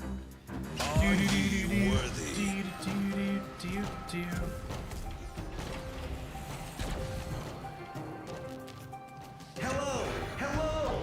Hello, hello. You run this deck with Super Giant instead of Jubilee. We looked at the stats before we started playing. The build with Super Giant is significantly worse.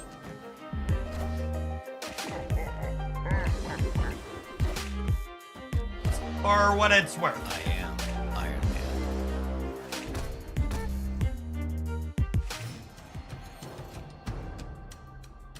Mo Dockerson.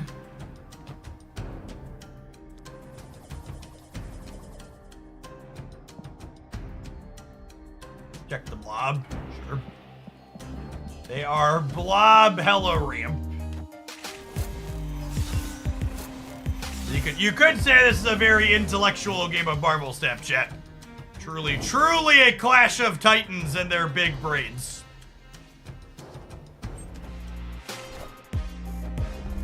Oh no! Not Sandman! How will I ever win the game? Only being able to play one card. Oh no! This is why talking about this build versus the Jubilee build, or versus the other build. This is why Jubilee is important. Jubilee makes it so you deterministically get your Hela in games like this. Jubilee, Crystal, Magic, these cards make it so if people don't break up what you're doing, you hit your things. Leader incoming. I mean, I think we out-linear them if they leader us.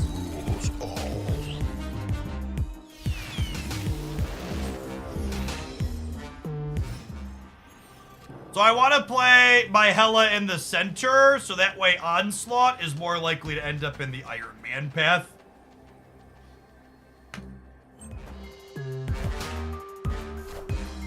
Minions to me. Unlucky. Man! Only 37 points again, chat. I wanted more! I wanted more! Victory.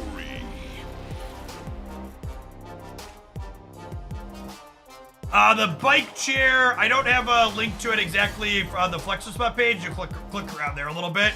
This is you want to see what the bike chair looks like. This is it. I think this is in the 400 to 500 range. Last I checked, it's been a minute since I've looked. I've had mine for a long time though. I like it. I like it a lot. Hey, Velius, thank you for the baker's dozen. You consider activating the 7T mode. So, the stupid little frog thing, the Pepe, has some alt-right connections, connotations, and a lot of spaces on the internet, so I really don't want those in my chat. Brave Shiners, thank you for the brand new Prime. Appreciate the support. I know a lot of people use that in an innocent manner. What is your average RPM on the light cycle? There's a screen down here that you could put batteries in the bike that it tracks that sort of thing, but I don't really have firm goals. I just make a point to pedal for an hour a day. At least. Oh, snap.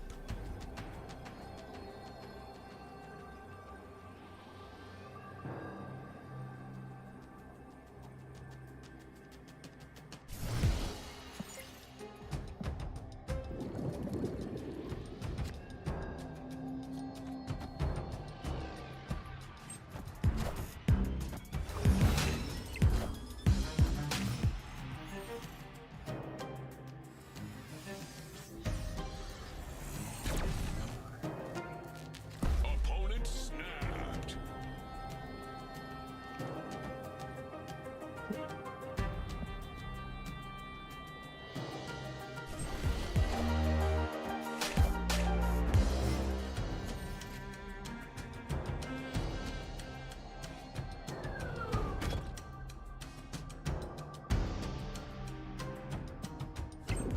Teeing Iron Lad up means that if MODOK gets stuck as our bottom card, we can fish him out.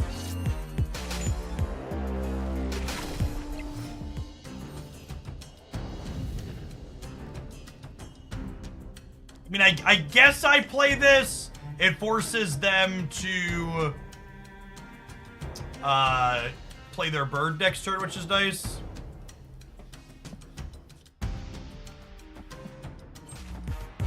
It's worthwhile.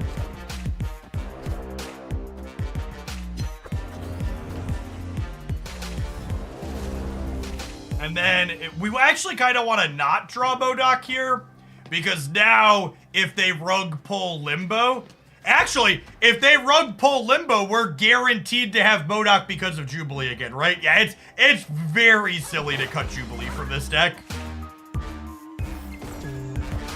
Like just beyond. If the Iron Lad hits, oh, we're not guaranteed. Actually, I lied. We don't have enough space. No! Wow! Can you believe the fucking audacity of this person to interact with me? Interacting with me in my Marvel Snap? I'm shocked and appalled. I really can't emphasize enough that the Living Tribunal, both Hella and non-Hella Living Tribunal decks, they're really pretty fine. These decks are so soft to interaction. It's the Corvus Hella decks that tech cards are basically worthless against, that I think are pretty problematic and I hope get changed. These decks you like breathe in their general direction wrong and they fall apart.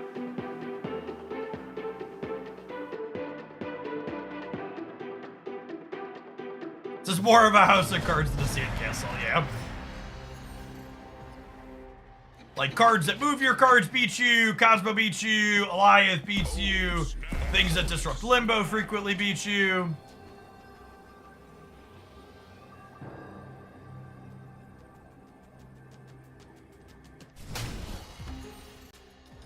There's lots, and it's also worth noting though, that like this version of Hella doesn't have particularly good stats because of all those things I just listed that beat you. The builds of Hella that are good are the ones playing Corvus. Hello, so happy.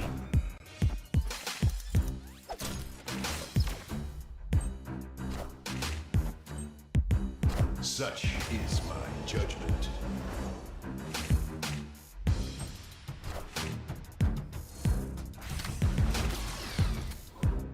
It's a damn shame these two weren't switched, huh?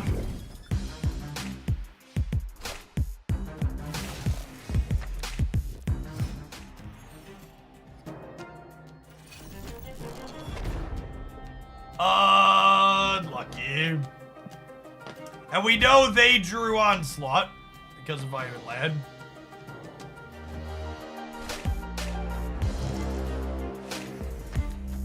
Next OTA is planned for April 25th. Oh, they moved it. Yikes. So no TA this week then?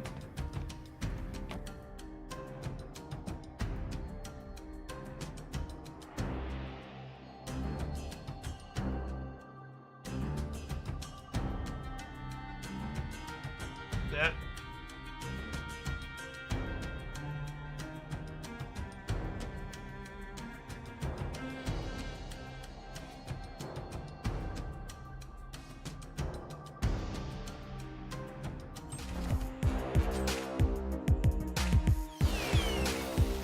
Oh, that's a good thought. Is there an imbalance patch this month's a good one?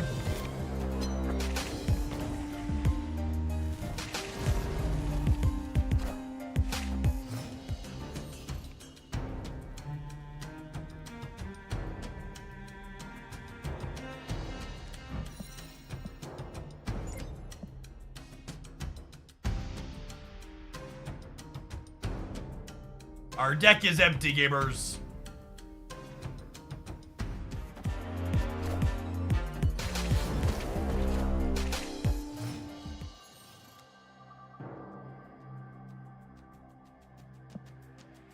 I don't think the builds with stature have room for Ham. I'm gonna hold the Hella for now. She's gonna bring back Iron Man.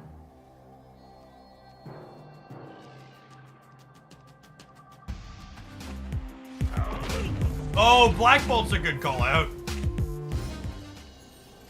I guess it also would have shrunk that, huh?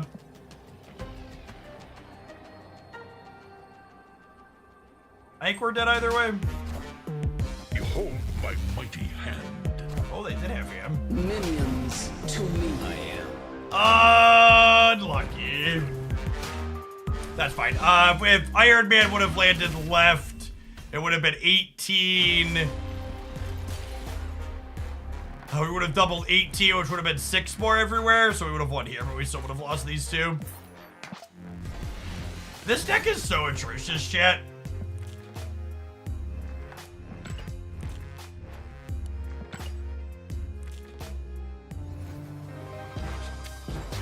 Yeah, Black Bolt was a card worth playing around out of that, but I didn't.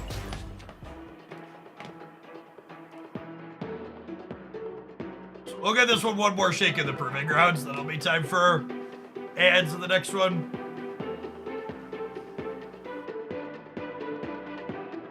Alright, it looks like I've got 2 more viewer deck submissions in the tank. And it's only 12:30, and I plan to stream till at least 3, or 12:15. I plan to stream till at least 3. So let's say we'll open up deck submissions for 2 more. Keep in mind, it's gonna be probably an hour and a half to 2 hours before we start if you submit a deck, because there's 2 in front of you. I think we'll get 1 to 2 more in today.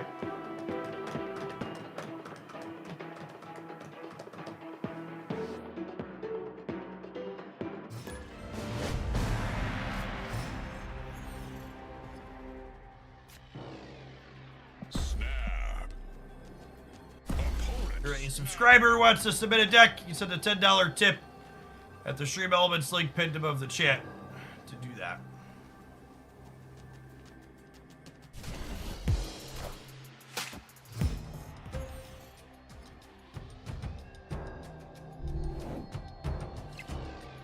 The non-Hella Living Tribunal deck is definitely significantly better than the Hella Living Tribunal deck. But if you're not a sub, you can subscribe for free using that Prime icon next to your name, which will then let you submit a deck for $10. Or, if you're adamant about not subscribing, you can send in a deck with a $20 tip instead of a $10 tip.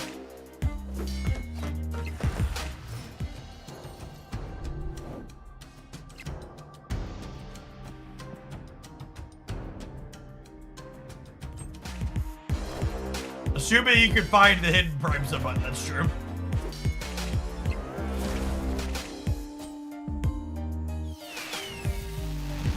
I am Iron Man. Flexus bot previously shipped to at least Canada. I'm not sure what their existing shipping regions are offhand though, apologies. Jubilee with Modok and the deck is full. My mama didn't raise no coward, chat. Might have raised a fool, but definitely not a coward.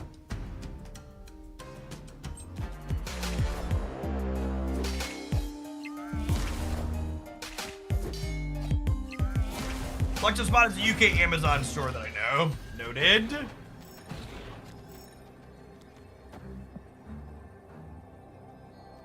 They're on Amazon CA as well. There you go.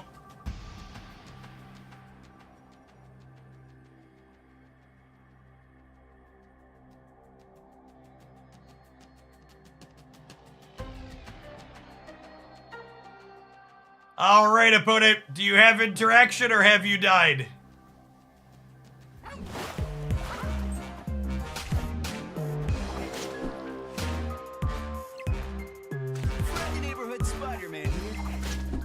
That one doesn't matter. He can't move face down cards anymore.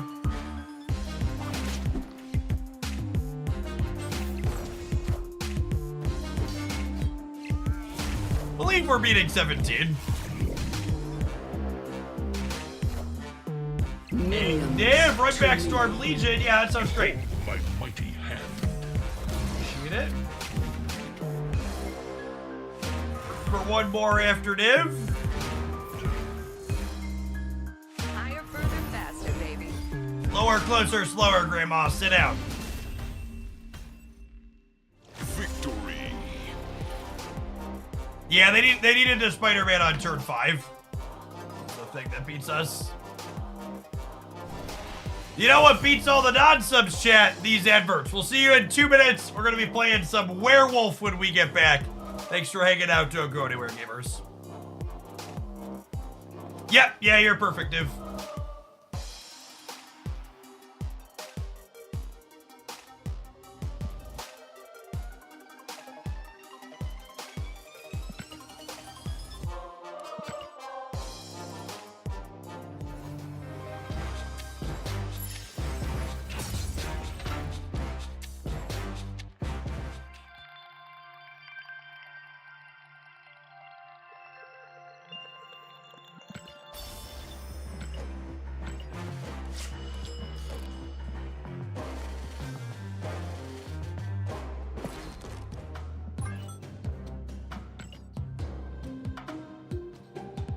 Oh, this is a classic. We got some bounce talk werewolf here. Gabius, thank you for the brand new prime. Appreciate it. They really did hide it.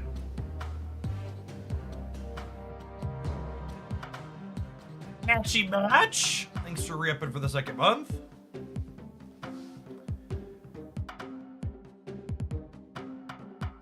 How do you make a deck URL? Use a website like snap.fan or Untap to post your deck to, and then you paste the URL in the donation comment. All right, 1 more minute of pedaling while the ads roll, then we'll stand up.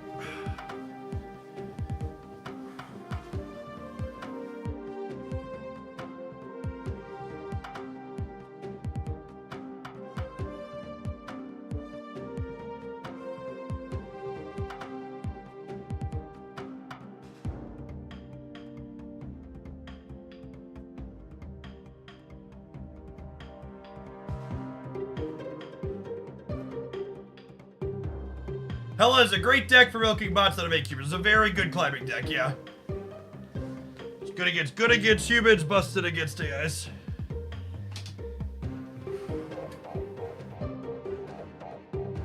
Oh no! See, Chad, I told you my background is very real. We knocked the shield down.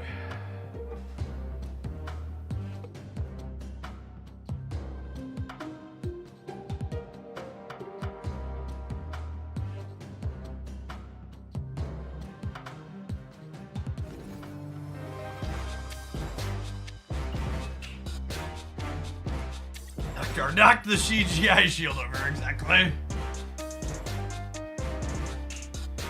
Invested in myself and picked up a chair and a desk. Honestly, gamers, it's life-changing, the standing desk. Feels so much better. You're someone that's gaming, you're in your space for 5, 6, 8, 12, 14 hours a day. I know some of you are. Make sure you're not seated for all of that. Get you the ability to move around a little bit. Snap.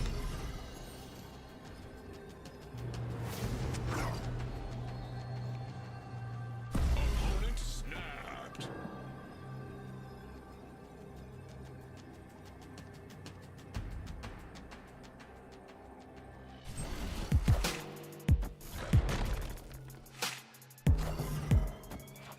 Aw, unlucky. I wanted to kick rocks in their neck. Thanks for the tip, matchy match.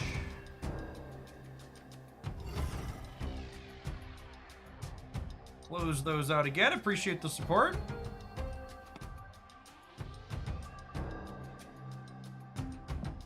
Drop his sedge.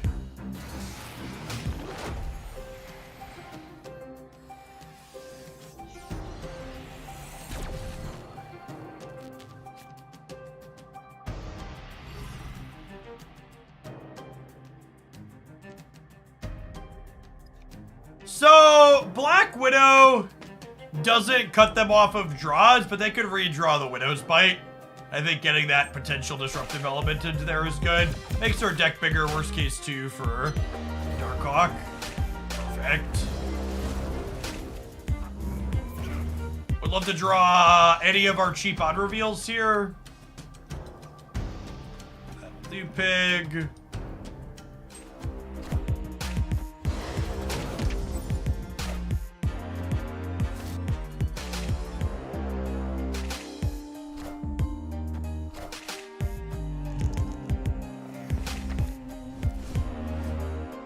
Unlucky.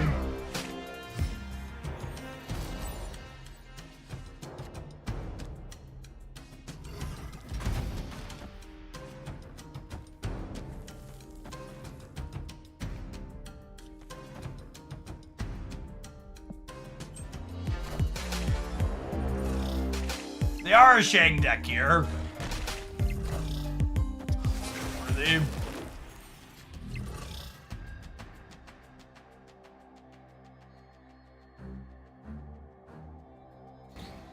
Do our best to cut them off of having it.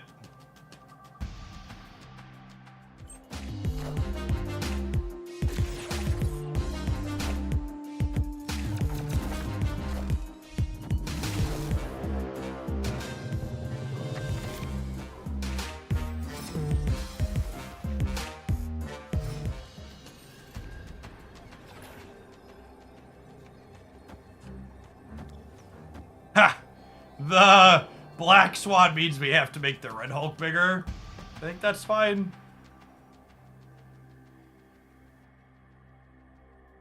Darkhawk will definitely be good when Aeroship releases, for sure.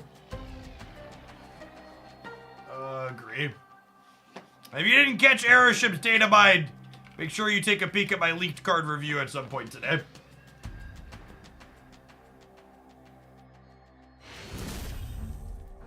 Victory. So, got some sweet ones in the pipeline.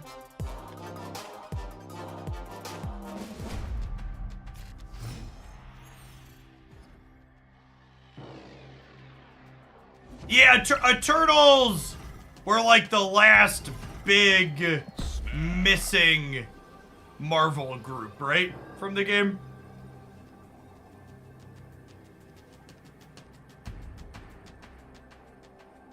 Theta is gonna be a real Marvel snap card, I'd wager.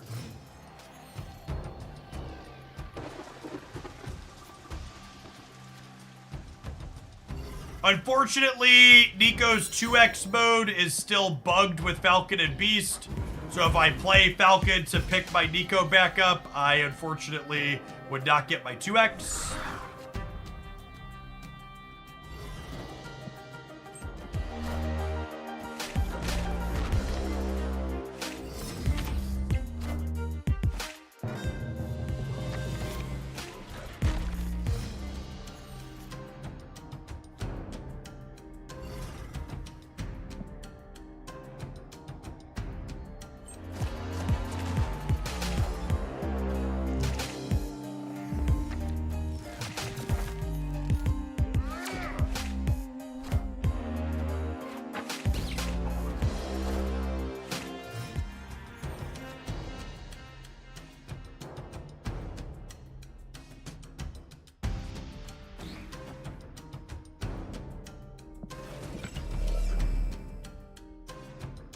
Just don't know if they're gonna magic or not this turn.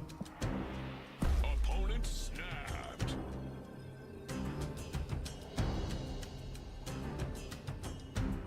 How did I choose which lane to play werewolf at? It didn't matter, so I picked one.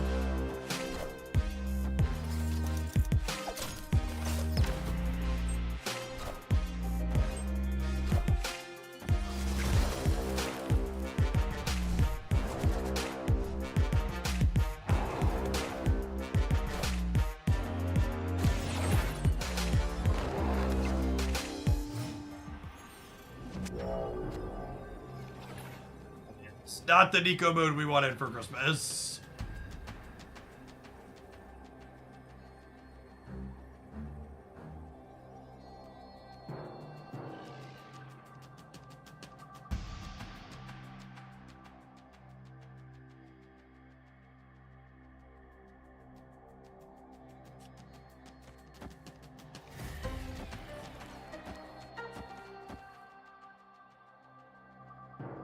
Newbert did.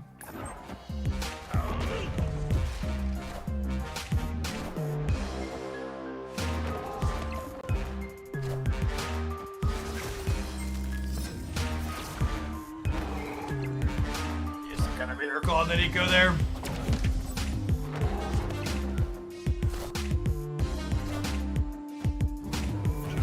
No second way to make a number here. This deck basically doesn't have any stats outside of Werewolf and Darkhawk. And without any way to chop down the opponent's stats, it basically feels... We probably can't win games where we don't have both Werewolf and Hawk, which I assume is going to make this deck feel awkward. Usually you want 3 to 4 ways to generate numbers.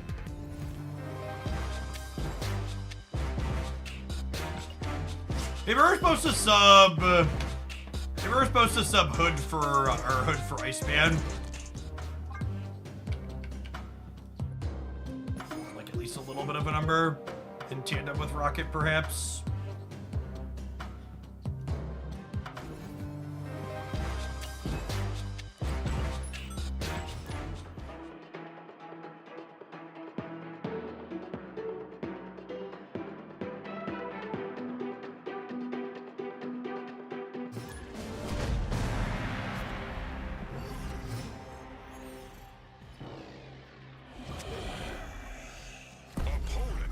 Hawkeye could be an okay one too. It's not a bad call out.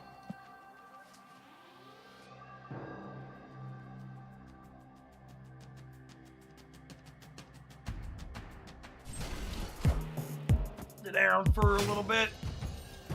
Oh, legs are still tired from our pedaling sessions. Ant Maze in the middle is actually a little unfortunate because now I can't Black Widow and then feast my Widow and my Nico like I would like to.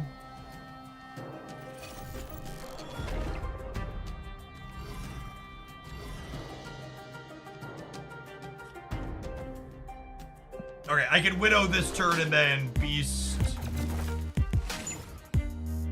the Rock Slide of the Nico. Lot of magic picks today.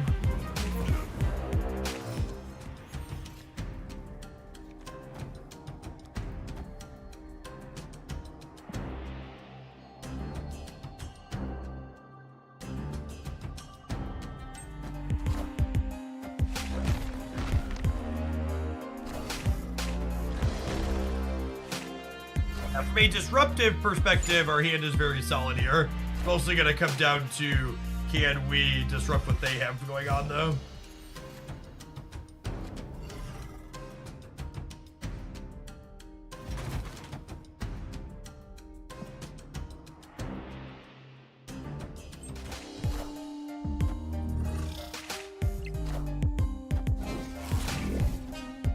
Yeah, they're hella, so these rocks are good.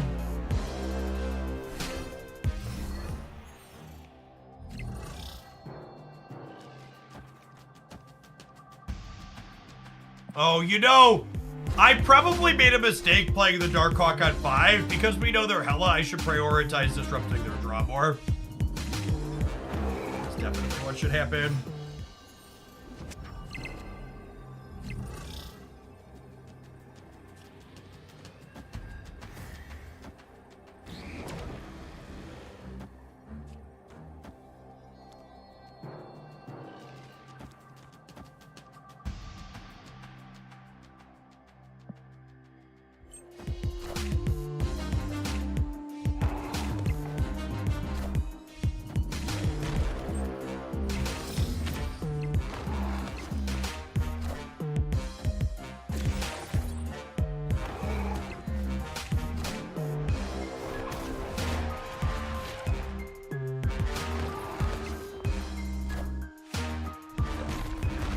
Hey, we broke 30 in 2 lanes. Minions to Behold me. my mighty hand.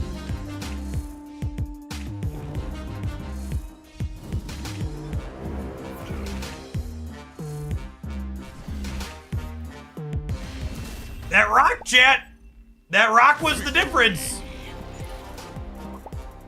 If they had one more good unit here, they probably would have cracked 31.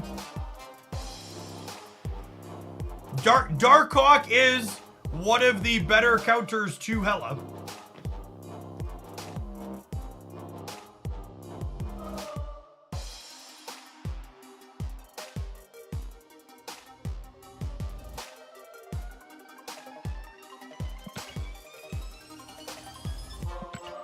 Yeah, the Darkhawk package is one of the better ways to beat their deck. You know, when their deck works, they beat you, so breaking up their draw is quite strong.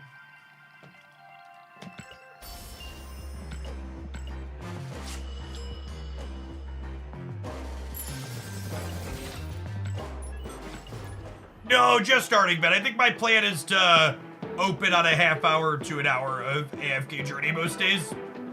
Maybe not during drops week, we'll see.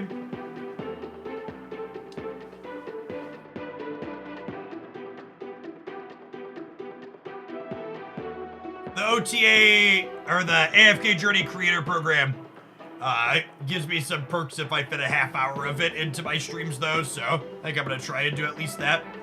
Yes, I did see we got an official comment on the OTA. It's not gonna be this week, but next week. We updated the command accordingly earlier.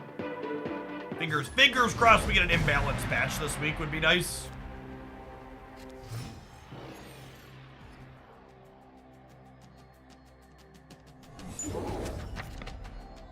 Dredge Canary! Welcome to the land of the legendary gamers. Beverly Shills, thanks for watching so much over the last while. Make sure that trickle-down economy stays in action. Our next Shillionaire will now only have to spend 999,846 shillings. Look at how affordable it is.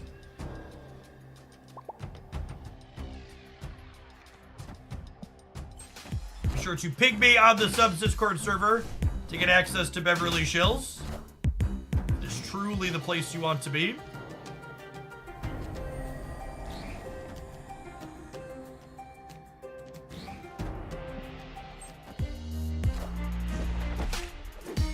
The second Shillionaire will truly be easier. It is.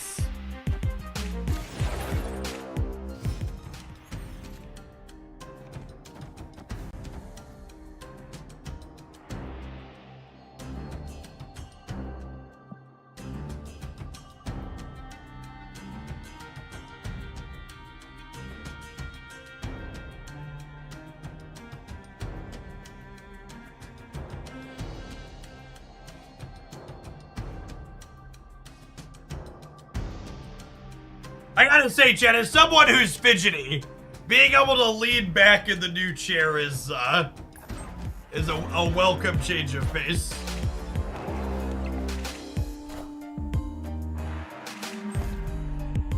I did not realize how much I was going to utilize that feature until I did. Until I had it.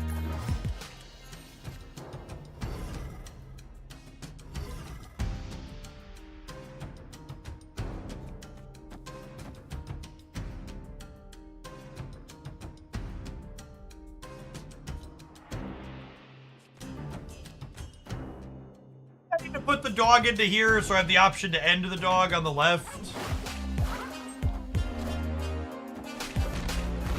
Makes their Craven bigger, obviously, but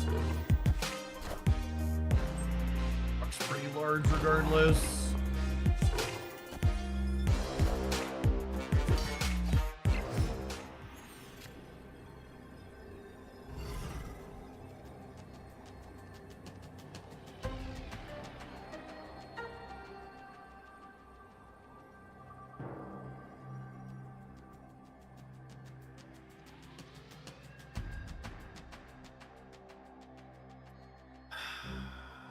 I'm punting Vormir. We like do this.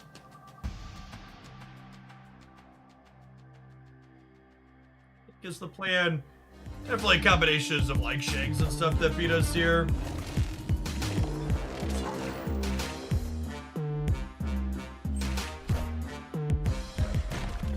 We beat that though, yeah, even without the rocket trigger. The wolf jumps over. APP, thank you for the 11 months. Welcome back. You are definitely among the better werewolf players I've seen. Werewolf is such a skill testing and interesting card. Having to manage your board space to get the most out of it is phenomenal. I like it a lot. Have you thought about werewolf and the new zombie? I have thought about it. It's probably not very good. Like, I like this deck's inclusion of Psylocke. I think the 2 extra points in general make Psylocke, don't make Zabu better than Psylocke. Psylocke just gives you more flexibility. Oh, snap.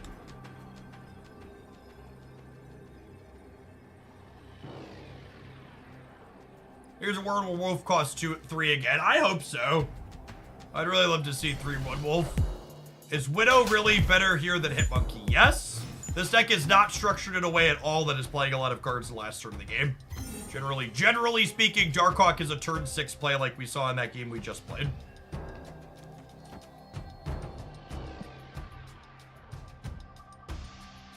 Does Werewolf chase the unrevealed card moved by Grandmaster? No. Werewolf specifically does not follow cards that trigger on reveals. Werewolf moves when you play a card that had an on reveal effect. Which is why it jumps into paths if there's a Cosmo or something.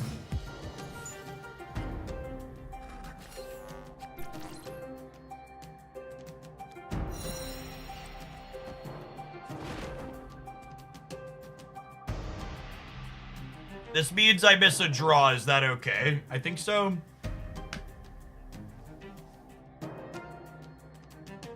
Basically, what Werewolf does is when you finish playing a card, Werewolf asks the question, hey, did the card that just finished getting played have an on reveal? If yes, I jump there.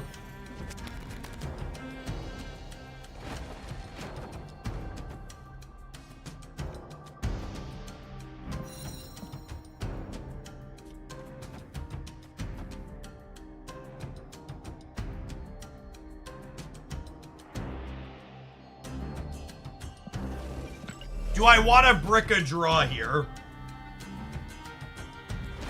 Don't think so.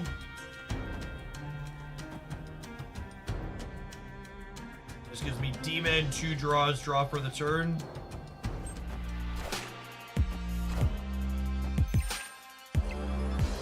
We're not including the Demon, should we Korg instead? Maybe holding the Korg has value if I spike Werewolf.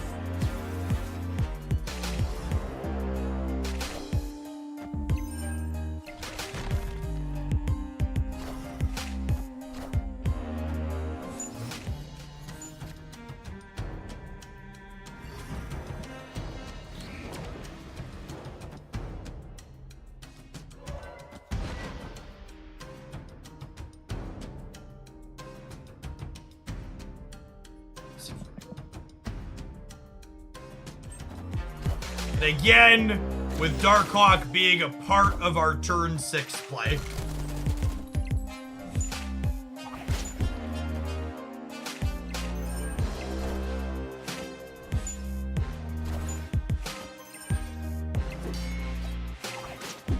They're almost assuredly a Shang-Chi deck. I very much do not want to try and clone a Darkhawk.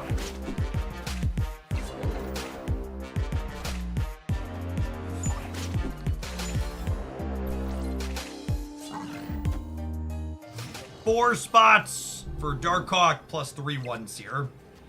I think I realistically play for all of them, yeah.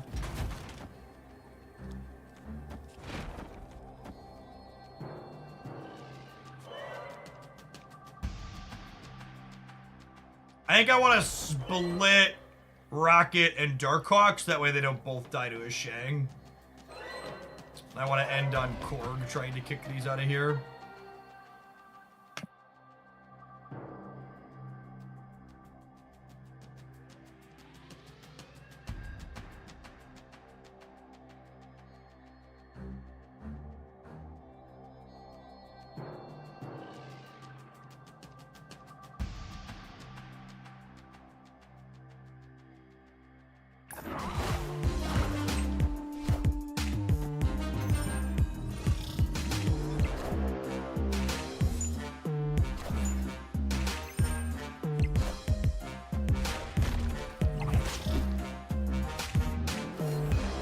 Are they just like expecting to win the left if I guess they were just expecting to win the left.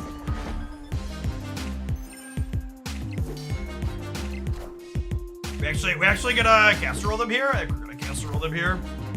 Oh no, they do have shake cheese.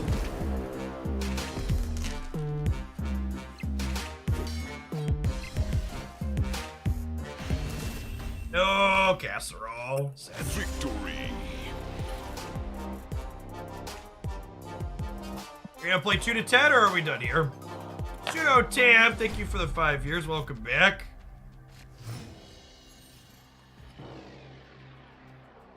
Boy, golly, do I have just the emote for you.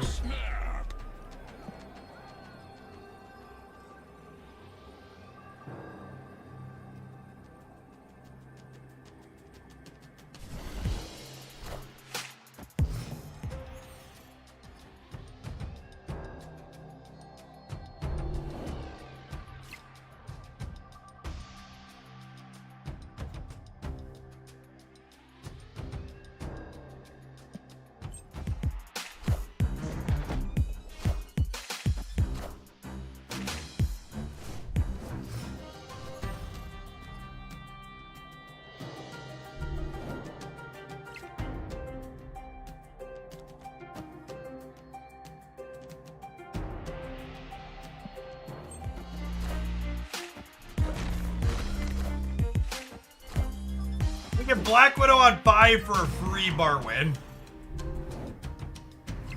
Big true, big true.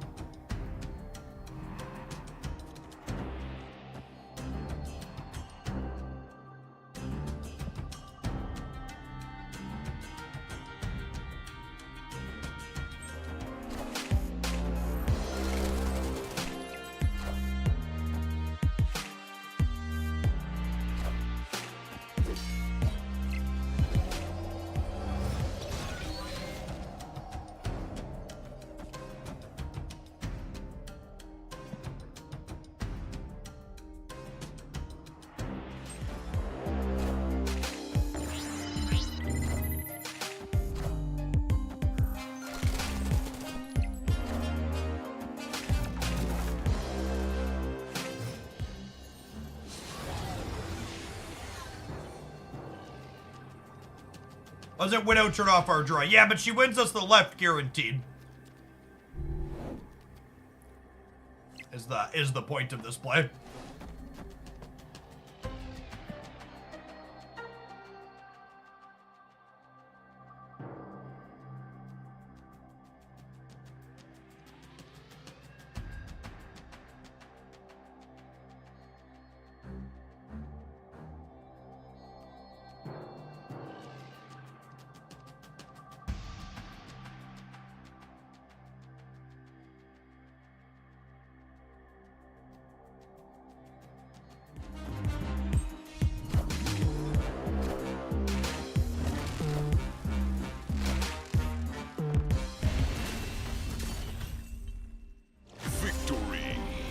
They can have Storm for the bar. Storm could be their last card. When you say our deck can be used competitively, maybe...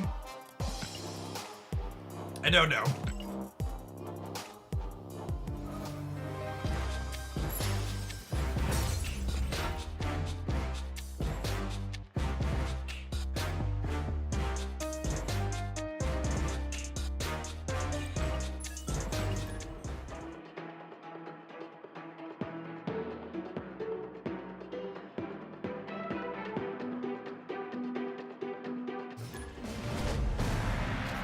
I will say, that was 2 good sets back to back with it though, so probably get a deck highlight appearance. This is a style of deck that I would love to have be good. Snap.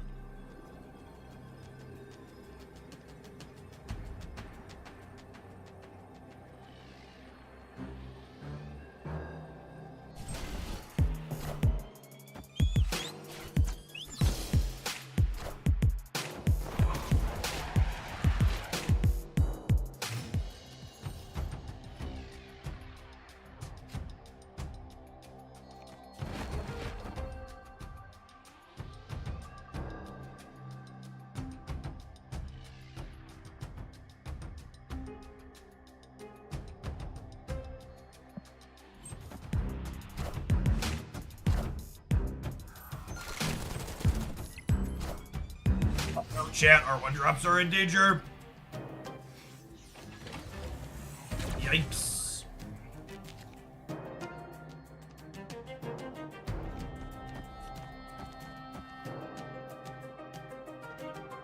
Alright, we have the power. So do they.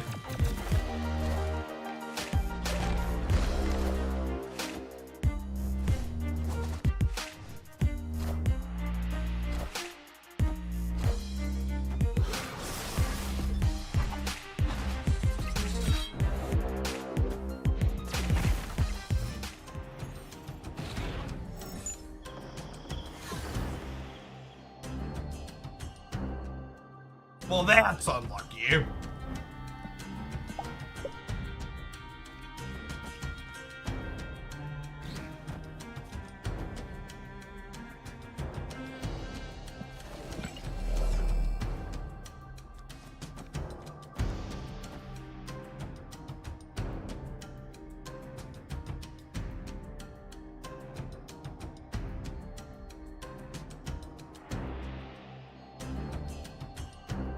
Oh, they didn't draw because they had the Widow's Bite. That's actually a good shout. I missed that.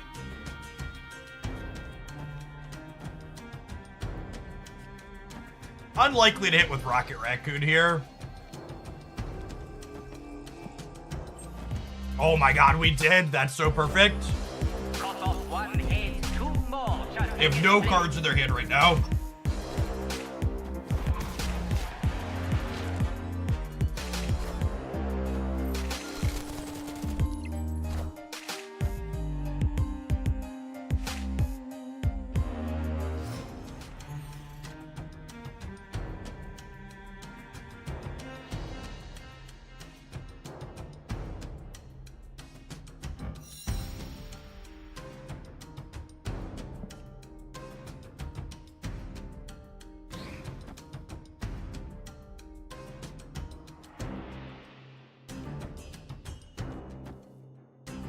Part of me wants to Nico Rocket,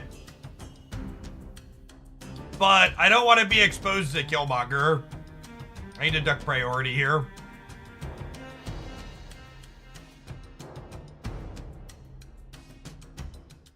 Just Rock Slide and Black Swan.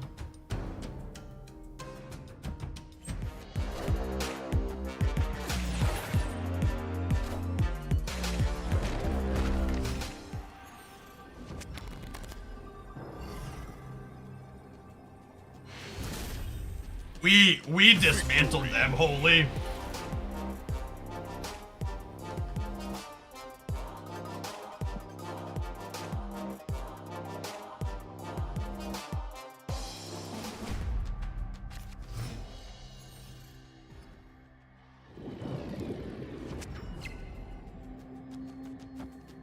Oh, snap.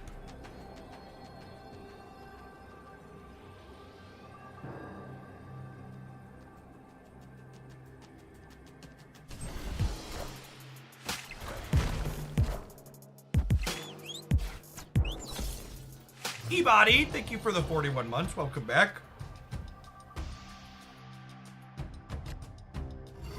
That's actually a really unlucky location for us because it means I can't bring back Rock Slide and Korg now. Sad.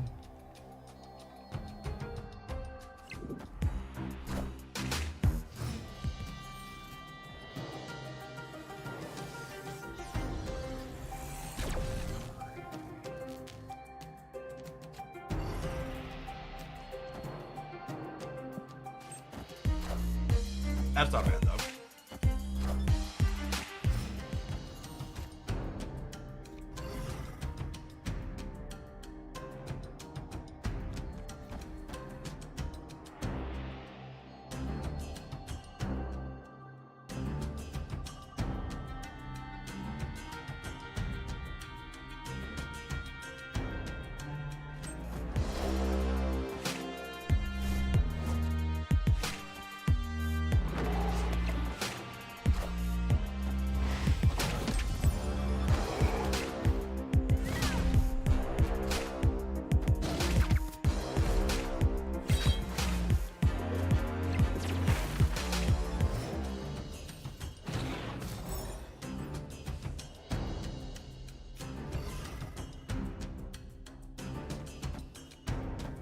Killmongering proactively is great for us.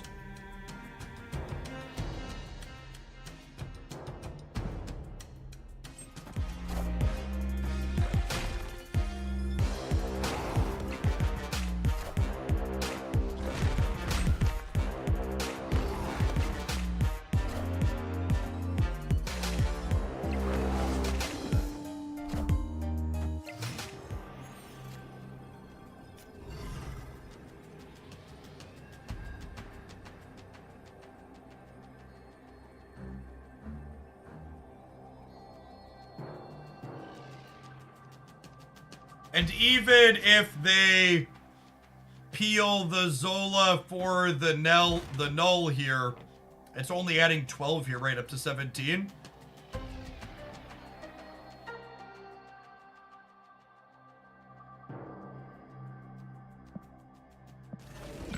I suppose we should play around Shang, yeah? This beats Shang because then the Beast gets the Atlantis bonus. This plays for all three. I should play for all three.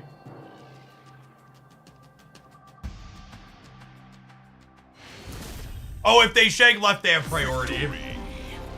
Yeah, that's fair.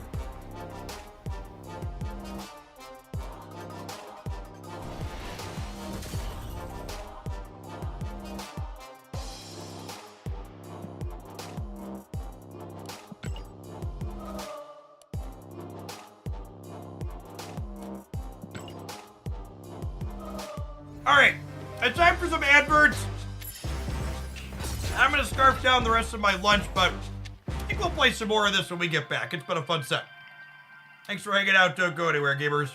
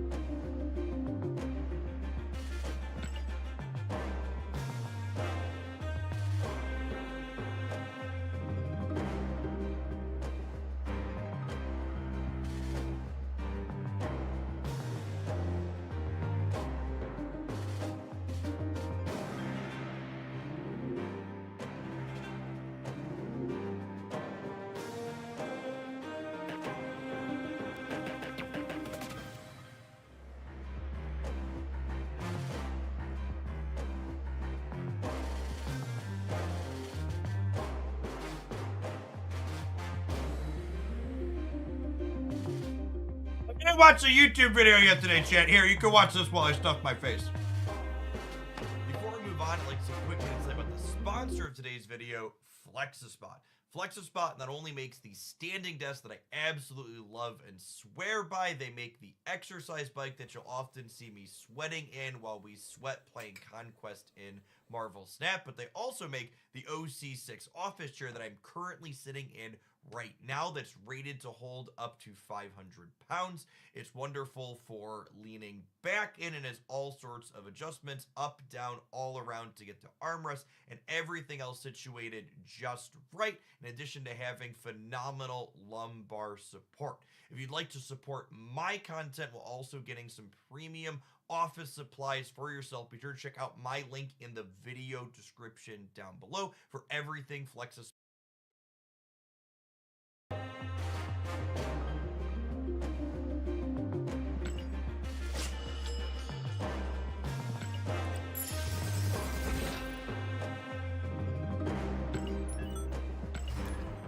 I have to show off the modeling career that I gave up to be here with all of you, okay?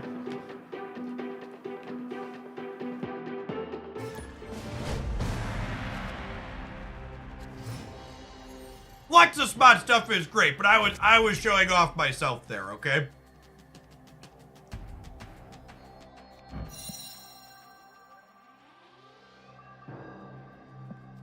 Just up to the AFK YouTube channel. Nice! Thanks, Mr. City. Yeah, I'm already posted some regular draft videos up there.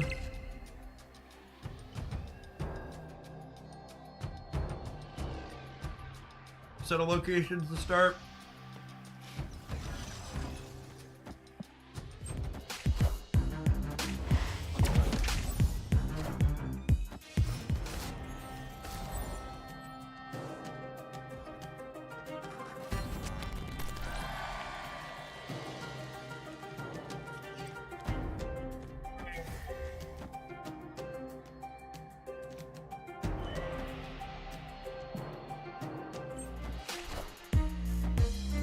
Do you have a favorite sports team? I do not follow any type of sport other than the ones that begin with an E.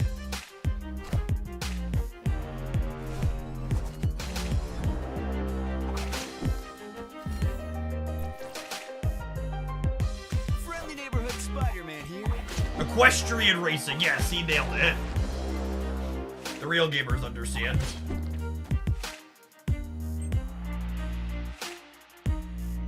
Real gamers know.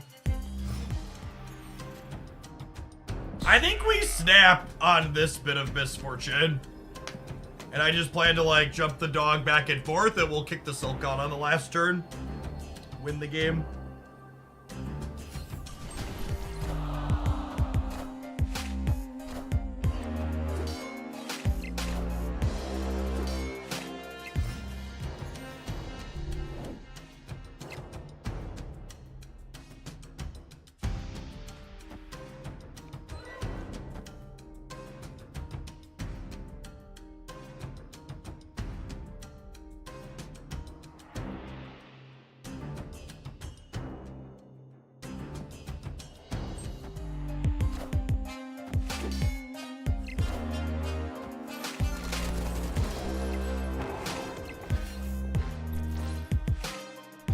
And then this here notably does not,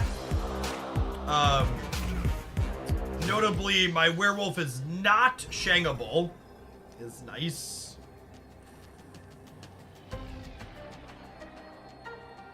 Hawk's only 12 though.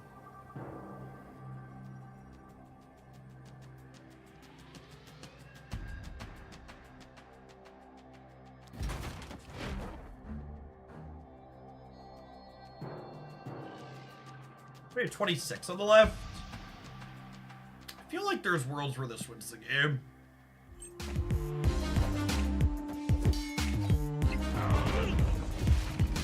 Yeah.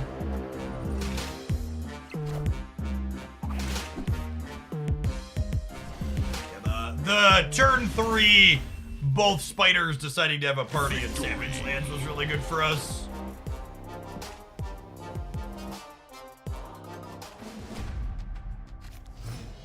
Why would I take a 50-50 to have a chance to win the right lane for free, Kid Diggity, when I guaranteed was winning the left lane for free? Can you explain?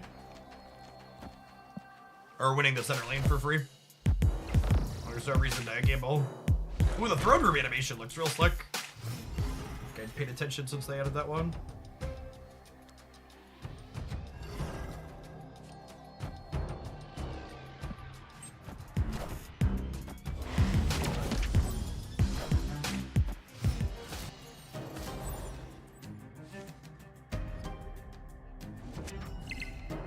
Holy!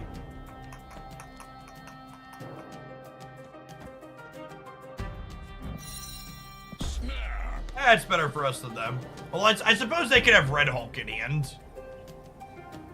They have Red Hulk in hand. Elysium's probably better for them. Let's find out. We don't know yet because we played on curve the first 2 turns.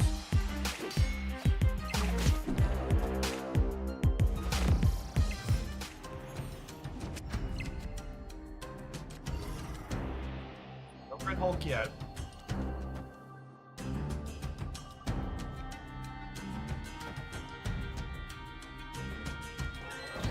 Do I do this so that way if I draw Beast, the wolf is here and I can Beast here? I think that's the play.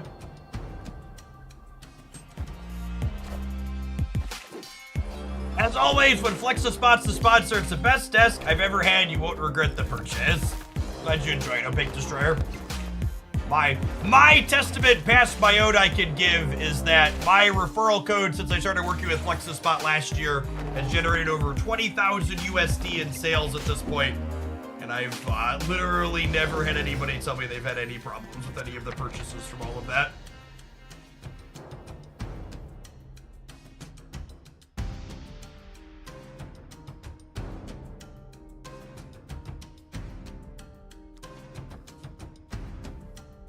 Do I want to play...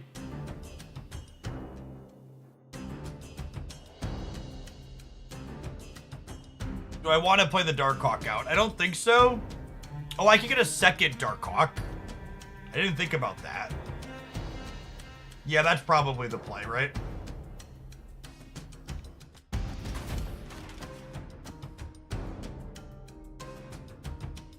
Because then I can play for all of them.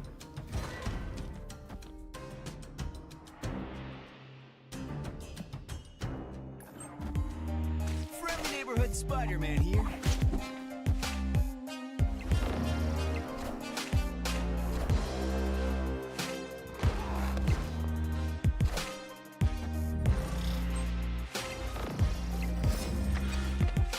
And the Hawk's gonna end at 16 too, because I get to replay Korg next turn.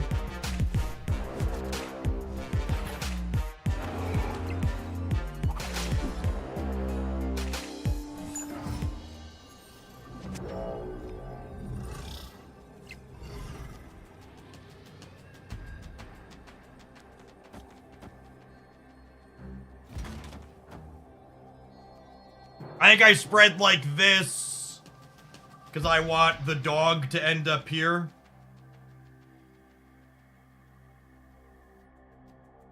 I just want Hawk, dog. Is their vision could end up anywhere? Do I need the dog to end up right, actually?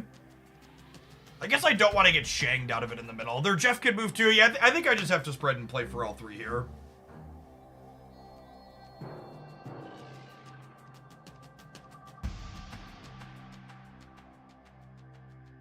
Hawk, dog, diggity dog!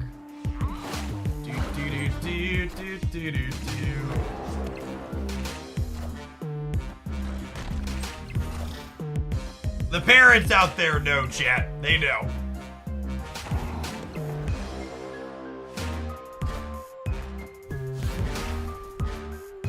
Don't shadow kick me on the right. Whoo! My sandcastle is safe.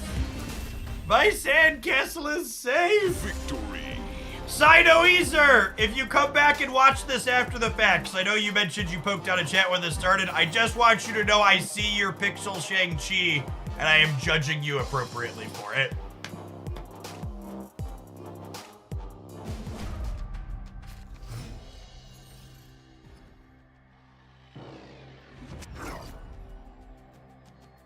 Oh, snap!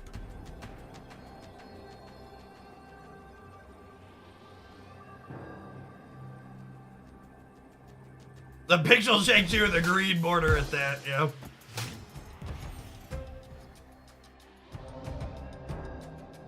Ew. Ew.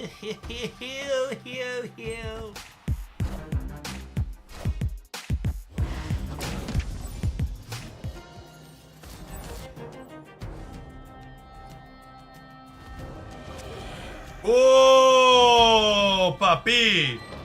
Puppy! Or should I say puppy? Puppy!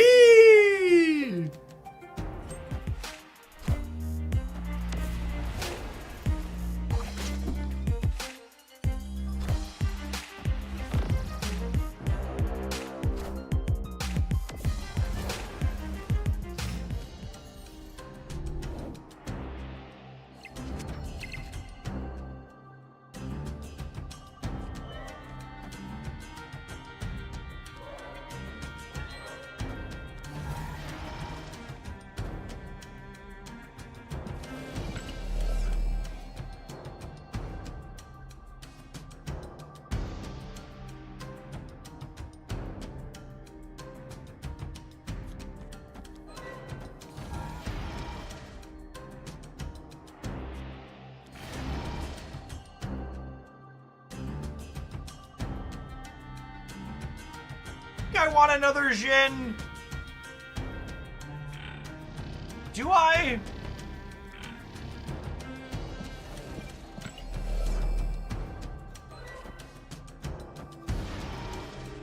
I don't think I do. Keeps two off the Kraven too.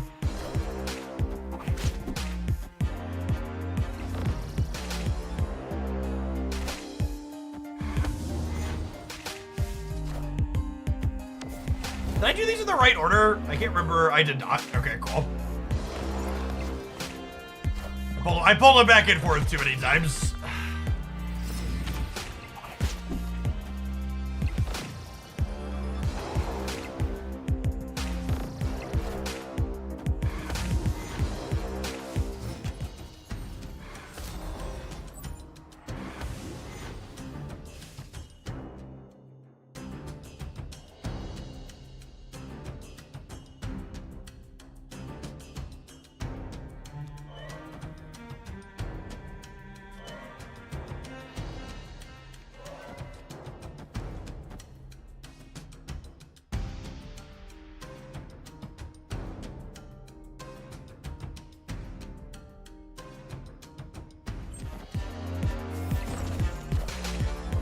I'm supposed to have another shit this turn.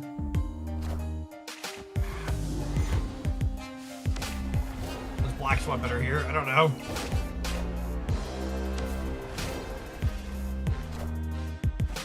And I'm only bouncing 1/1, yeah?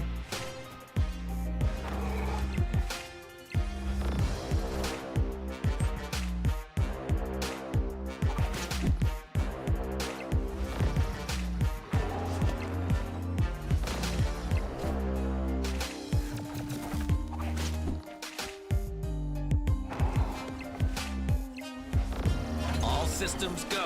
I have priority to Shangmi here too. Yeah, I'm very happy with my sequencing this game.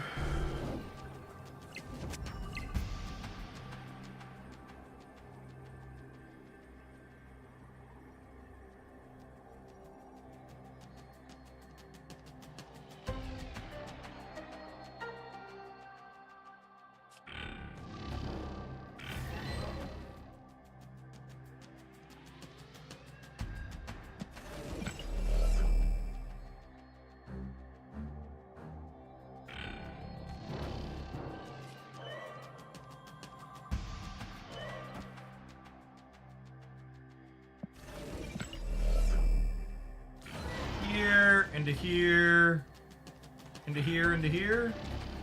No, I want the dog to end middle, I think. We'll go here.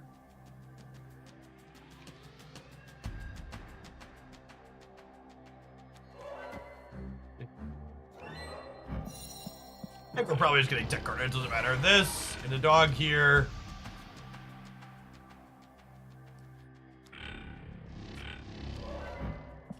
I guess the way this works out, I can't,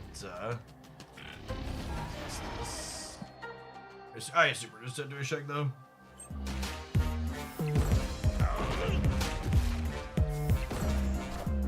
Oh, it's not gonna be big enough on the right, yeah. Maybe I should have played to be bigger. They actually didn't have Shag. I probably should have just been played to be bigger than 5 in the middle, yeah?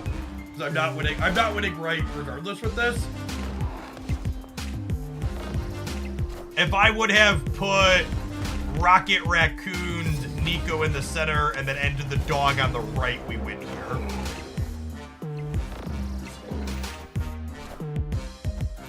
It's also a little overkill if they play Red Hulk left while keeping vision there, though.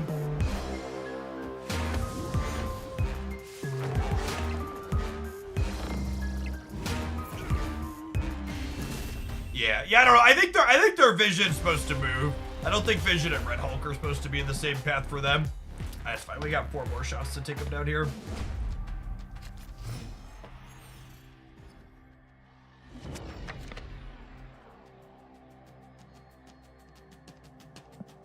Oh, snap. Opponent snapped.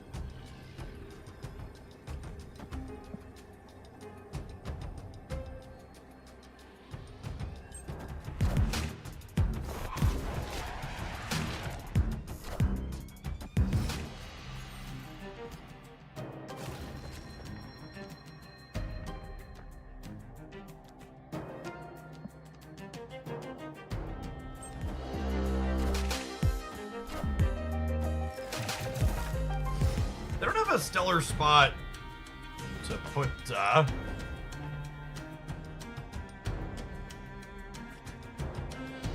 it called?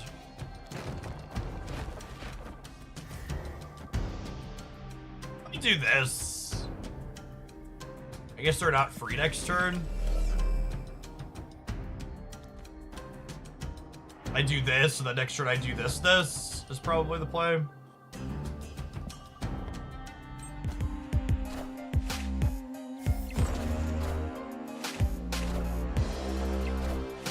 The Shukaguli is good for you. Kinda have to draw Hawk, right?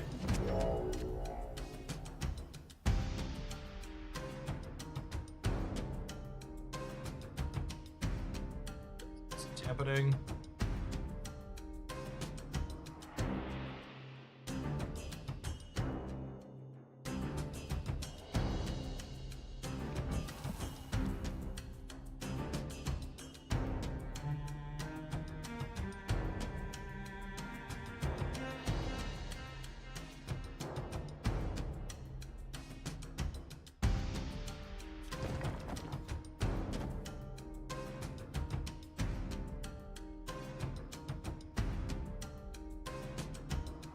I just do this.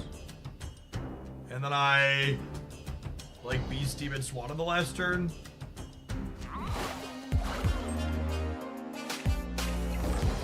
Friendly neighborhood Spider-Man here. Well, that makes me glad I fell in.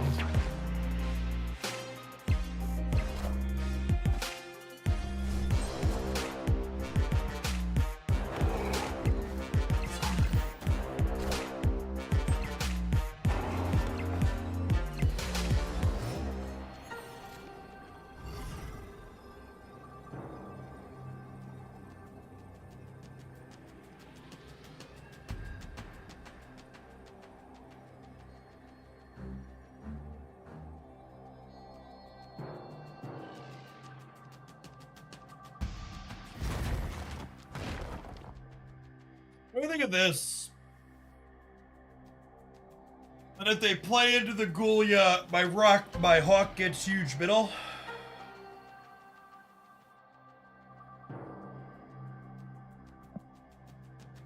I like that this plays for all three, which is good against Red Hulk.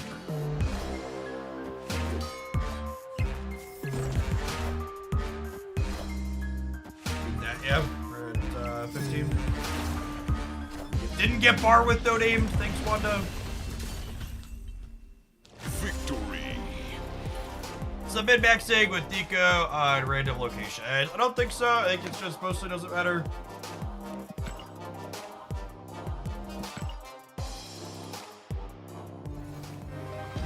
I suppose there's locations like Island that would have let them win the center. So yeah, maybe we are supposed to do it on the demon.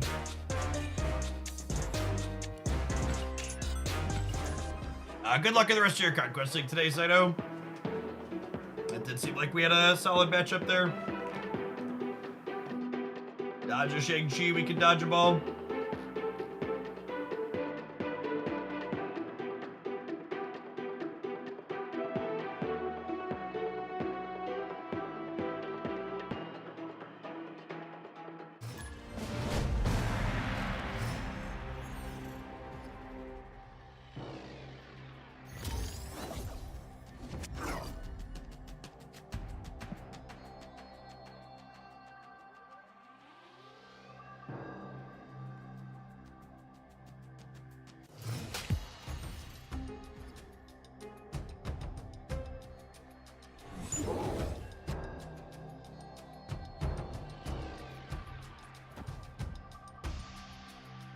Snap. Hood, into Rock Slide, into Werewolf, into Beast, Hood, and Rock Slide.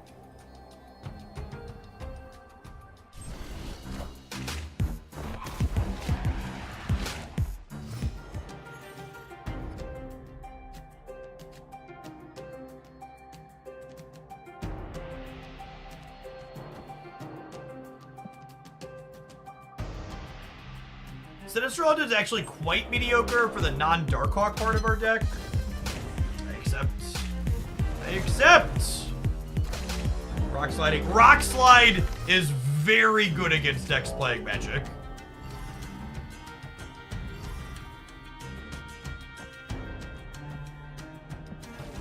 Do I need to get rid of Limbo here?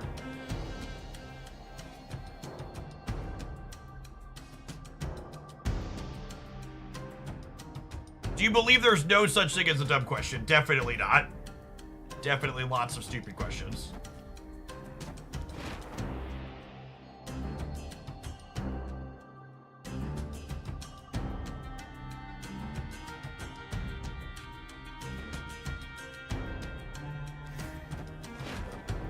Oh, I guess I need to get rid of this, though, yeah.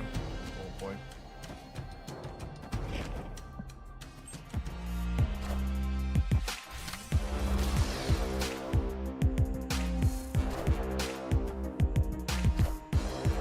Have you met chat? Fucking truth.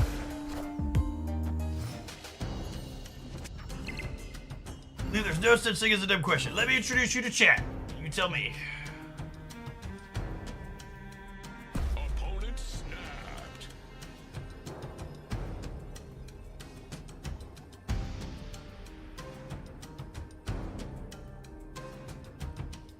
What the hell does that mean?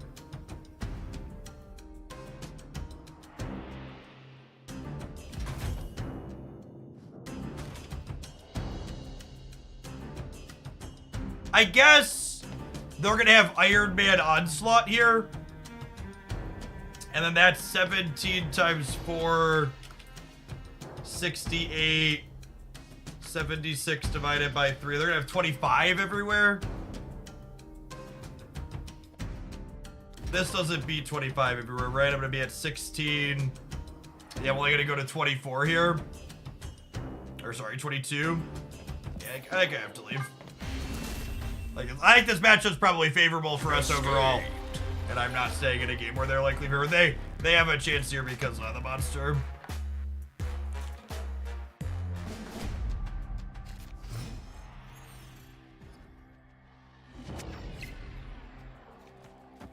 Oh, snap. What do you think would be a huge quality of life improvement needed in Marvel Snap? The timers in Conquest especially need a complete and total overhaul. You should not be able to run down your full turn timer every single turn without punishment.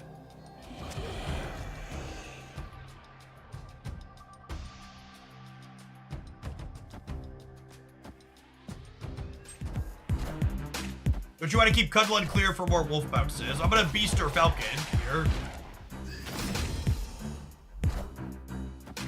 Faster collection track opening. That's a bug fix, not a quality of life improvement. Those are different.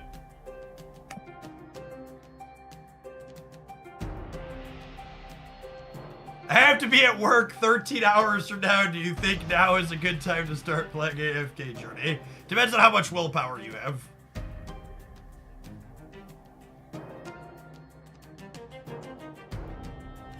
And yes, they are working on addressing how long it takes to claim things off the track.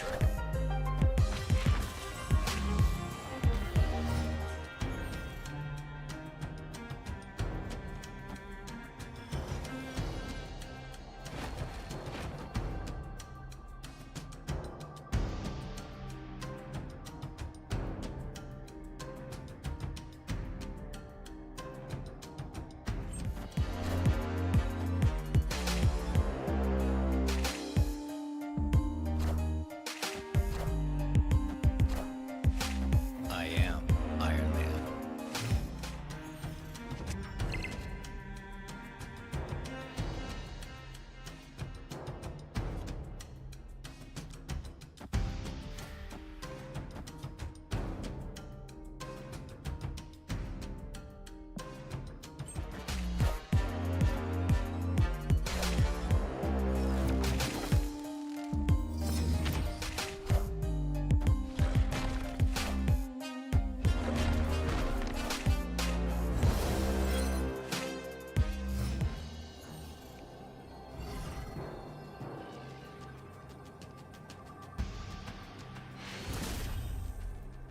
Victory. Why is it that every bounce deck comes with a free Crimson Cosmos? Because you just vividly remember the Crimson Cosmos games more frequently when they host you.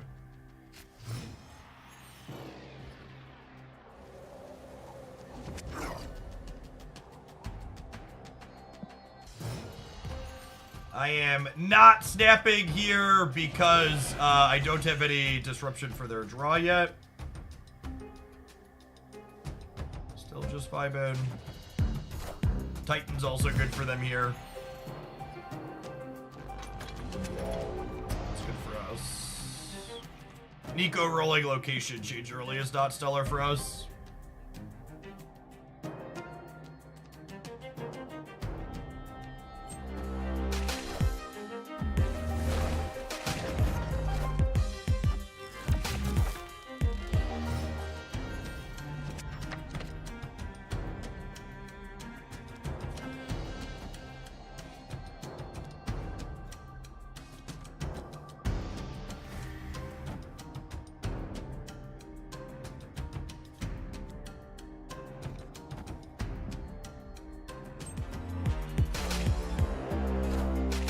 Behold my mighty hand.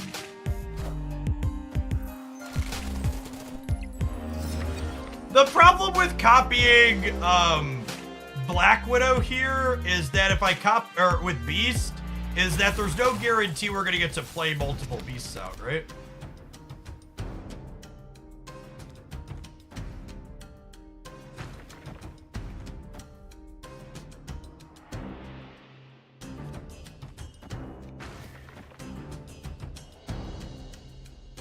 Oh, snap.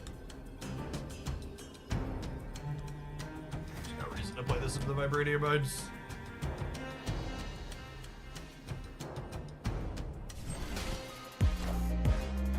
I am Iron Man.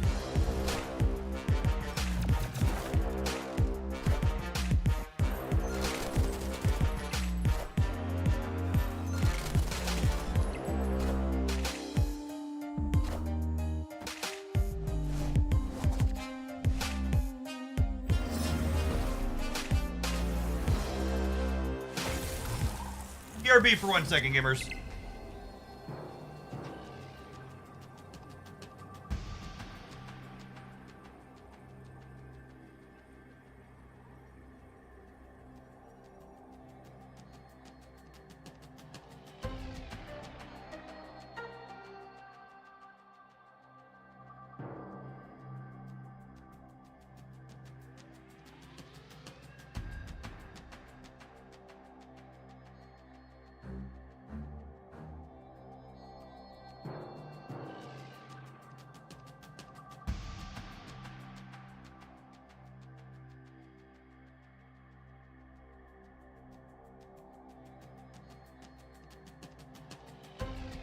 Oh, the fact that they played into this early makes me think they already had the combo in hand, yeah?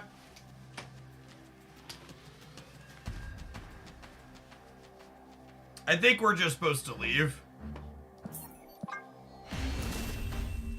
I don't think I'm supposed to give them 4 cubes here.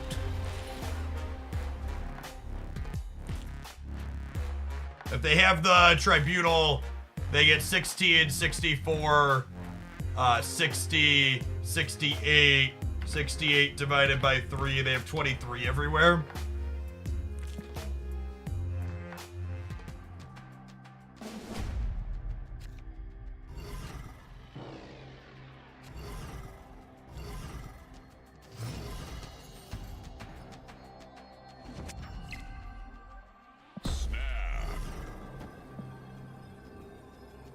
I'm just snapping openers that have mixtures of Korg and Black Widow in them.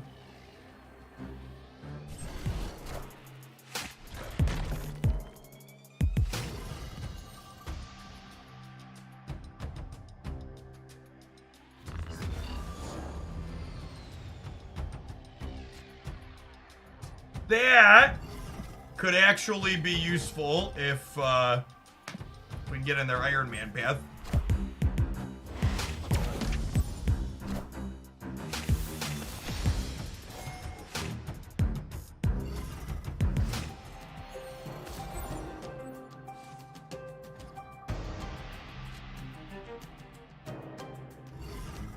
So amusingly, being able to beast their reality stone here is actually kind of funny, yeah?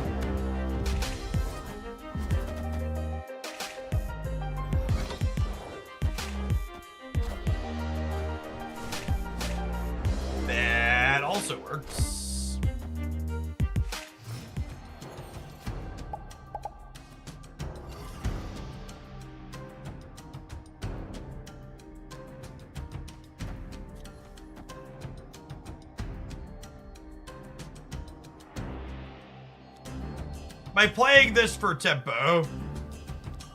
I don't think so.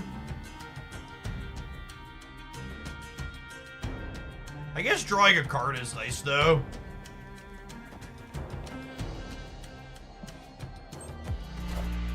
Yeah, they're just playing here every time, basically, yeah. I don't know if I'm comboed.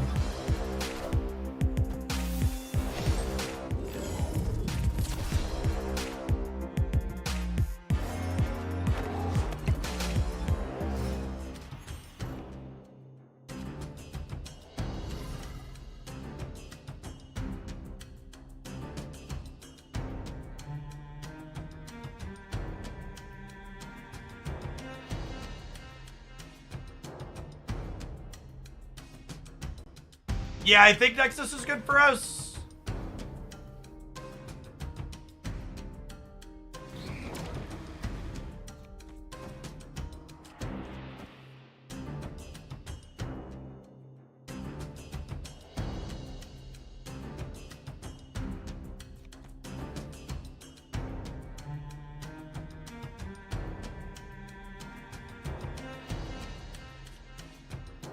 Am I beasting these back? I think I'm beasting these back. Swan plus beast middle. No.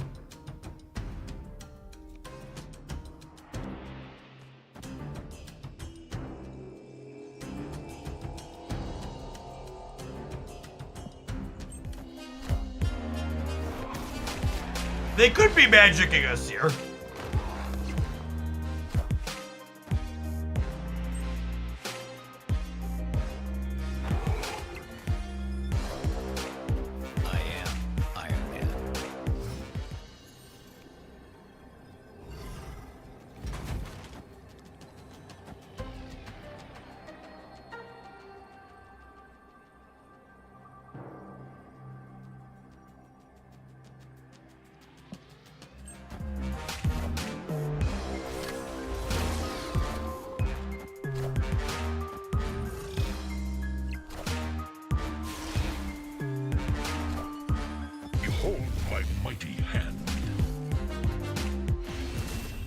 We were winning even with Demon there, but the Soul Stone, some extra, which is nice.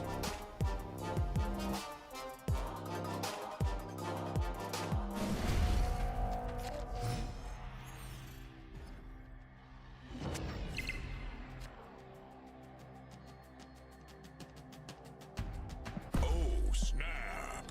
Hey, Crockett, thank you for the 52 months. I appreciate that. Welcome back. Would you like to make this the one?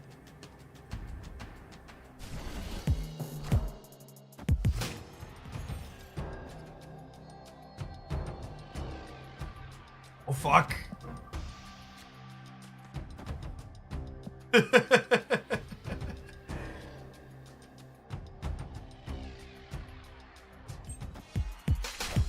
So I'm pretty sure this is a matchup where I need to prioritize disrupting them as opposed to building the wolf up, he says, before Lemuria happens. Awkward. So, before this flipped up, I was going to do this. So that way I could prioritize bricking more of their draws more consistently. But now that's obviously not an option, so we'll play the dog.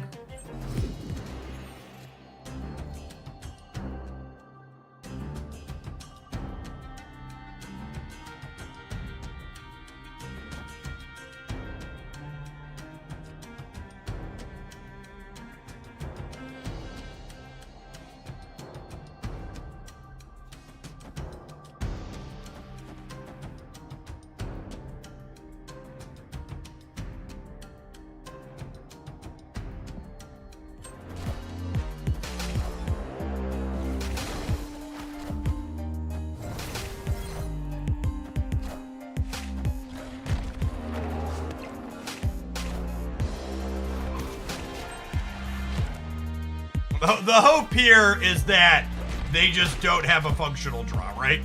That's what we're hoping for. We're hoping all of our disruption makes that not happen. Lemuria definitely helped it, though. Anything they can play is free.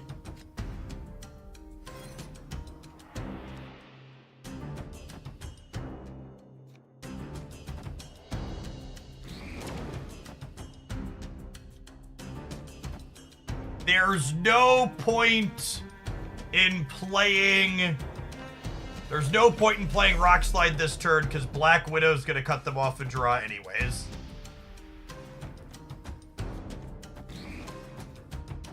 I'm gonna have plenty of energy, yeah?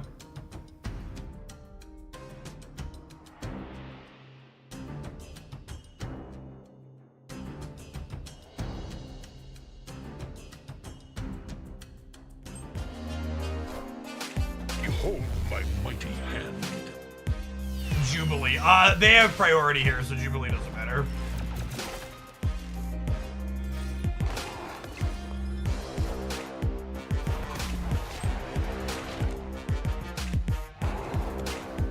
I suppose playing for priority going into the last turn could be relevant with like an Iron Land. Okay, and then they have one card here, yeah? Because one of their cards is Widow's Bite. So long as so they have 15, 22, they have 31 with Living Tribunal. So I need to beat 10 everywhere while also playing for every location. This isn't scary, chat. They have one card in a Widow's Bite.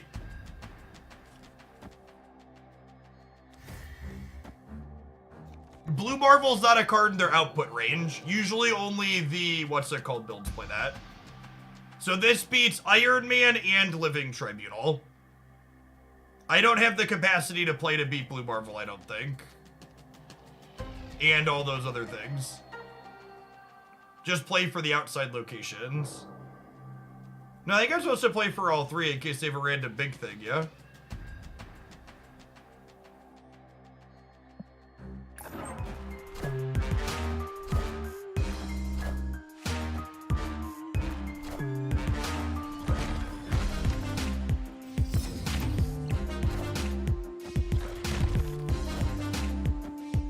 The mystery intrigues me.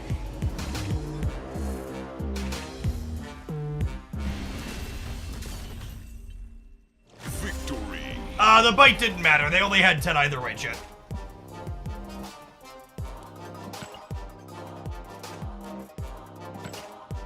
Is this deck competitive?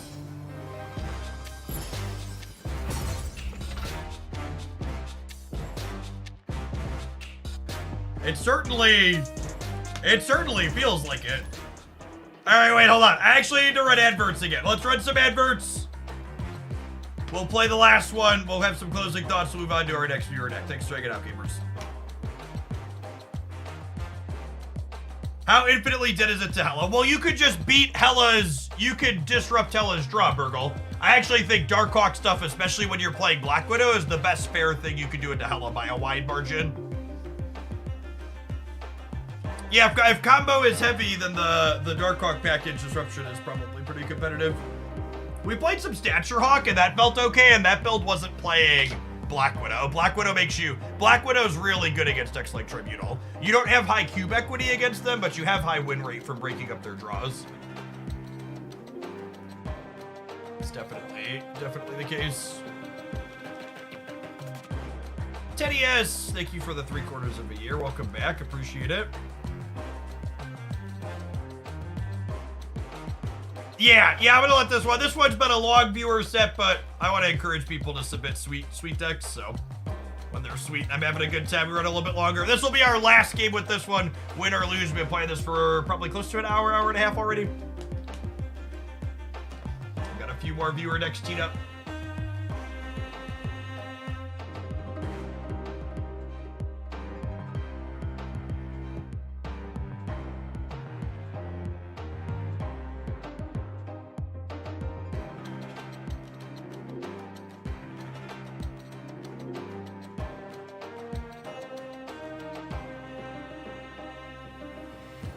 Going on, Titan Killer. Thank you for the 11 months. Appreciate that. And Whoopie Whoopie.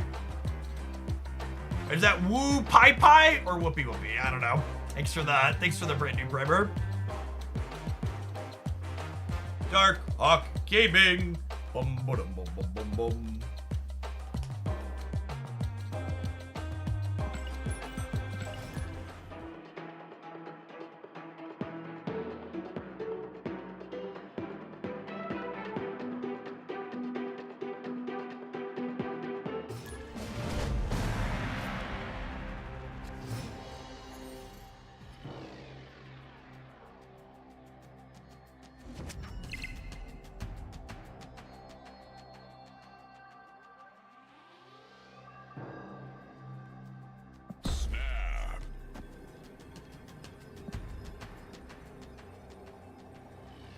Chat, if this is wrong, then I have no desire to be right.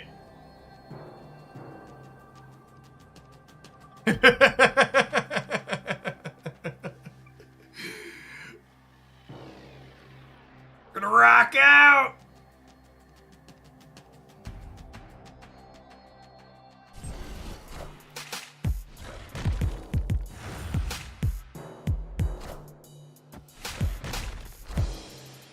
Do you do this when you don't have Falcon? No, probably not.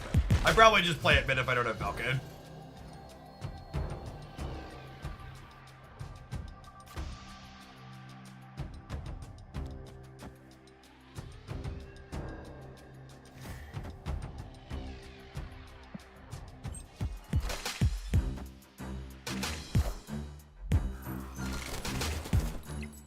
When your Subterranea is one-sided, gamers.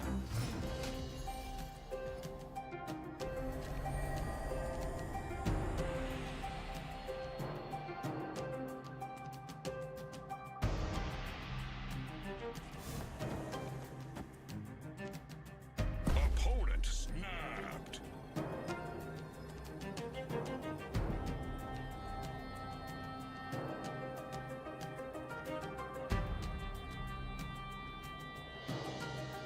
Snapped his back.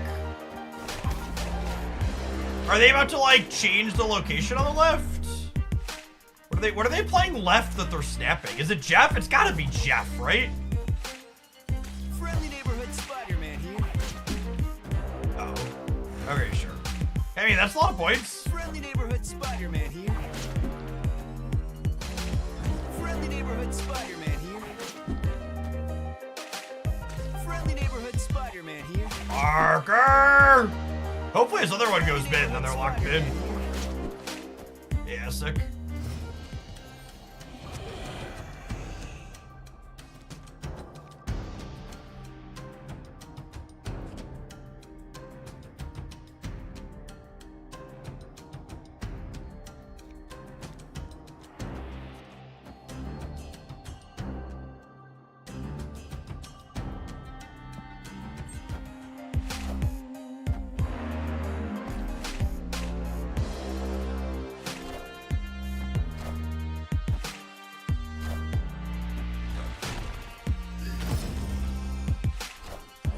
Maybe I'm supposed to Nico and then Beast here.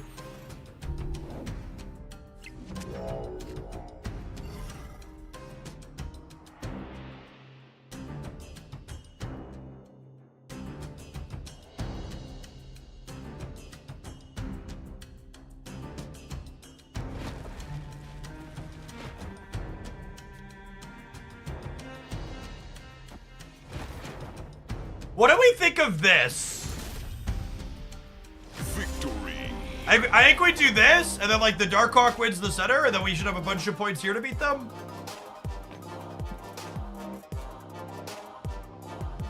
You got 4 cubes. It does look like we got 4 cubes. One-sided. One-sided Subterranea. Slightly above average.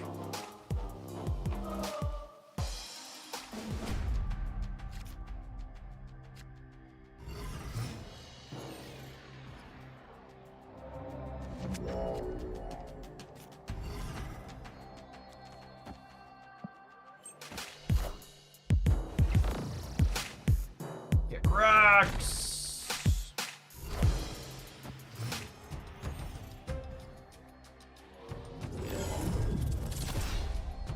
They were doing the classic Ben Broad snap back with a handful of rocks. Fair.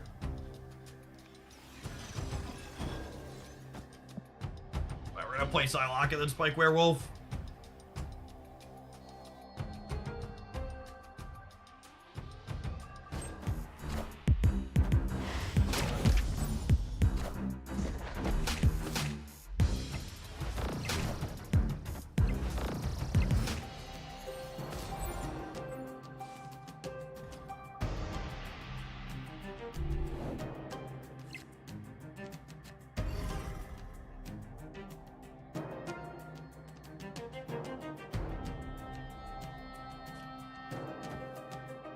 That's an interesting one.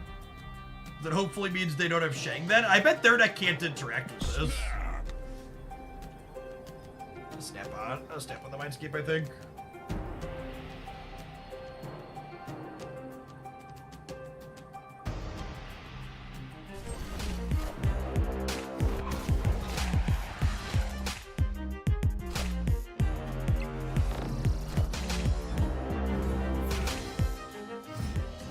A Red Hulk? For me? For little old me? You got me a Red Hulk? Aw, opponent, you shouldn't have.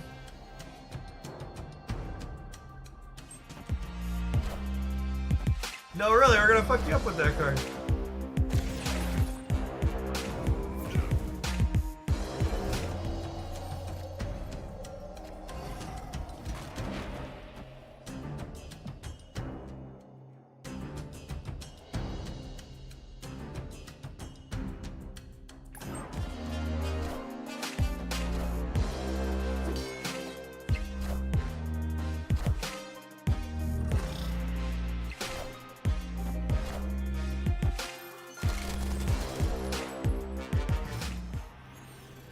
I don't know that my body's ready for them to draw their Shang-Chi. Yes! We have their Shang-Chi too! Hadouken! Shisha!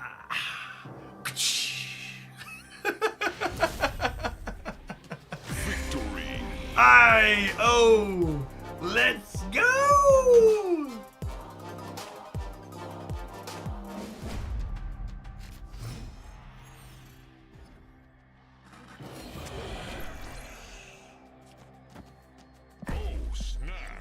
Oh, snap!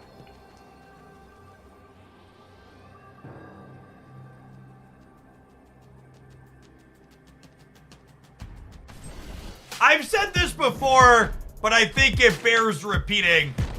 I would really love it if after they adjusted Hela down a little bit, if this deck the opponent was playing became the best deck in Marvel Snap. Really just truly think that when this style of deck is the best deck in the game isn't such a good place.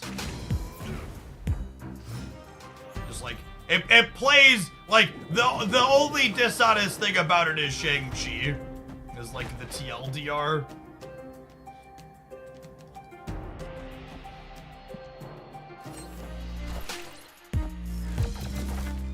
Friendly neighborhood Spider-Man here. Good job, Pete. Appreciate you playing for the home team.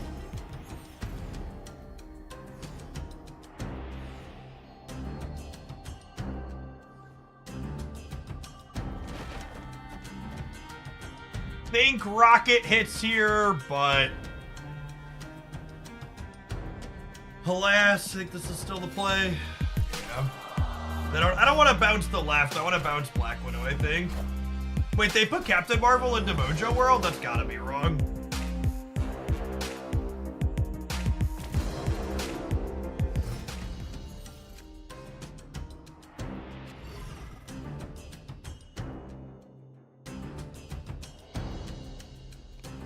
Opponent snapped.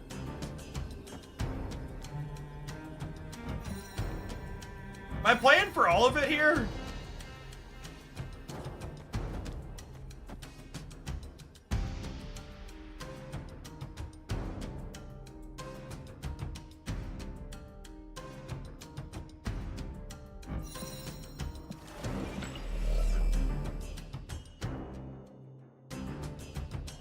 They have Red Hulk in their hand we're aware of.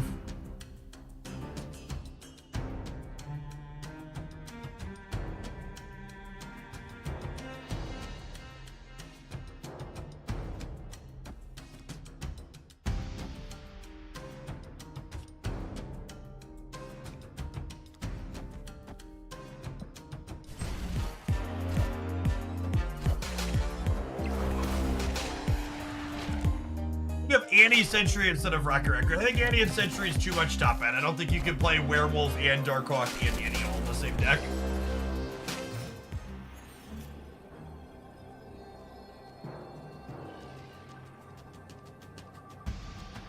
You could left because I don't think I want to give them the left for free, is the thing.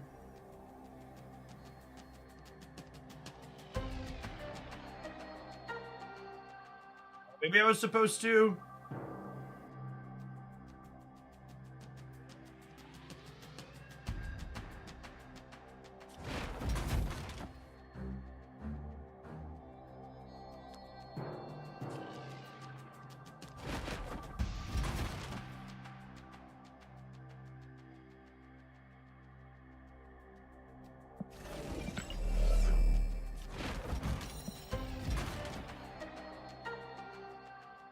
This loses to them just playing Red Hulk, right?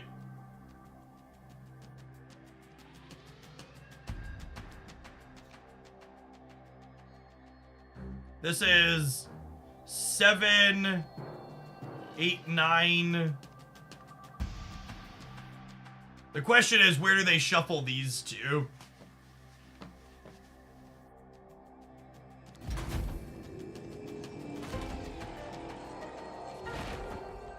That's a good answer here.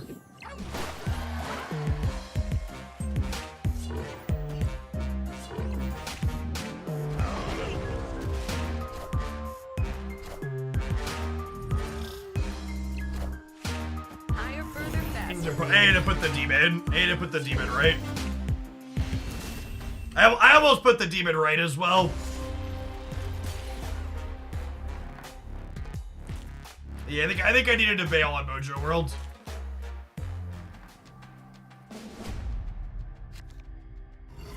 Bail on Mojo World. Close game. Well, that's close considering we didn't have werewolf.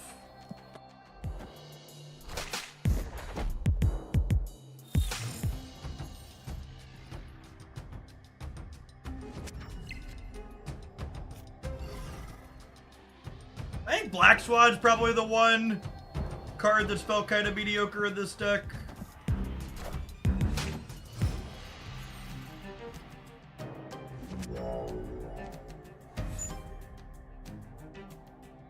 Well, maybe it's fine in a spot like this. I'll just be right to leave.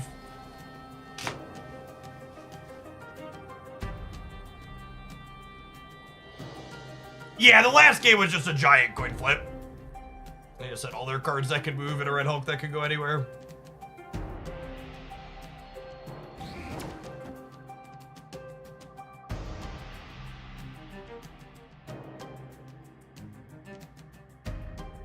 I don't have any bouncers, but I have Wolf and Hawk. 2 kitties actually isn't great for them. And Wolf lets me play for Quantum Realm.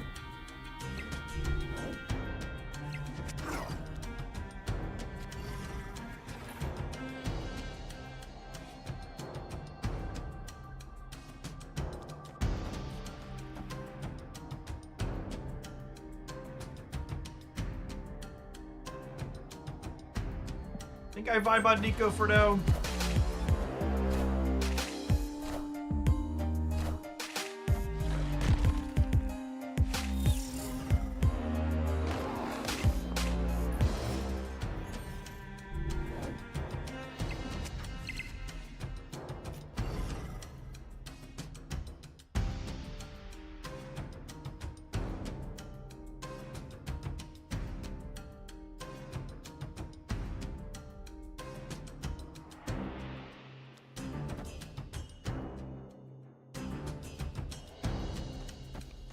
I think it's this to have the best chance to have priority, and then I have Nico, Korg, and Darkhawk to play on the last turn.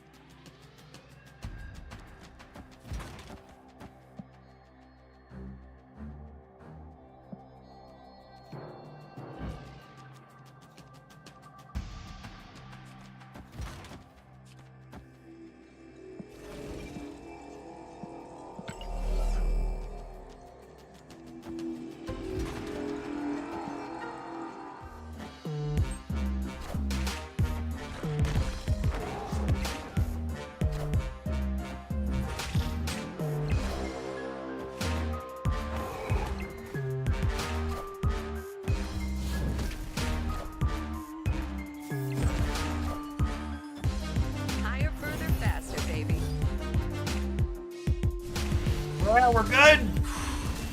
But a nail biter. Victory. Captain Marvel jumps to get them season pass XP, giving you a little bit of a scare. That's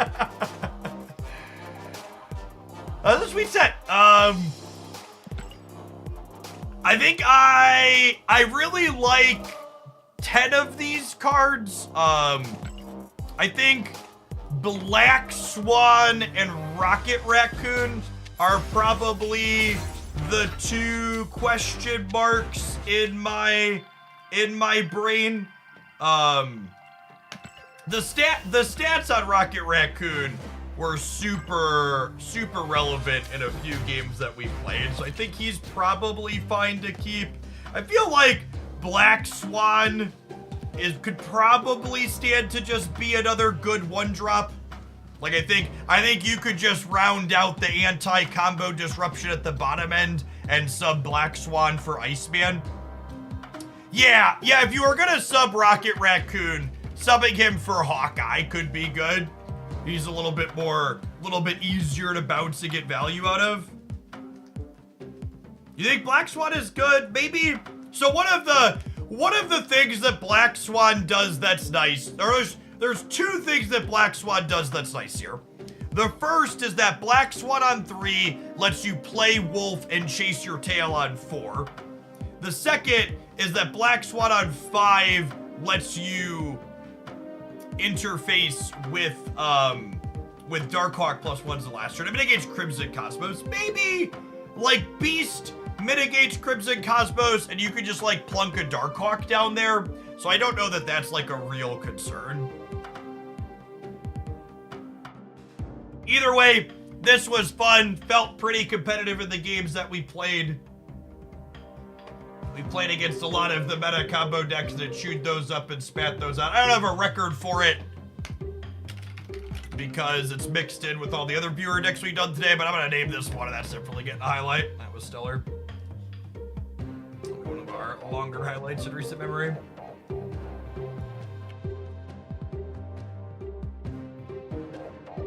Shop roll over here in a second.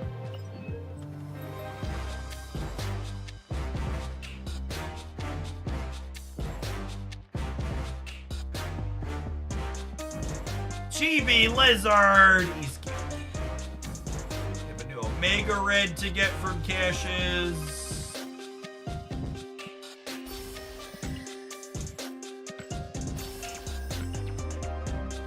R squared. Thank you for the 2/3 of the year. Welcome back. Let's open that Omega Red. That Omega Red actually might be best in slot, honestly. I feel like there aren't a lot of amazing variants for him.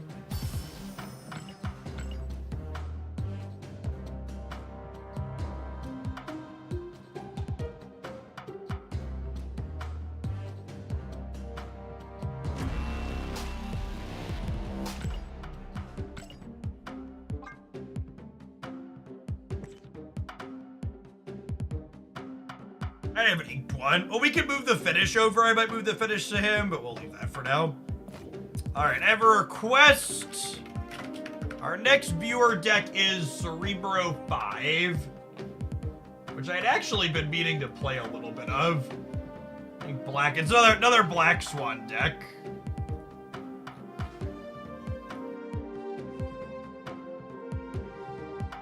Chanceress is all right. Used to play our Captain Marvel variant. Let's jam some games with this.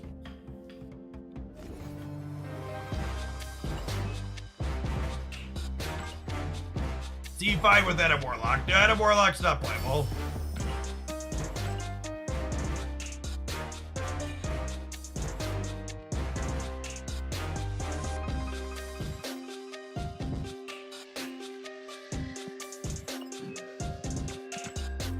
A lot of gold tickets built up. More of those.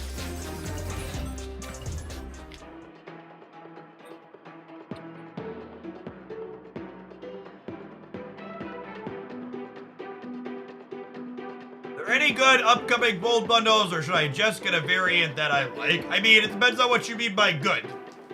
Every time people complain about there not being any good gold bundles, they can never define for me what good is going to be. What's a gold bundle rate that you would be happy with, or that you would classify as good? There have been a number of gold bundles in recent weeks / months that have like been better than some of the base rates. Throne room is annoying.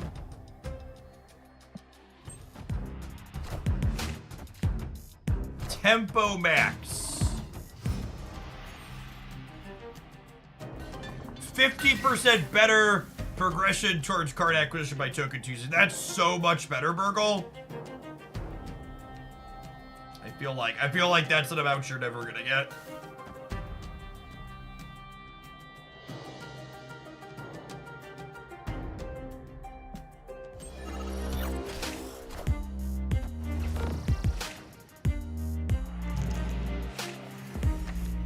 I really can't emphasize enough for all the people that are trying to measure the worth of various things that there really isn't a strict line or baseline for that. Something Second Dinner has very explicitly, intentionally done as they've adjusted their economy is they've made it so there isn't just a clean way to get any singular resource, and that's intentional. It obfuscates the value of things. It also means so people like myself are not able to give you strict, clear things. I don't think they're ever going to give you a bundle that's 50% better than Token Tuesdays. I don't think we've ever had a gold bundle in the history of Marvel Snap that's 50% better than Token Tuesdays at just base token value. Someone correct me if I'm wrong. I'm pretty sure we've had like some mixed currency ones that are like okay and are definitely better than Token Tuesdays, but like not 50% better. I think we're dead here. These locations suck for us. Their draw came together well. Escaped. I just want a gold bundle that's above the gold to credit ratio. They have decidedly not really been most of the gold bundles recently. Actually, pause. Here's actually something that I think is good and makes sense. The gold bundles in recent memory have been focused on collector's tokens, and I think that makes a lot of sense because people who are saving gold free to play are probably choked on tokens more than people who are spending money. Like, people like myself who spend money, we have collector's tokens literally coming out of our ears. It's a worthless currency.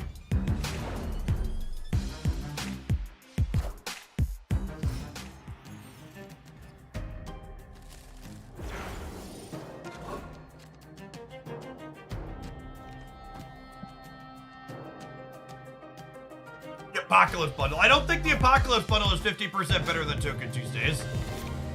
That had like 6,000 tokens in it, right? I don't even know what the value is. What's the numbers? Tell me what the numbers are. Don't just say random bundle name. Say, Jeff, that bundle had this currency ratio in it.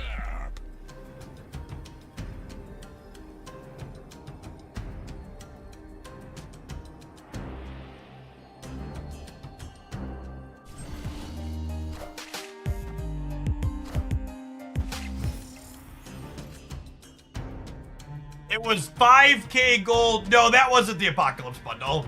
The Apocalypse Bundle was like a 6,000 or 8,000 gold bundle, right? The various calculators don't translate cleanly for what I'm talking about because they make assumptions about how you value particular bits of currency as a player. And those assumptions, I think, are silly to make. Okay, Captain Marvel's gonna win this game, yeah? She jumps left.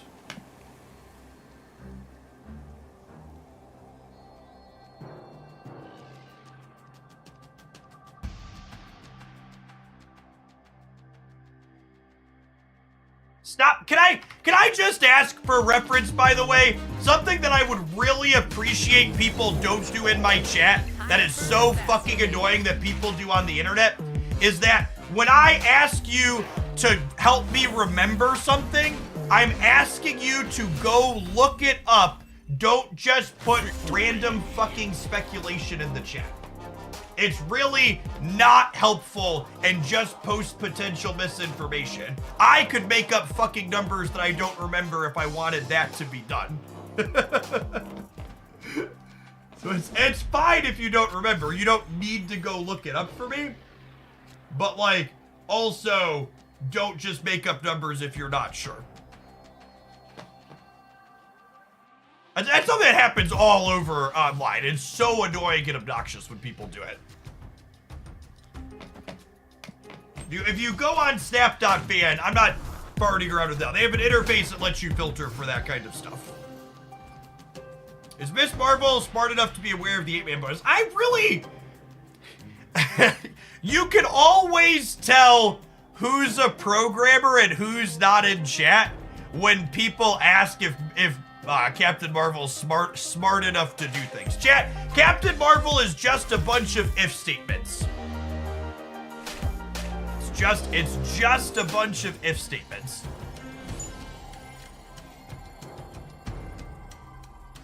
Captain Marvel literally just runs the simulation. If I go here, does my person win the game? If I go here, does my person win the game? If I go here, does my person win the game? That's what she does. That's all she does. If I stay, am I winning? No, check 1 move. No, check 2 moves. Don't play martyr, she jumps. Well, I'm gonna fill here, and then she can't jump to here, so that's fine. Oh, snap. So I'm just gonna make sure to fill left here as a priority. Victory.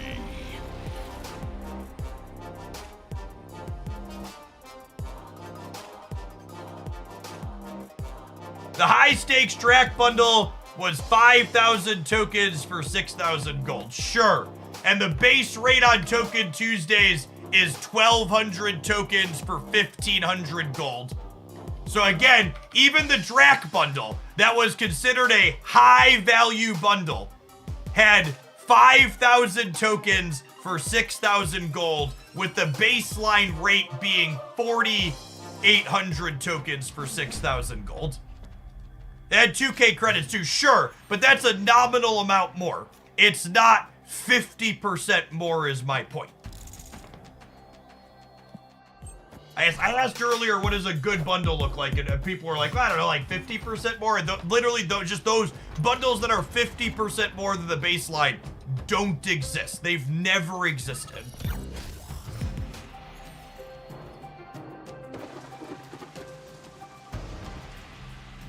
All right, not a Cerebro game. Got it. Like, you ever had a bundle that was more than like 40% above the baseline? Yeah, that tracks. That's what my memory agrees with that.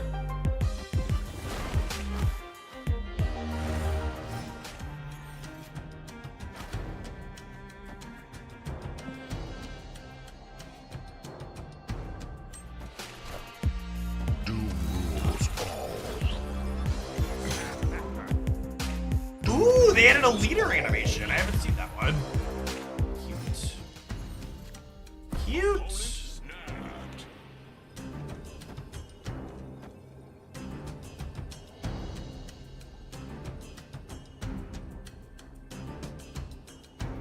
Probably getting Sandmanded.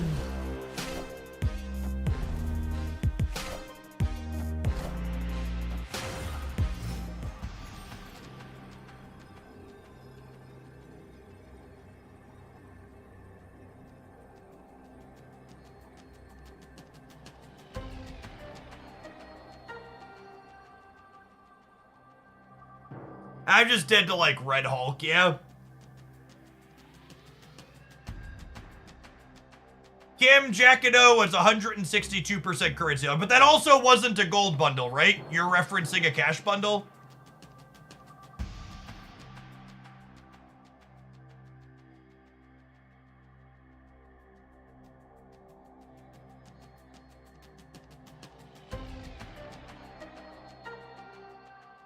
I'm losing to Red Hulk played here, chat, on the right. I can't beat Red Hulk right. Escaped. Queuing up with a Black Swan deck and immediately hitting Sandman is a Marvel Snap experience.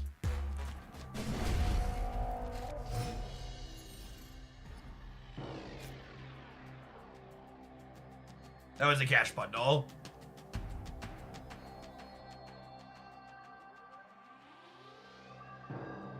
Well, that's the other thing too. Someone says Jackano, and like, there's which one? which one's the next question?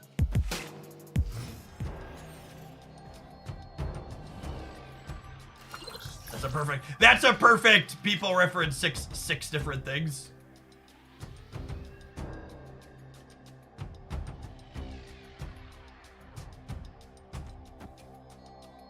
Sure, but again, if you're referencing the first big Apocalypse bundle, that also isn't a clean 50% better than Token Tuesdays, because it wasn't just tokens. It had a bunch of credits in it.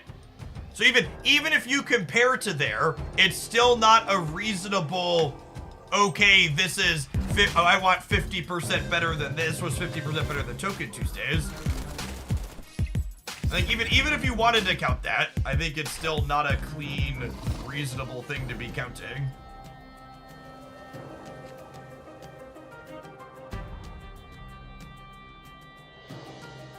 Yeah, these locations have not been kind to us. I think I'm only one more time. We'll probably play for all of them in the next game, just so I don't feel like playing against Sandman anymore.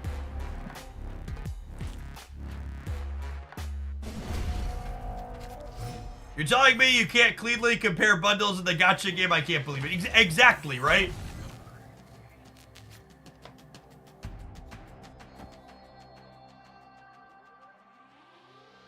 That's also true. That's a good shout. The economy was a different place where the Apocalypse bundle was offered, because like now those 9,500 credits turned into spotlight keys, and back then they didn't.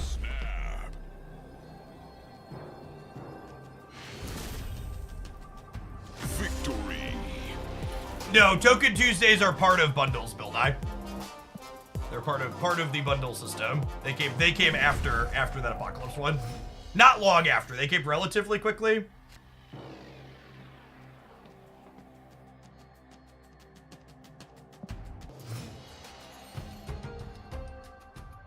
Matless Young, thank you for the third of year. You want maybe what qualifies as a hot take? I think based on the feedback in chat so far, this might qualify as a hot take, but let's rip it off here. I think there is a strong argument to be made that other gold bundles not being meaningfully better than Token Tuesdays is potentially a feature, not a bug, because it allows people to actually buy Token Tuesdays and not feel bad about it, as opposed to just using them as a price anchor.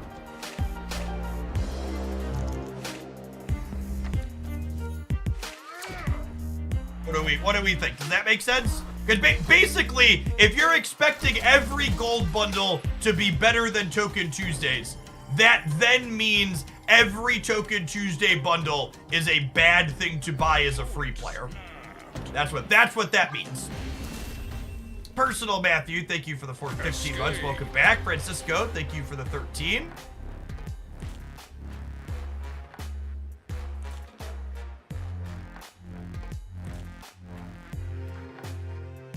I think Token Tuesdays should probably be comparable to a lot of the other gold bundles, so that way people that want to spend on those can do so and not feel bad about it. Oh, snap.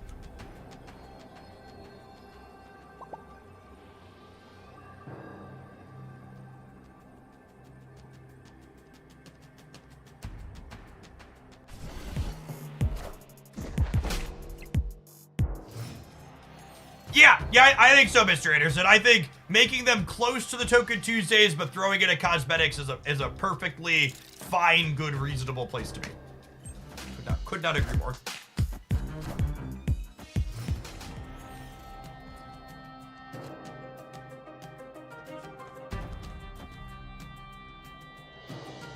People need to stop. Nope, can't stop, won't stop.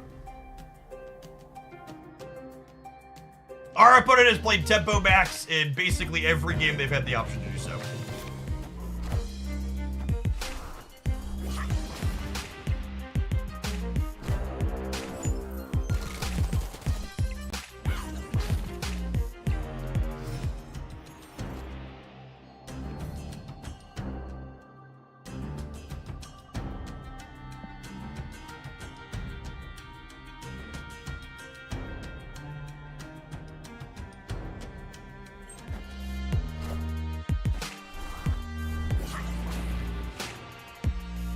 Oh no! Now I can't put another 5-power thing in the middle. They locked me out. Rip.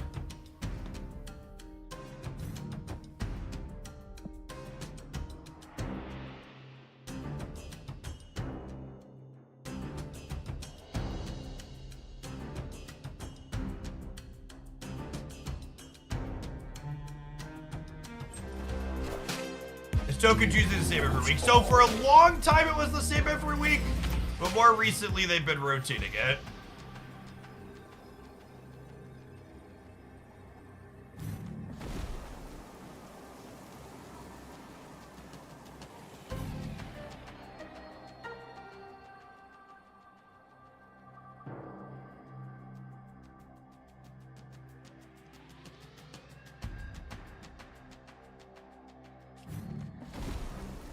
I think it's this. This beats leader. It beats them playing one big thing. It loses to Jeff plus Crossbones. No, we're beating that. I think this one's most of the time.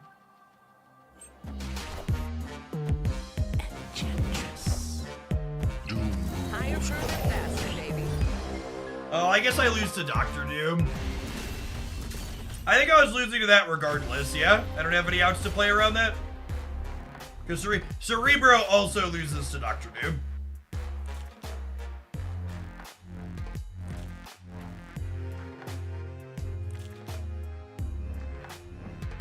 Alright, have some adverts. We're gonna play some more matches with this against something that's hopefully more interesting than Sandman when he gets back. Says local man about to lose to Hella.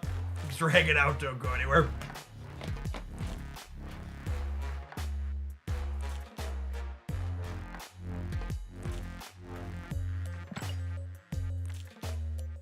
How does Monster Metropolis work with Cerebro? It'll take your Cerebro bonus. Yeah, Sandman with Hella is a deck. That is accurate.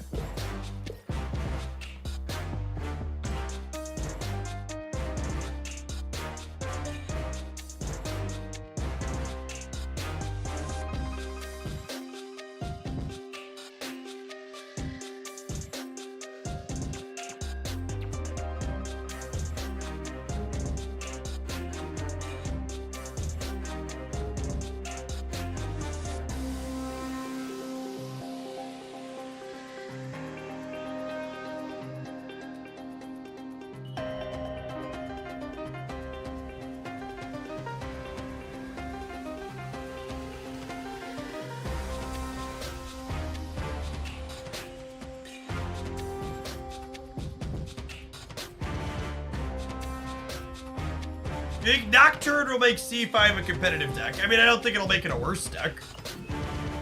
I don't think Cerebro 5 is capable of being competitive against Hella. However, you have Enchantress, so you're at least competitive into Living Tribunal stuff. But I think this is one of the decks that, like, maybe you're fine into a bunch of things like movers. But obviously Sandman's gonna give our Black Swan deck fits. And then things like Hella that would go over the top of us are going to beat us up as well. I am looking forward to Nocturne in general, though. A card that can get rid of Crimson Cosmos is like everything I've wanted for Christmas for so long.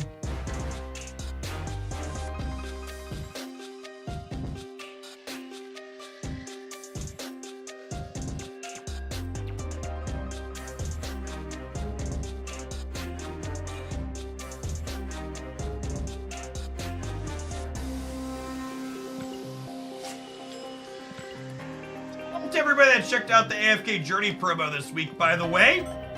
And 116 people get Residence level 40 to be able to claim a free sub to the channel as a thank you for checking them out.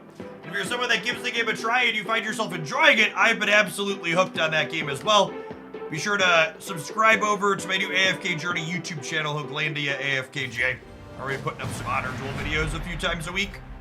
Their drafting mode is a ton of fun.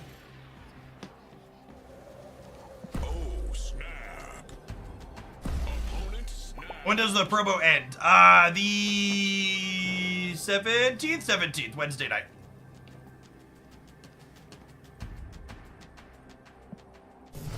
The problem with tokens for me is it feels like poor value to use 6,000 tokens for cards that aren't perpetually Series 5. My mind is still back when Series drops are more frequent. I want to spend more on Series 3 or 4. Yeah, I mean, well, you're just describing why we have, what's it called now, right? Like, that's the reason why we moved away from collector's tokens, is people. Folks like you just would never spend them. It feels optimal to never spend the resource is accurate. That was the entire reason spotlight caches are now a thing. Like, for as much as gamers will complain about the fear of missing out that spotlight caches generate, they actually encourage people to use their resources.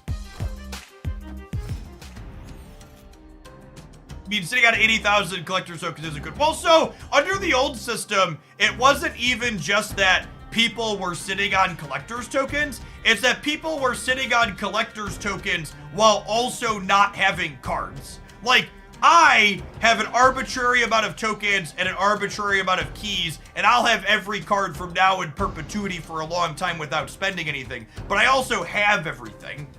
The big problem with the old system was that there were people who were missing most of the Series 4 and 5 cards, but they were like, I'm never supposed to spend on anything that isn't perpetually Series 5 card because it's optimal to wait. Like, I think you could genuinely make the argument that they overcompensated in the other direction and that they kind of minimized and made cards too cheap and easy for whales to get. Because, you know, knowing how many other whales are in Hooglandia and in this chat, there are lots of people that just, like, have piles of extra resources.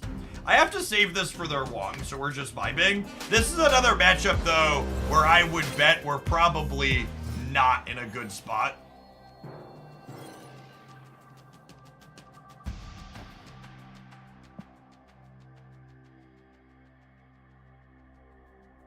I would be incredibly surprised if they don't eventually add other things to buy with your collector's tokens. They are very much aware of what I am describing. They're very much aware that there are lots of people who have lots of tokens.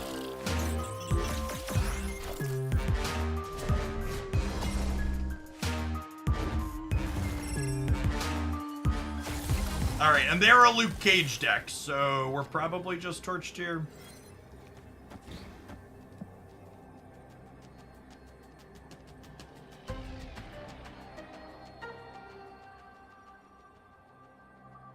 Yeah, I mean, your feeling around the token currency is the average feeling about it. That's why the system changed. Yeah, I thought this deck maybe sounded okay and was excited to play it, but queuing up into a couple of linear decks in a row reminds me that these kind of mid-rangey decks are just absolute hot dog water in this metagame.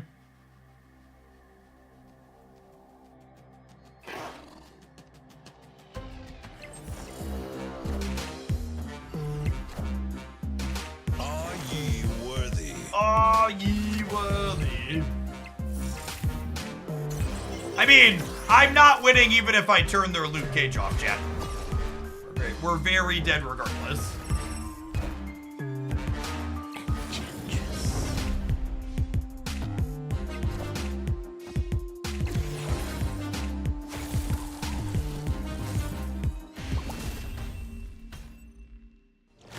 The longer they don't touch tokens, the more likely we are to purchase all the ultimate variants. Maybe I like loosened my spending on ultimate variants and like bought all the ones that I really liked the art on because I just had so many tokens sitting, but I don't expect to buy out all of them just because. I'm the type of person where in these mobile games, I'm not afraid to spend the currency I have on things that I want, but I also don't just like arbitrarily spend the balance because it's there. Like I'm fine letting it sit if there's nothing nothing I'm interested in getting. I have 7 ultimate variants. I think I have 5 or 6, maybe. I have Jane, Armor, Angela, Iceman, Mary. I have at least 5. There might be a 6th one I'm forgetting. Oh, snap.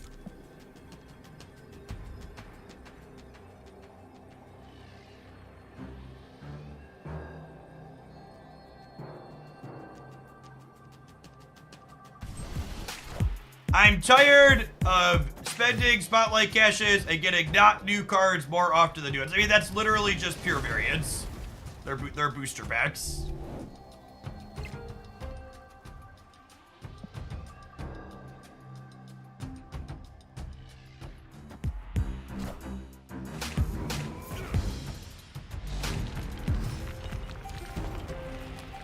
Hey, thanks, SoCal, will do.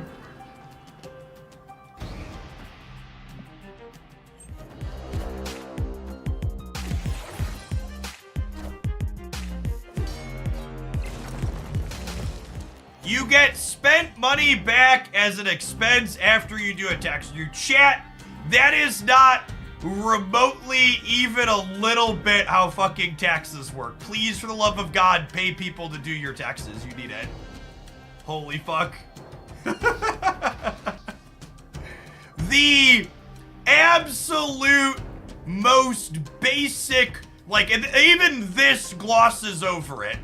But as a content creator who gets to write off purchases that I make related to things, the best, closest way to describe it is the money I spend on things like Snap, very loosely now, I can't emphasize loosely enough here, essentially doesn't get taxed. So it's not like I get $6,000 for free or $6,000 back on my taxes because I spent $6,000 on Marvel Snap last year. It's like I get whatever my effective tax rate was of 25%, whatever it was for the year, and I don't pay that percent in taxes. That's functionally the closest thing to describing how the system works for someone like me. It's not free. It's like a 20% discount.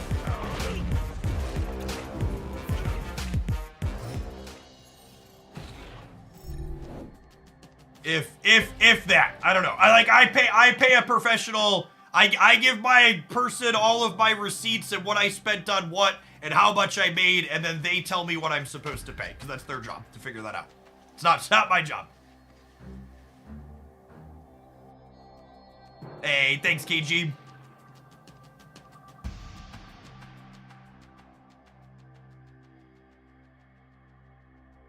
Yeah, like genuinely, the Honor Duel mode in AFK Journey is the most I've enjoyed a game since I played Snap for the first time. It just clicks something special. Duels all.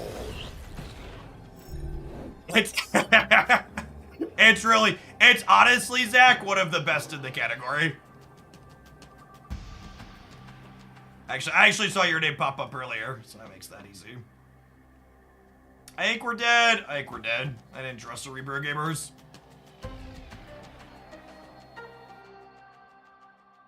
Even if we drew Cerebro, our numbers just weren't big enough here, yeah.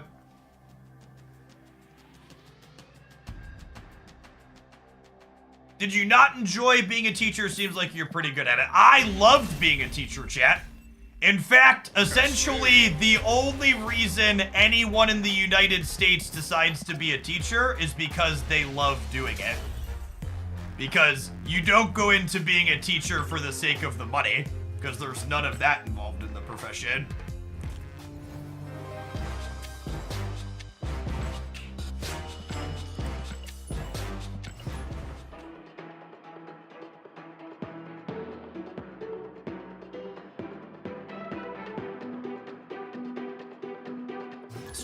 This job lets me get to be a teacher in a unique kind of way while also getting to decide when I don't want to deal with a student and tell them to please go away.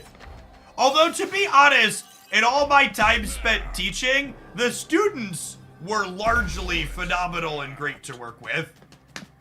I only went to grad school after getting my certification to teach high school because parents sucked.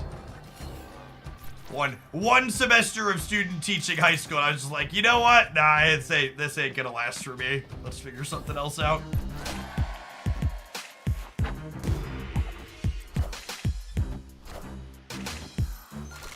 I wish I could time students out sometimes. Yeah.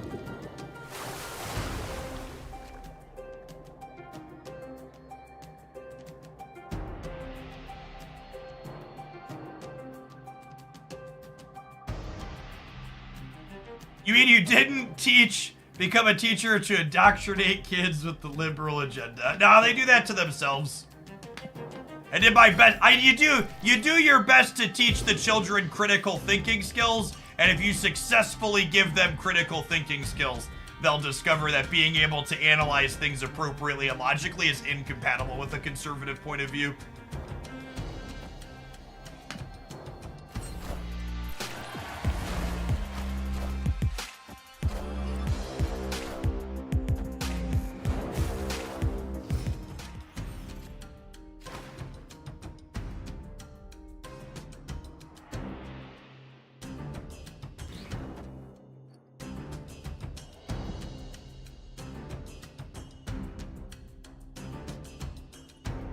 The middle here.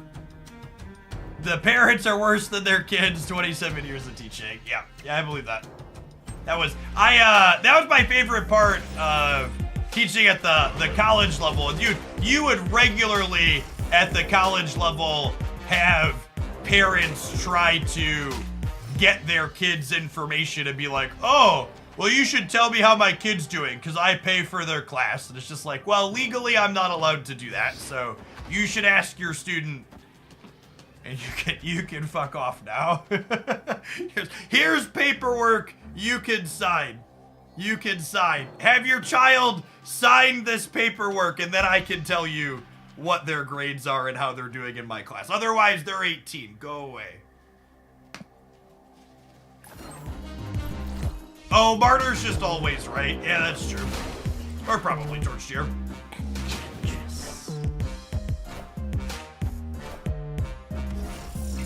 Their martyr jumps and then my martyr jumps? What a funny endgame.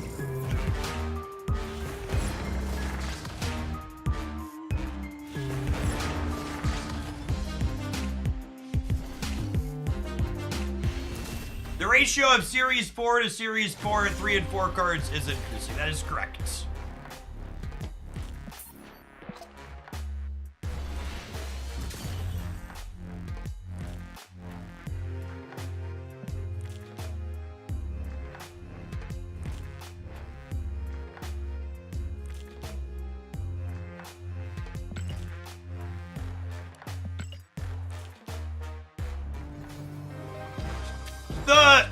The number one thing to point out about Spotlight keys is there's people, I've heard other people get hung up on stuff like the ratio of Series 5 cards to Series 4 and 5 cards.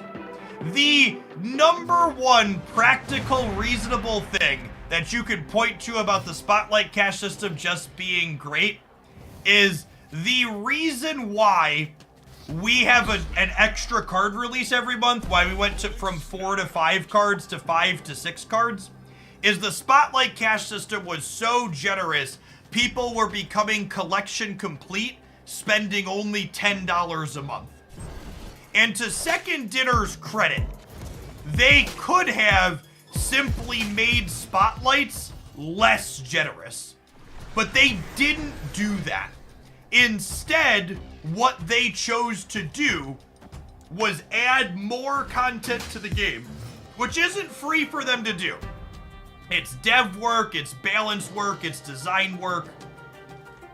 They added more content to the game rather than reducing rewards from what they had added.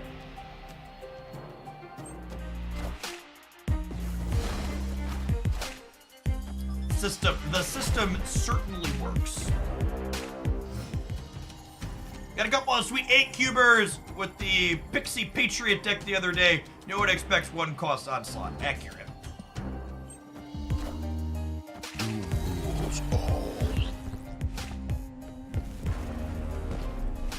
I work at a university. One of the best feelings is getting to tell an obnoxious parent I have no obligation to you since your child, a legal adult, signed this contract instead of you.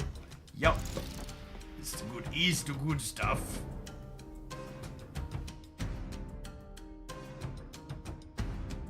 I think unfortunately I'm gonna end up with priority here on the last turn, which makes Titania a little awkward.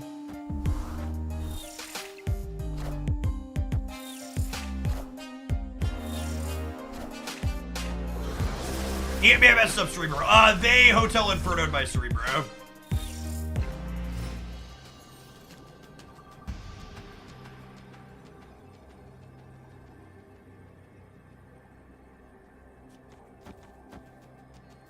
think they're least likely to play center.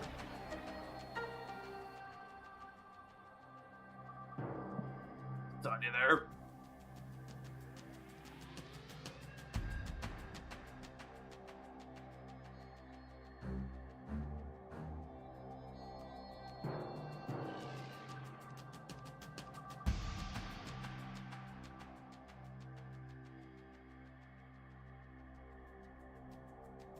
Arnim left. We are beating Arnim left here. Or Arnim right? We're beating Arnim right.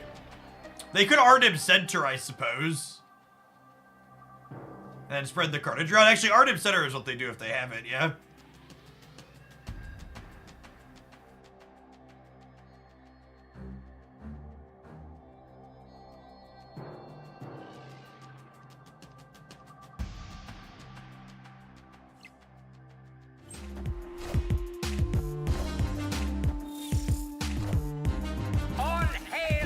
It didn't matter where we played the Titania here, chat. They're gonna have enough numbers everywhere that we're dead.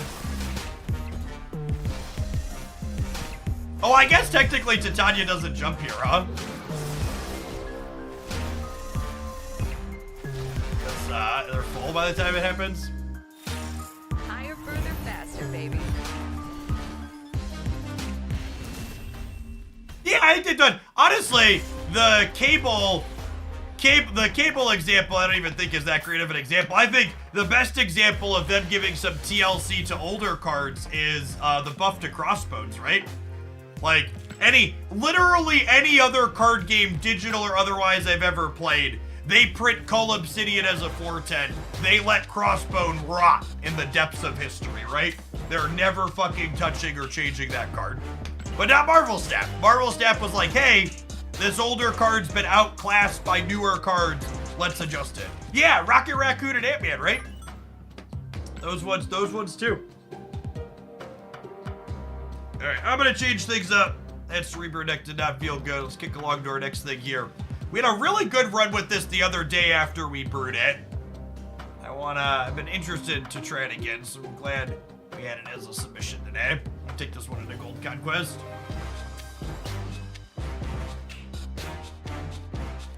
Yeah, it's very common outside of card games too. MOBAs are notorious for power creeping old releases and just leaving them rot so people have to buy the new ones.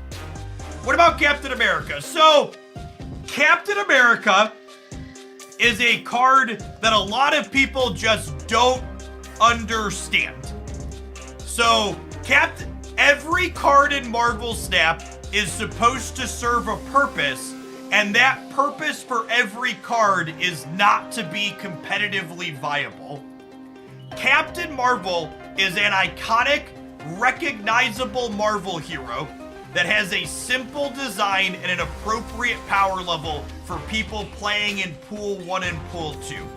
And it is important that there be recognizable Avenger-style characters for people who are coming into the Marvel IP, so they have a character that they know that they're able to play with right away. If you have just a bunch of no-name Marvel characters that are more vanilla things like Captain Marvel that are there to help you teach the game and play early on, you'll lose a lot of people who are Marvel fans.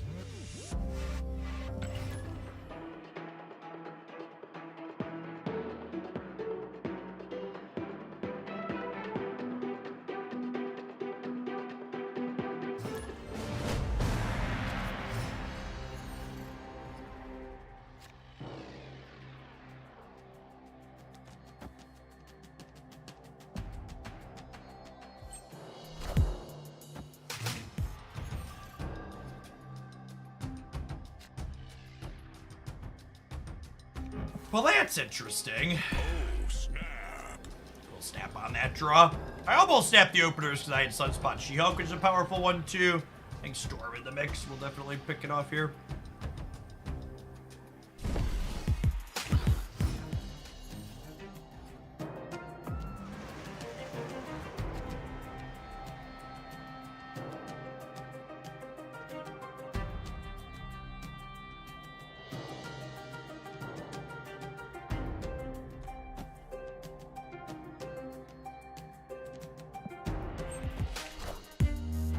Wind, aid my hand.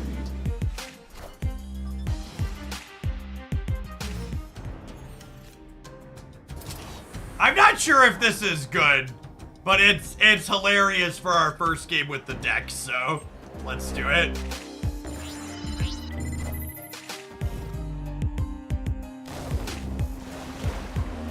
So again, War Machine lets me play Legion into here, which then hard locks the locations. And then we get to soak another 6 into the middle. If they have a big Modok here, they could get us. If their Modok is really good, we could lose this game.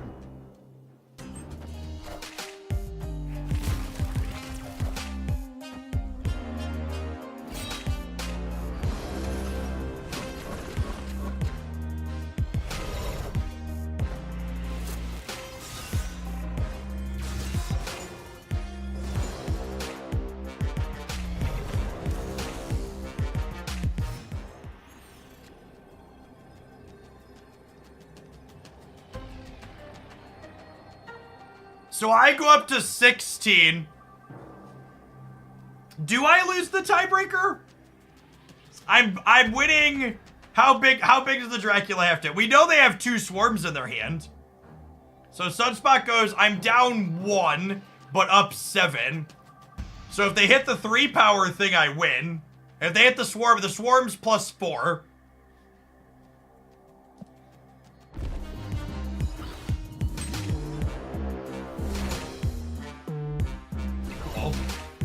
Got him. Victory. For the record, this combo, I think we played this deck for almost an hour and a half last time, and we never did that. I think that combo's not amazing and probably doesn't come up that often. But it's nice when it does. Oh, right, I'll leave. Our opener is good, but Karmartage is really good for them, and I don't have Storm. This deck is bad against Tella. Insert that is basically true of every deck in Marvel Snap. That's not hyperlinear.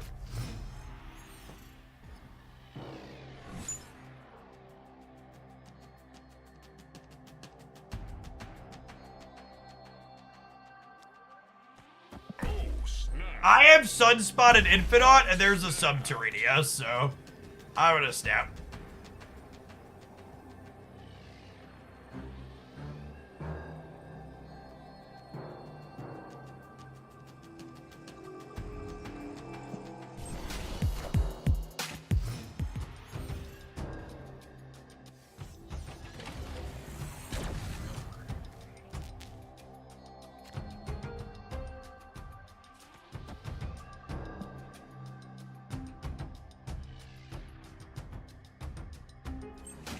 I wanna soak up some sun.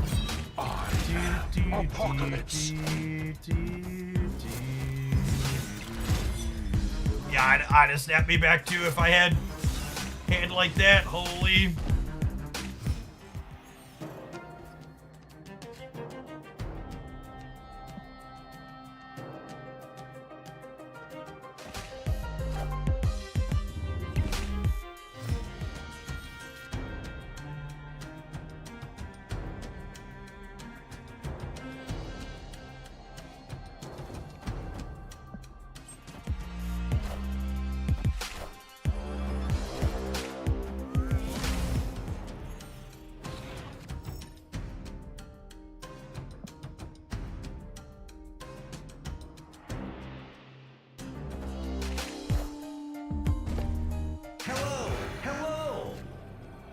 Hello, hello.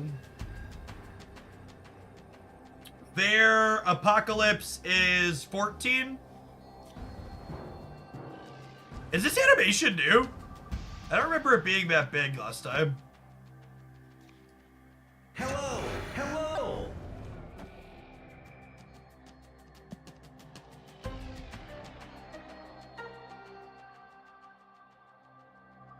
ED Sif gets us, but there were some Tyrannias. So happy.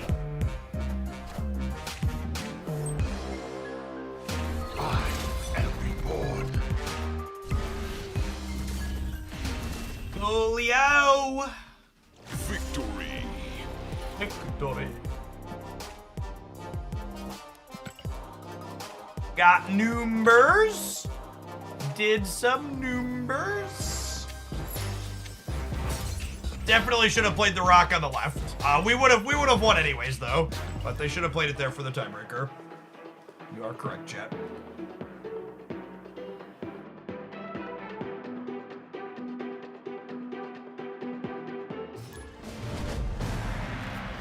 Probably just missed the lizard.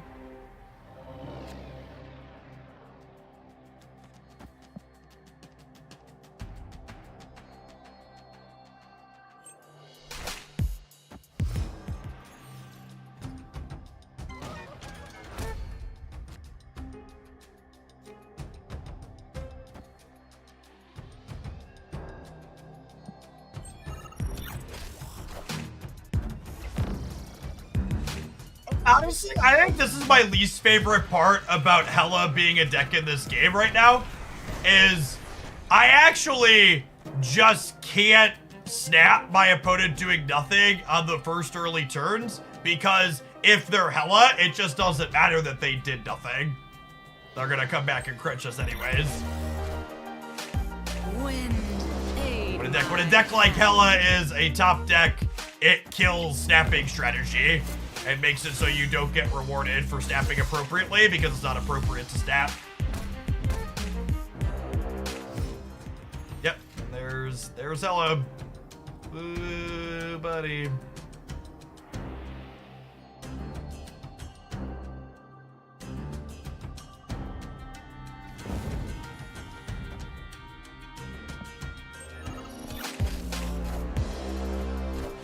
Why would you not play Vision to stop my Nebula? Freaking Hela gamers.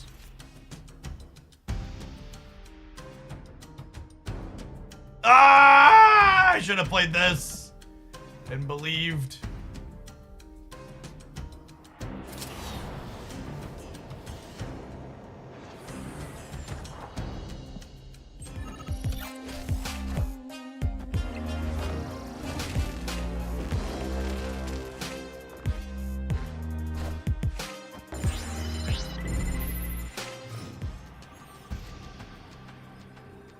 They haven't used the Marvel episode set. I do not. They just have way too many adverts.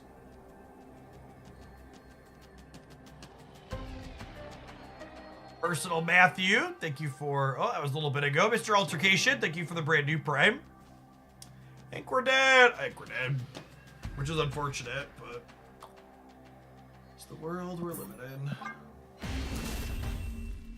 I think the chat assessment that this deck seems deep, but it's probably just dead to Hela is likely an unfortunately accurate assessment of it.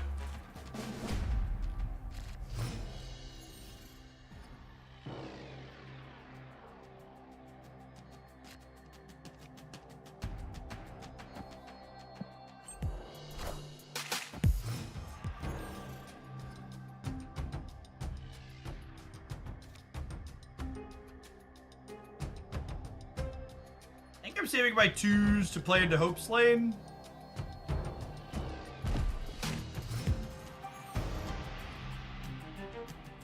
The Storm Legion combo could get them, sure. That's just so unlikely to come together though, yeah?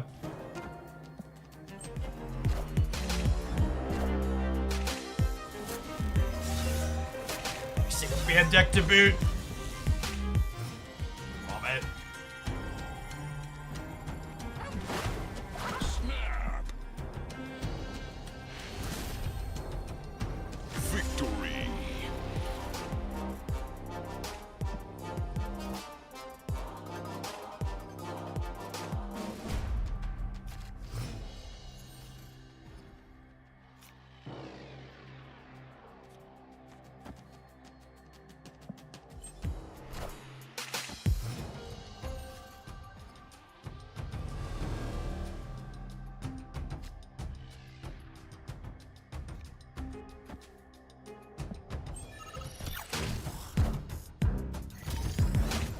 Untapped is the tracker that you see on the sides of my screen. It's kind of the standard for trackers in this space.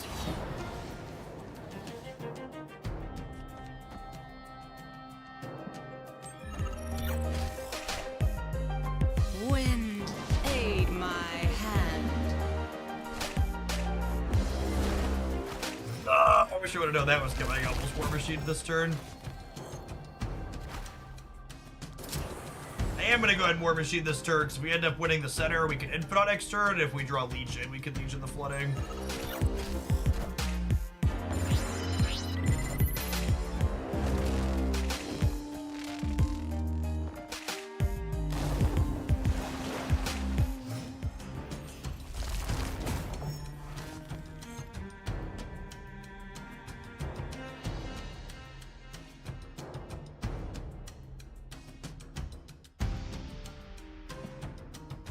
Milk, thanks for the quarter of the year. Welcome back.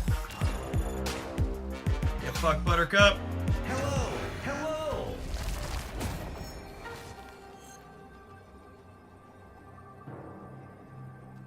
We're dead to Odin, no matter how I slice it, though. Yeah. Edge.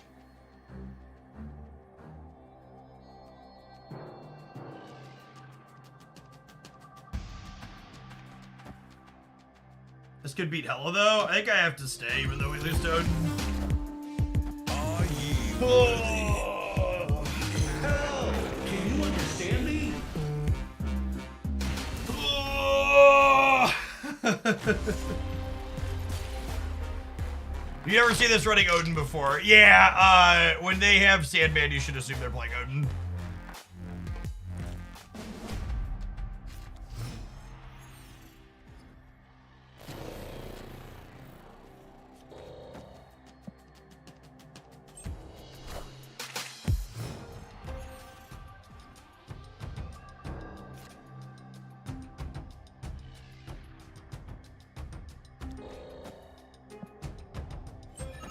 Gwarth, thank you for the nice resubscription. I appreciate the 69 months. Welcome back.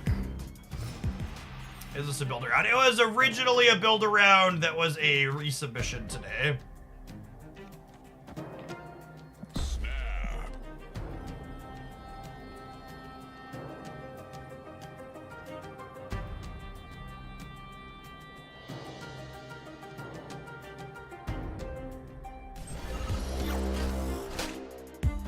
Wind, aid my hand.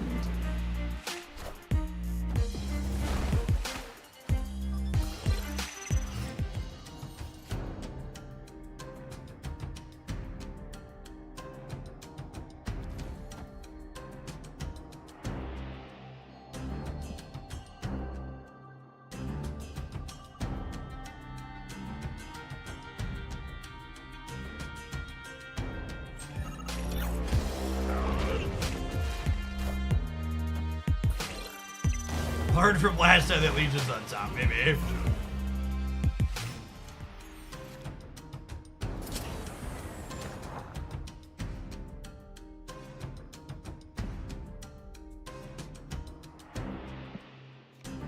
There's no reason really to play this, yeah? I guess if I draw a 2-drop, it's worth playing. These empty was already down.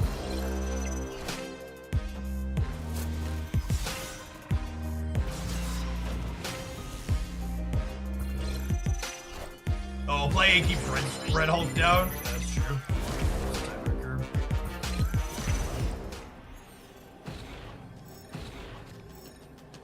I already had a 2 in my hand. What am I saying? They have leader now. So the way leader works when they have priority, they'll get a 20 power Hulk and then I'll get a 40 power Hulk. So leader's actually not a big deal here. victory? They get the unmodified Infinite.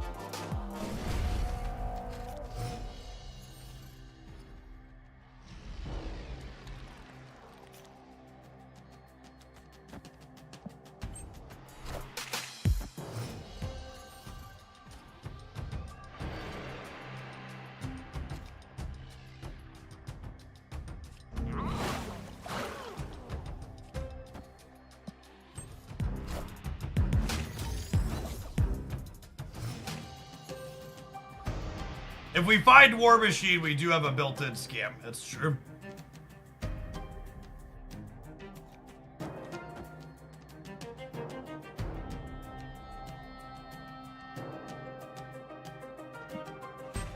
Car could mess that up though.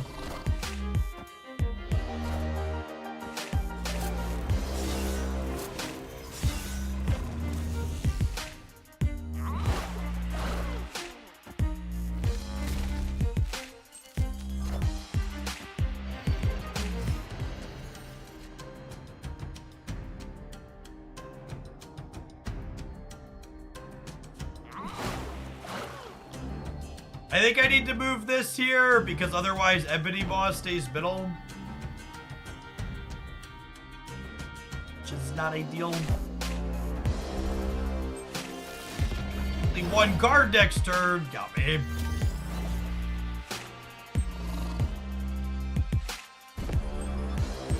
Jeff is moving in the Bifrost.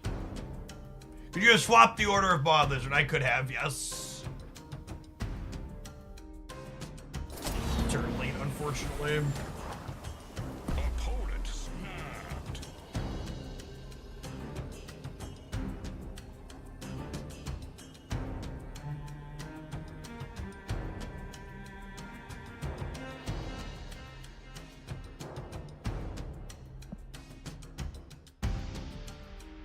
Don't want to play this matchup anymore. Let's make this the game and play for all of it. There's a good chance we lose, but I'm just kind of over playing this matchup.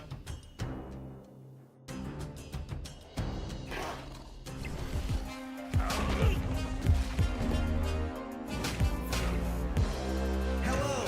Hello!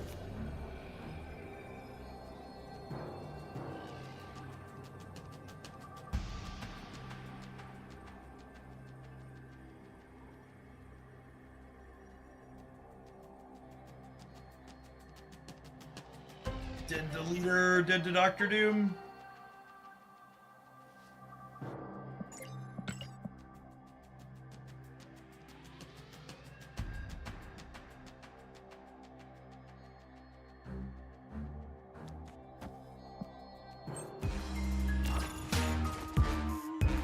Hello! So happy!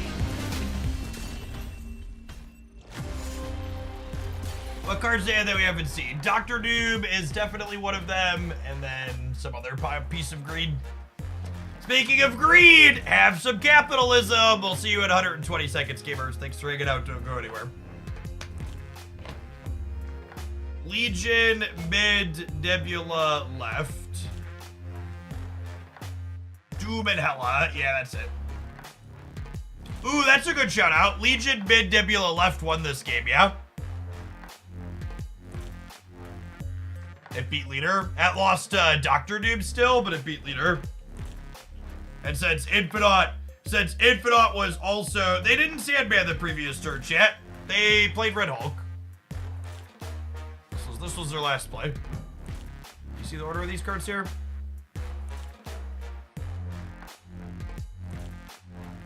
Sandman's on reveal now. Yeah, Legion Nebula is a good call. And Legion Nebula is right, even though it loses to Dr. Doom, because our play also lost to Dr. Doom, and Legion Nebula would have beaten Leader, which is what they had.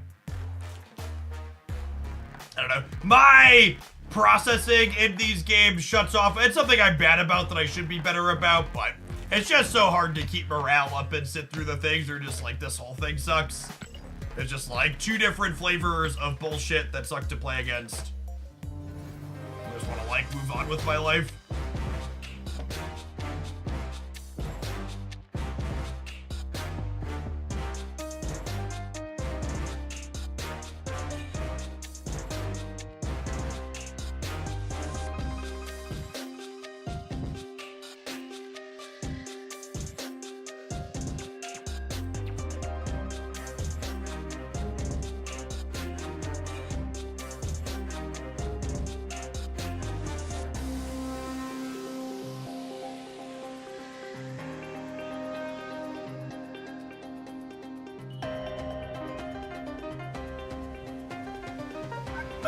Thanks for the 10 months. Appreciate that Prime hookup. Welcome back.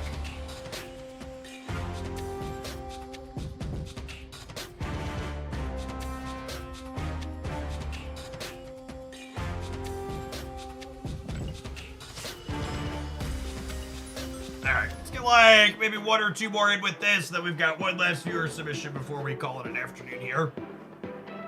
Until like 4 o'clock or so.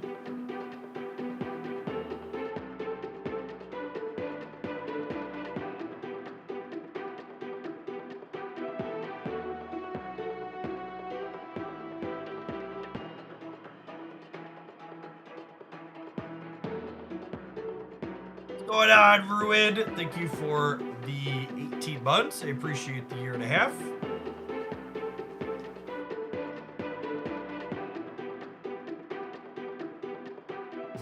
The ads return, fix it quick, activate Bezos petty cash. And I win. No, I didn't think about how we could have played around leader. I was just kind of mentally checked out. For the 3/4 of a year, Berserker. Right in GTFO.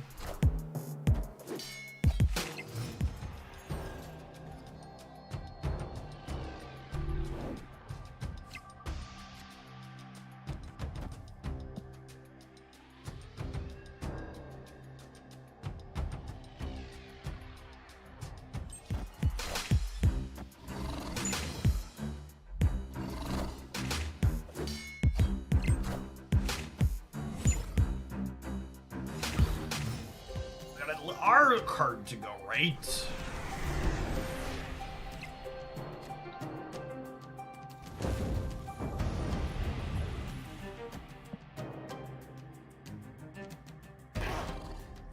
Oh, I plan to Legion this Elysium, chat. You best believe Legion Elysium is happening. I would like a sunspot, please. Unlucky.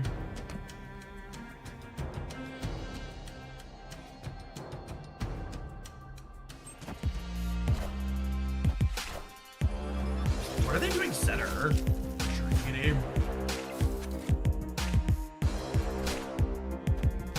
Why did they vision the Angel Path? Are they worried about Shang-Chi? Has to be worried about Shang-Chi, huh? Oh, that's sad. I can't play this turn because I won't be able to play him.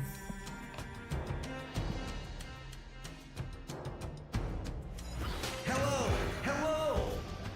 Hello, hello. Do do do do do do do do do do do do do. I think we're actually dead to there. Shuri draw is the funny part. Hello, can you understand me?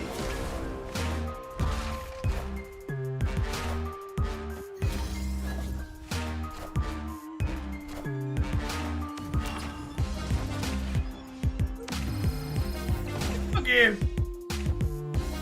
Taskmaster sure is.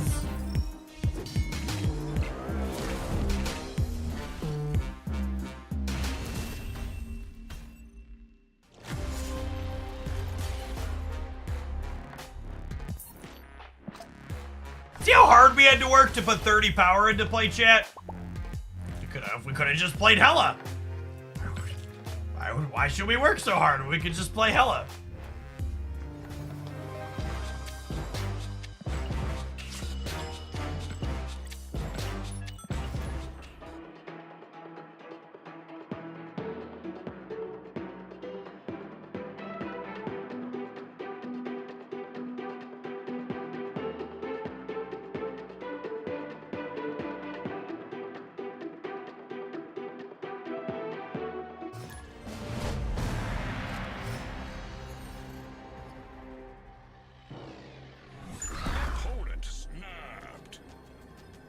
Love to put Nebula into the Savage Lands. And then we'll put Legion into the Savage Lands, chat.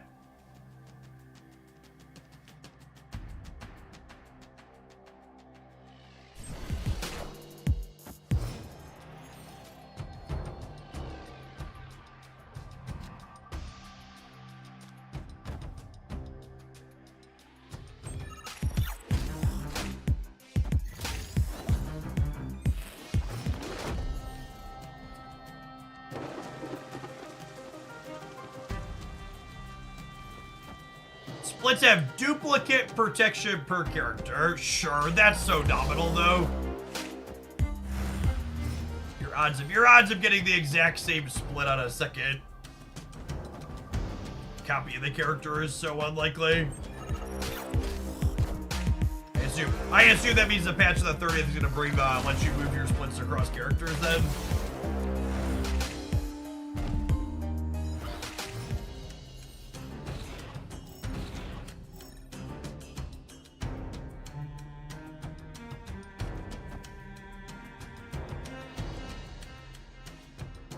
You currently already have split protection per variant. They're moving it to per character.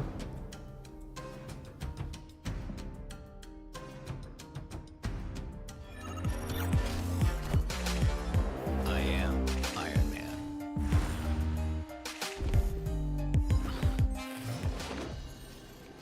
Hello, hello. Hello, hello. Do, do, do, do, do. Victory. Opponent did nothing. Do. What's split protection? It means you won't be able to get the exact same split on two different variants for the same character. It's incredibly nominal. I heard some people saying they're gonna min-max by waiting to split cards until the patch on the 30th. And it's just like, okay, bud, you do you. There's like, you know, are there 100 different split combinations? There's a lot of them. Your odds of repeating across splitting two copies of the same thing are super low. All right, let's slide along to Cerebro 3. I don't know. I kind of check out on decks when they're just people love to min-max the fun out of their games. This is so this pile of cards is using US Agent, Valkyrie, and Bast to turn Iron Lad into a 3-power card. Now, is Iron Lad doing something worthwhile in this deck that makes it worth doing that for? I don't know, probably not. But let's play some games and see. Maybe we'll be surprised.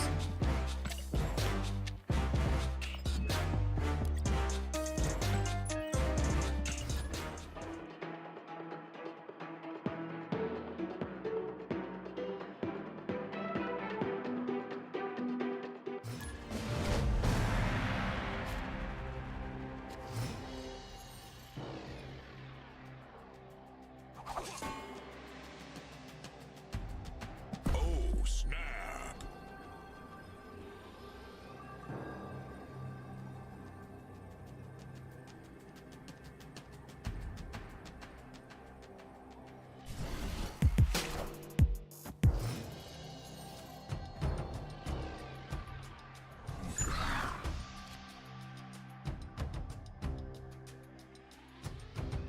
Yep.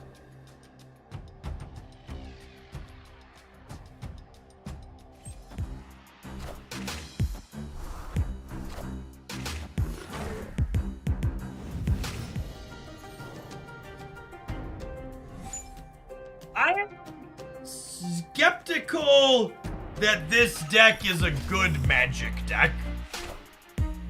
That other decks aren't just going over the top of us.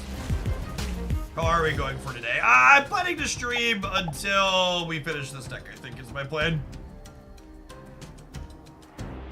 I think my line for doing long streams is like 2,000 plus viewers, and I don't think we're gonna hit that outside of drops these days. In general, my loose schedule is gonna be 9 to 3 or so. BRB logging in 200 bots. Yeah, and the 1,800 that we're at right now, even that's a little artificially inflated because we've been on the Twitch front page today.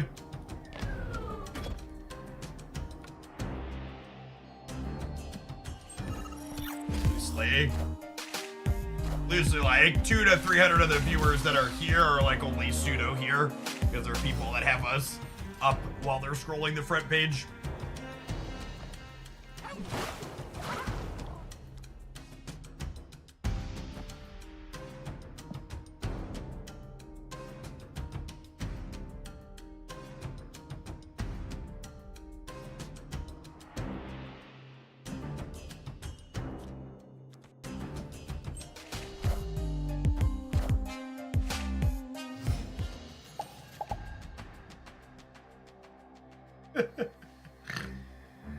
Ooh, yeah.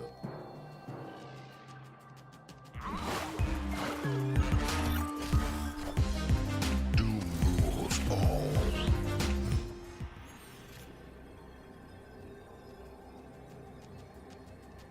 I wish I could say this game went different than I expected for this deck, but that would be lying.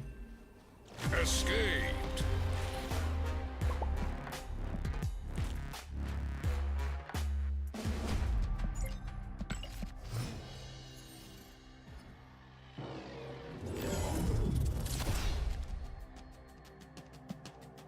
Oh, snap.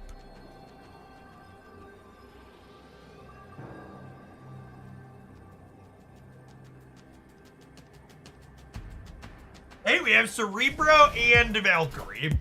This deck does let me play with my Valkyrie variant chance. There's a lot to like from that perspective.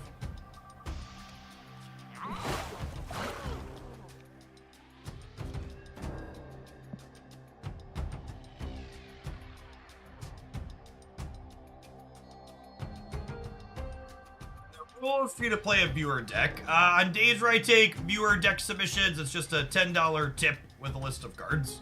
Things that feel more interesting or powerful get played for usually a longer session, but anything that gets submitted has a 30-minute play minimum.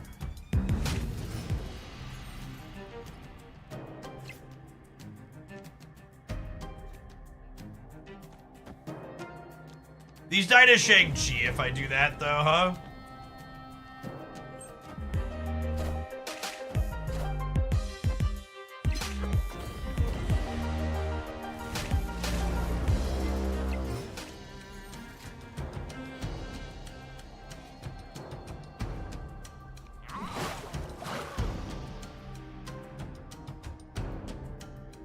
I'm gonna make some baby land sharks, chat.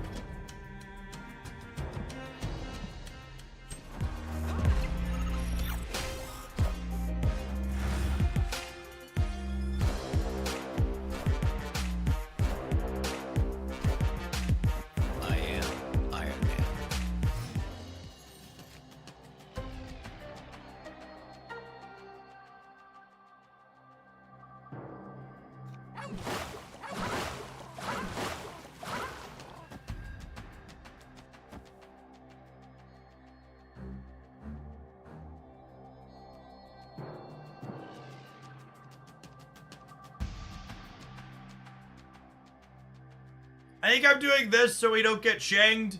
This also gives me a good deal of stats everywhere to play around a copy of Storm pulling Limbo here.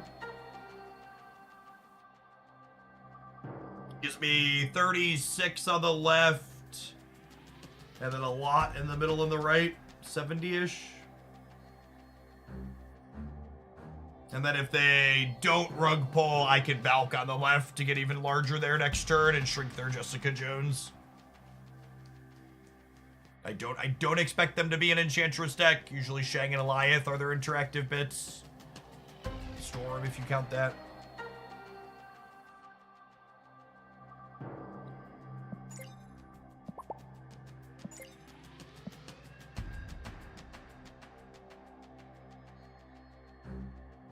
Says the man about to be Enchantress, yeah.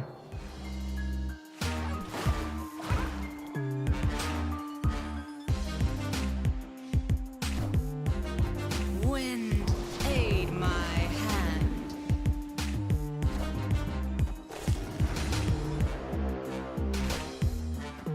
Torched. Ah, ghosting, just taking forever, Chip.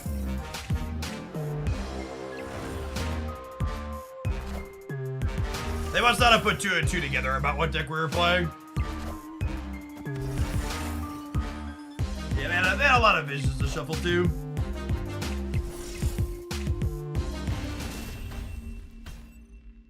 Victory.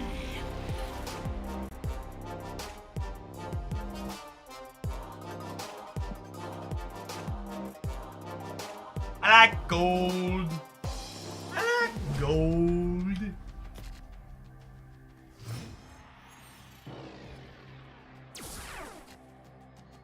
Snap. Opponent snapped. Do you believe in magic to get rid of Gamma? What deck are they playing? Just a pile of cards. They're literally playing the stock tier 1 lockdown deck from 2 seasons ago.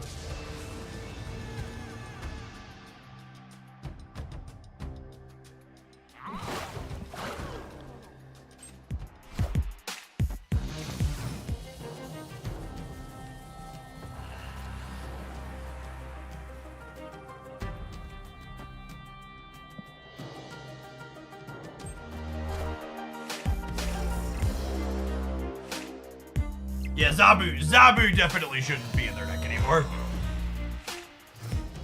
Probably as Professor. The opponent's archetype actually doesn't usually play Professor X. For what it is worth. Once I Cosno the left, they won't be able to Doctor Doom into Death's Domain. And then Jeff beats Storm. Well, I guess Jeff is also beating Doctor Doom. Yeah, maybe they didn't realize Zabu was, didn't realize Zabu was changed.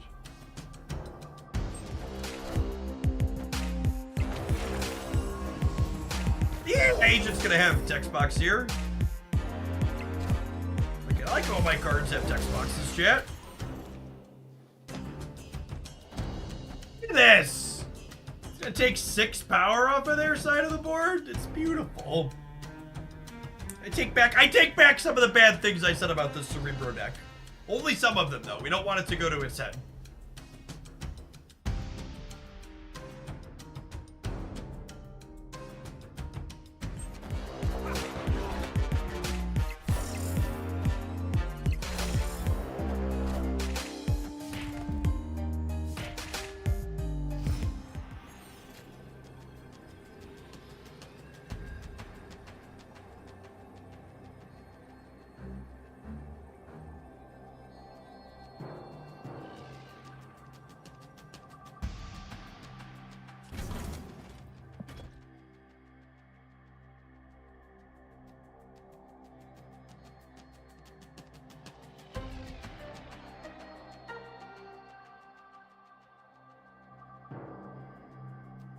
Just play middle. They can't Doctor Doom. If they Jeff the right, I don't think they're winning the left or the center.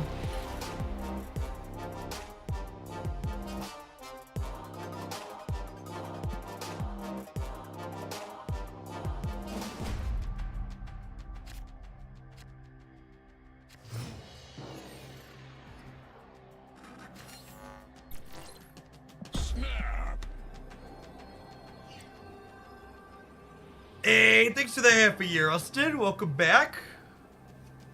Good afternoon.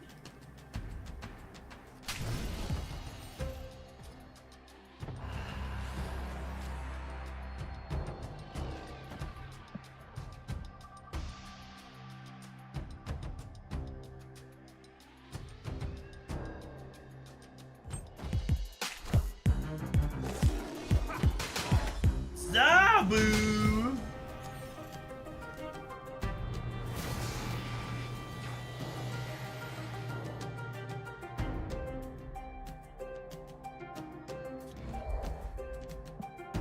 I think I have to let my hand shuffle here because they're just really good at getting into Death's Domain. Would Luke be better than Mobius? What a fucking Twitch chat suggestion. Holy shit, gamers. Holy.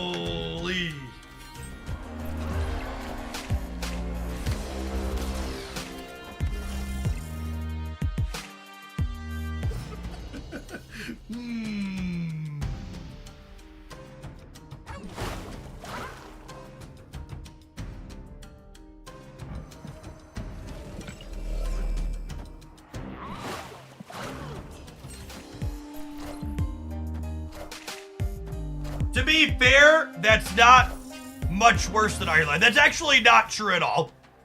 This deck has 3 different ways to mitigate Iron Lad's downside. You literally can't mitigate Luke's downside. So the idea that those 2 things are comparable is absolute and utter nonsense. Please consider getting some help.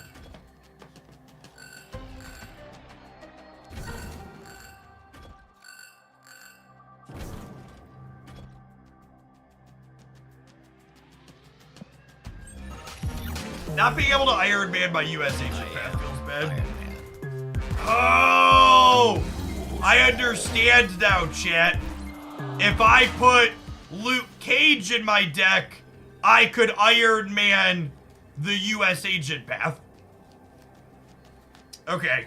Maybe chat's on one. Maybe they figured it out.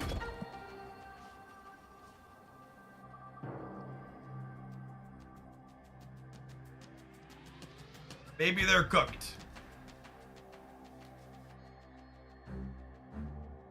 I lose the Cerebro bonus. We do not. US Agent makes Iron Lad not lose us the Cerebro bonus.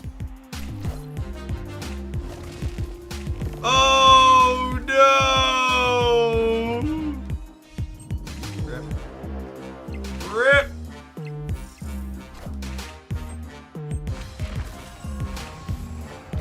I am man.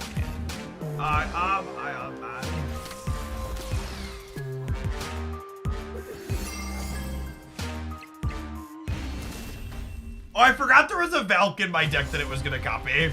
That's funny. I guess I would have been fine though, because it would have made Cerebro bigger.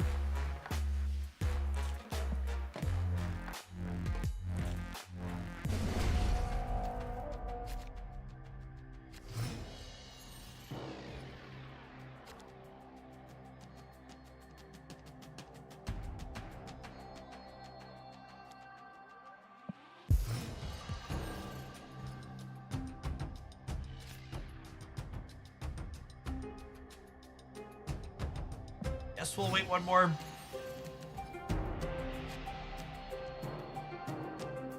Oh, what about the Cosmo path? Yeah, that's true. Accurate.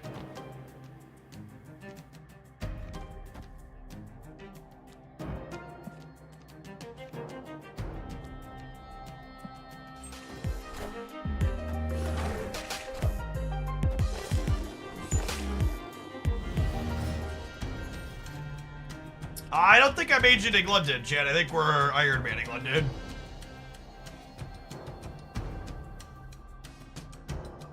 Definitely some tension there, Iron Man versus US Agent.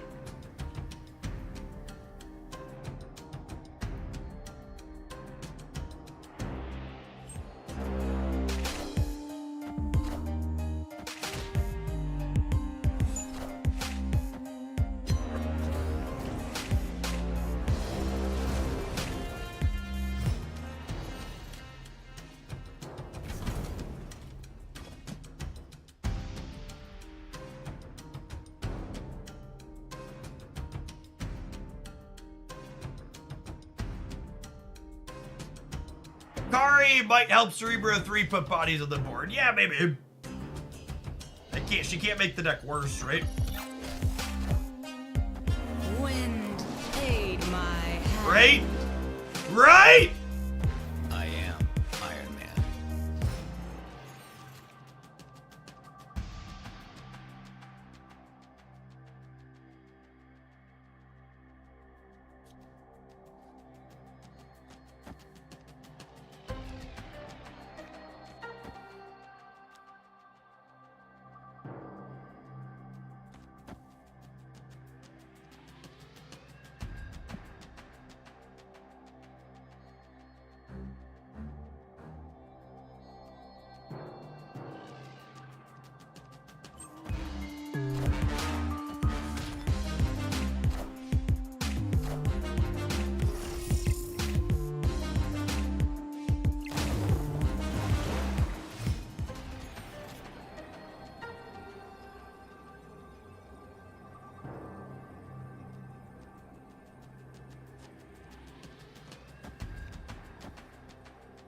I genuinely can't tell if I'm being trolled when someone tells me this deck doesn't look like it's working, and then I get linked something with Kang in it. Just like truthfully, entirely. My brain doesn't know what I'm supposed to be taking seriously. What is up? What is down? Does anybody know? I think this wins the game, yeah? We copy this.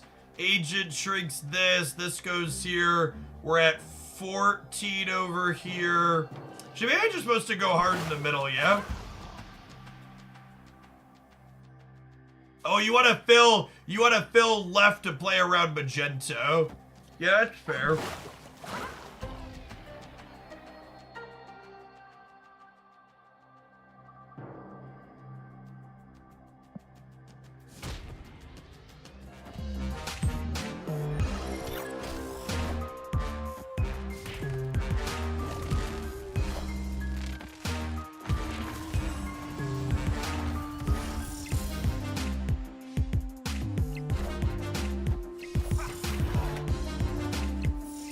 Look at that U.S. agent, chat.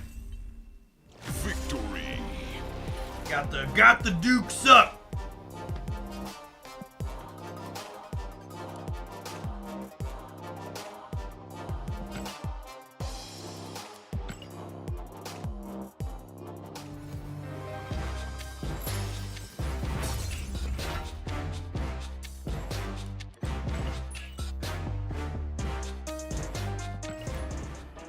I think you're mad cope if you think Kang's a useful Marvel Snap card. It's decidedly not. We're about to remove the Cerebro 3 command. Not even close.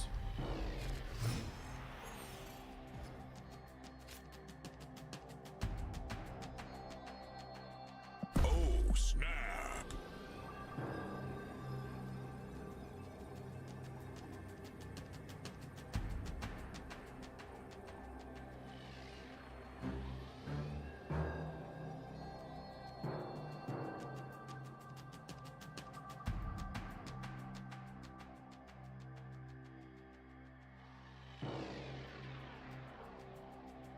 Back. Thank you for the 70-month resubscription. Appreciate the almost 6 years. Diamorphic, thank you for the 11 months. They sent out the keys yet to make up for the spotlight issue? I don't believe so.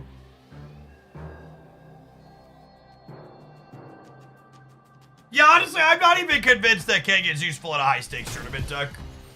D-Donkey, thank you for the 13 months. Welcome back.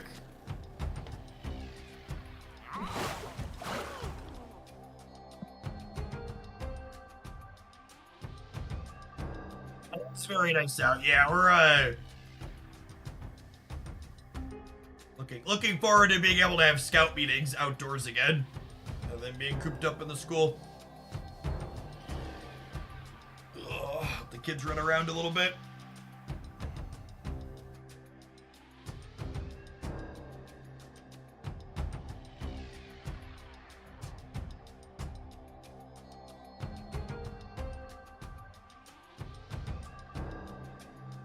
Yes. Yeah, I agree with that. If there was a useful situation instead.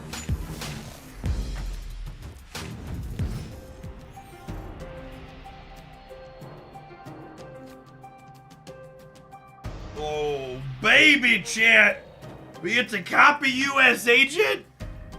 They don't know. They don't know what's about to come for them. When are you next taking deck submissions?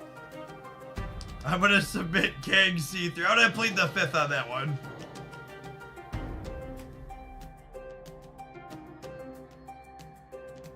It's like a 2S agent. What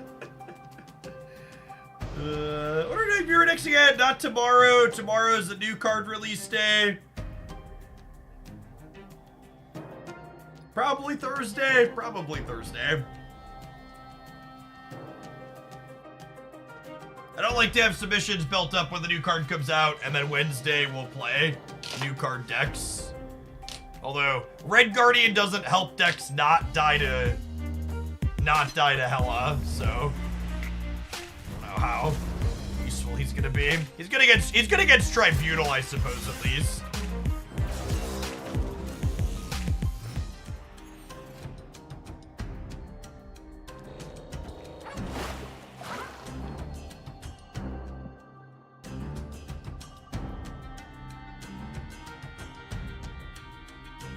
You checked out X-Men 97. I'm not big on cartoons personally. I actually don't watch that much TV in general. My wife and I'll have a show that we're watching together, but outside of that, usually I play video games in my downtime.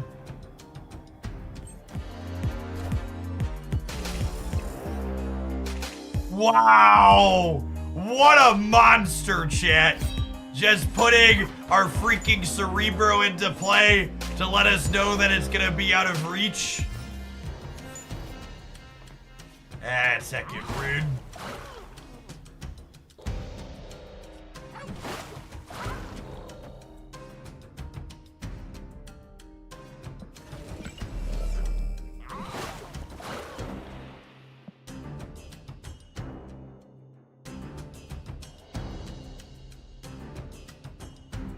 Opponent snapped.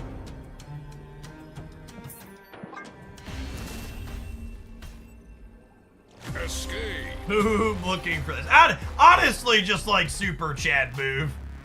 Just like you didn't need this one, did you, nerd? Here it is, right here. I need this card so little I'm putting it in the danger room. Enjoy. Snap.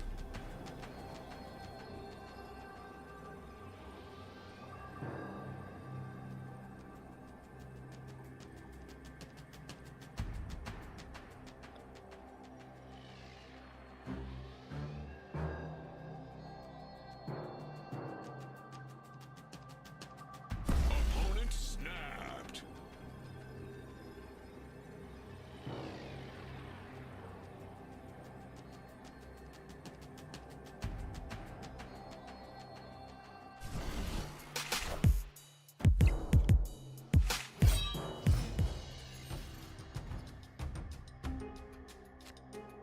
I hear people are crying during the newest Bluey episode.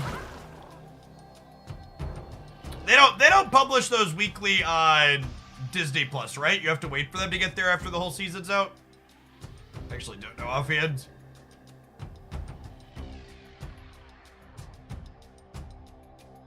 Oh, it's there? Okay.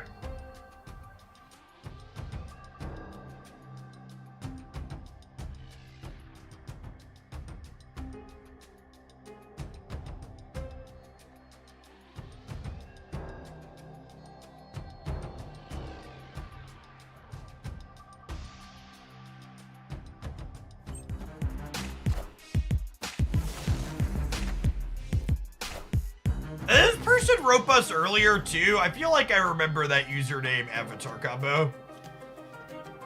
And not for a good reason.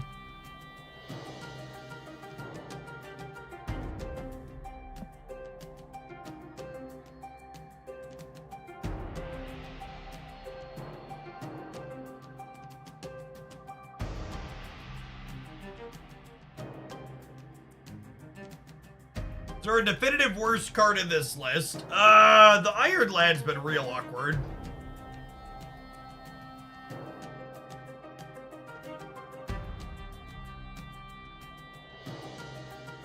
Oh, my kingdom for a timer system that doesn't fucking take forever, gamers.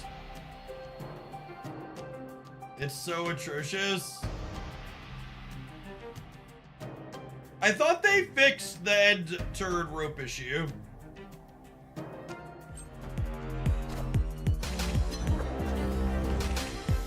Yeah, the timer didn't run all the way down there. They're actually just griefing.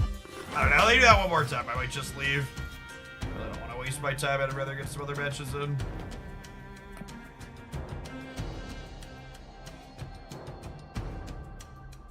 They thought they fixed it, but they actually didn't. Yikes.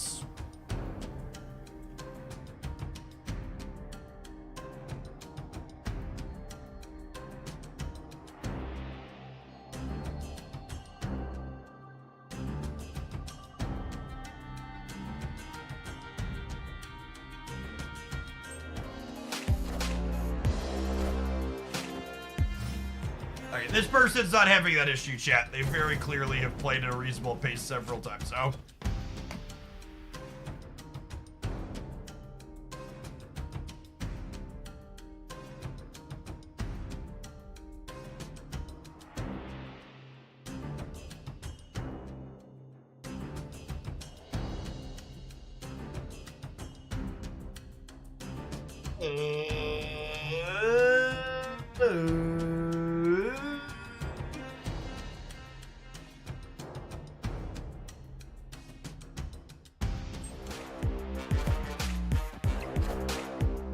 I am Iron Man.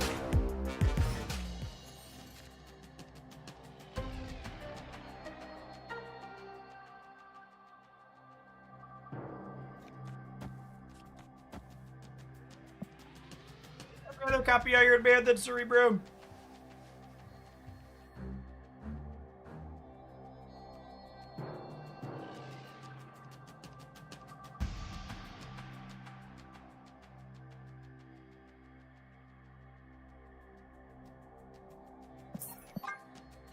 Find a different match. Because even, I think we're going to win this game, but if we win this game, this type of person's going to sit here and make us play for 2 cubes to 8.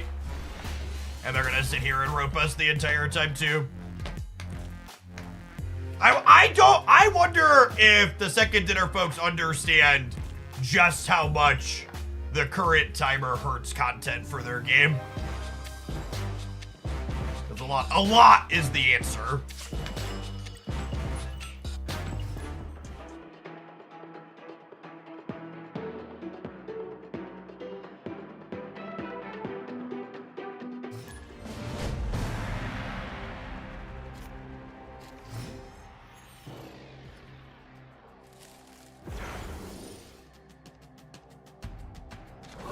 Snap.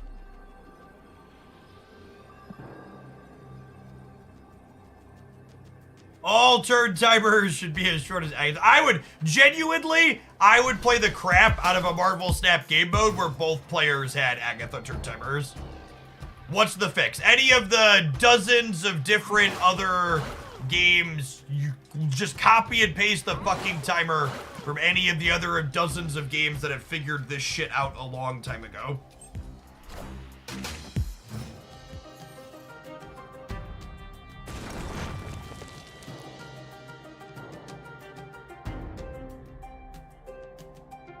Honestly, they could have the collapse mind.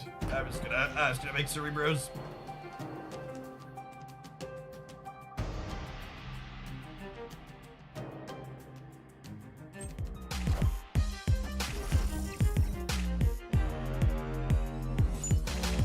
What are your thoughts on a chess-style timer system? I think that's one of the multitude of ways they could fix their current problems. Yes.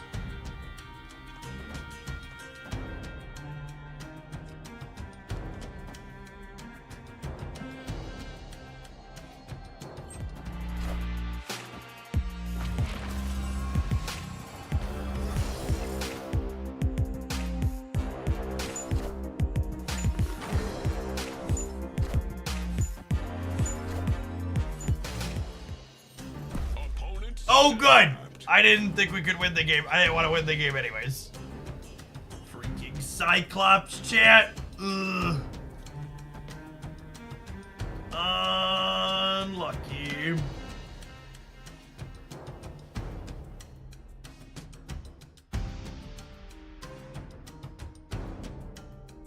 Luke Cage, yeah. Just like one of the 1,000 reasons why Cerebro 3 is mediocre.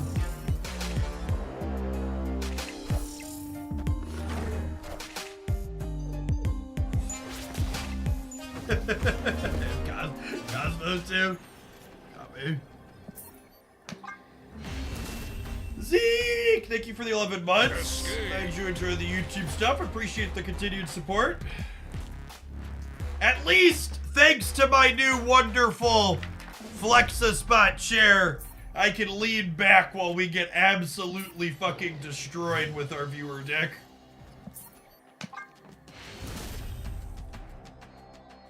At least the OC6 lets me feel good while we get absolutely dumpstered.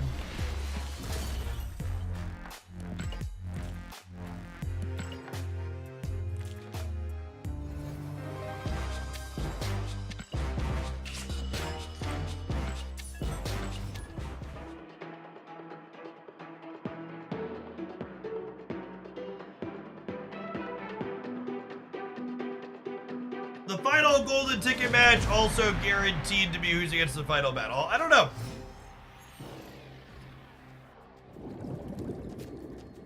I know the final in Infinite Conquest is, but gold has different stakes.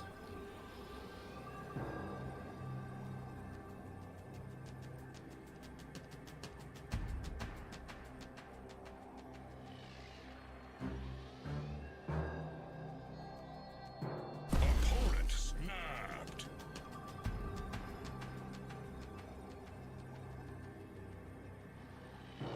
Shadow King, Nico, and Storm give you a ton of variance mitigation. They do, yeah. There's a Jeff Hoagland in a parallel timeline who's currently playing with US Agent inside of Cerebro 2 right now, and he's having a fucking great time doing it.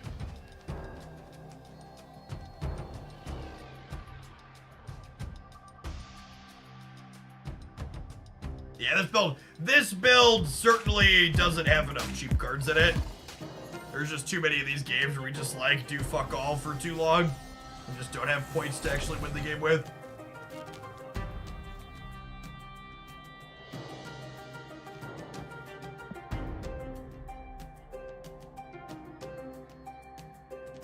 There's also a parallel timeline out there where there's a Jeff Hoagland who's been playing with Firestar. Man, the parallel timeline Jeff who's playing with Firestar in Marvel Snap, he's having the time of his life. Wind, aid my hand.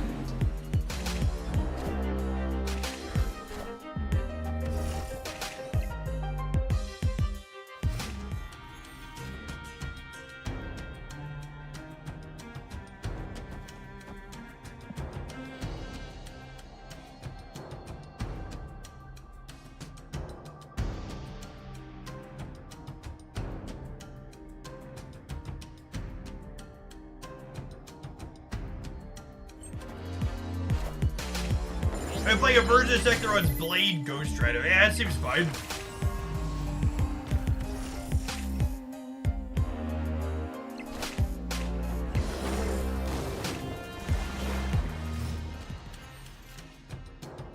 Hey, Drax, thank you for the gifted sub. That's very generous of you. Appreciate it.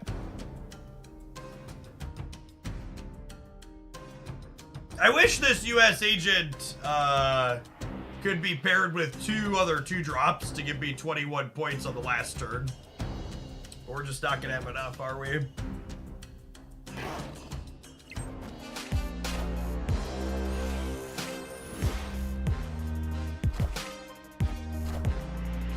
Ingo ran into the flood. It is cute.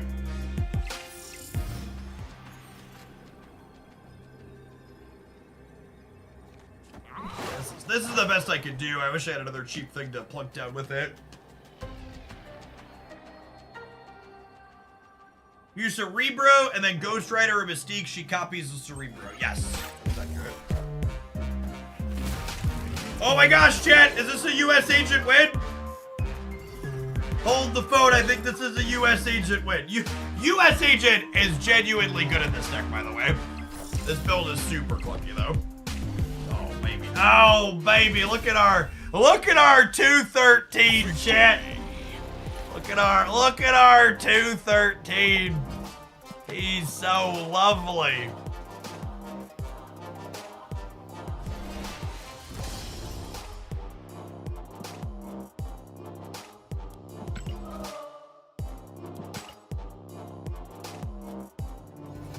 I think Shang probably needs to go, and I think Iron Lad probably needs to go.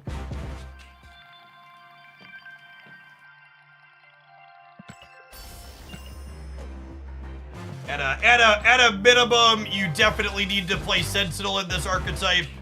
It's a card you can play on 2 and feel good about, while also playing extra, filling out your curve extra later. At a minimum, he needs to get in here. I'd really love a 1-3. Honestly, Blade's probably a fine play. I feel like you want a card to play alongside. You want to be able to Iron Man or Valkyrie on 5 and then play another 5-drop plus a 1 on 6. And I think magic is some nonsense in this deck. I think you're just gonna get outclassed by other decks with magic too often. Like, I think I do this, keeping most of this core the same. I think Wasp is good with Falcon best. I think US Agent is a fine, reasonable, playable Marvel Snap card. We're just not in a realm where people should be spending resources buying fine, somewhat playable cards. And he just doesn't generate the types of big swings you really want to see things generate on average. Is there a world where you on Scarlet Witch? Yeah, you probably need some type of location variance mitigation. If you change your mind on Cannonball too, I mean, my mind on Cannonball has basically always been the same.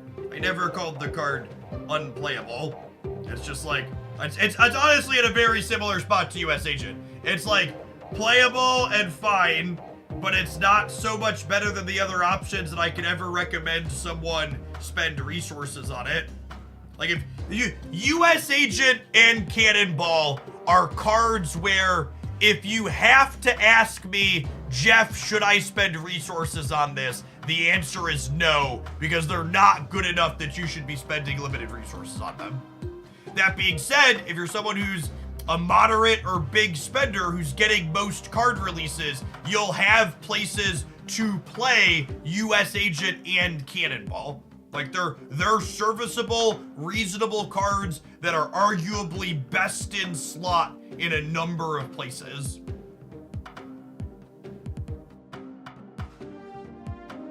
You want to get rid of Blade. You weren't listening when I talked about why Blade is good. I think if you want to run Valk and Iron Man, you need something like Blade. You need a 1 energy card that you can play alongside these on the last turn of the game, because there's going to be plenty of games where you want to go 5 into 5+1.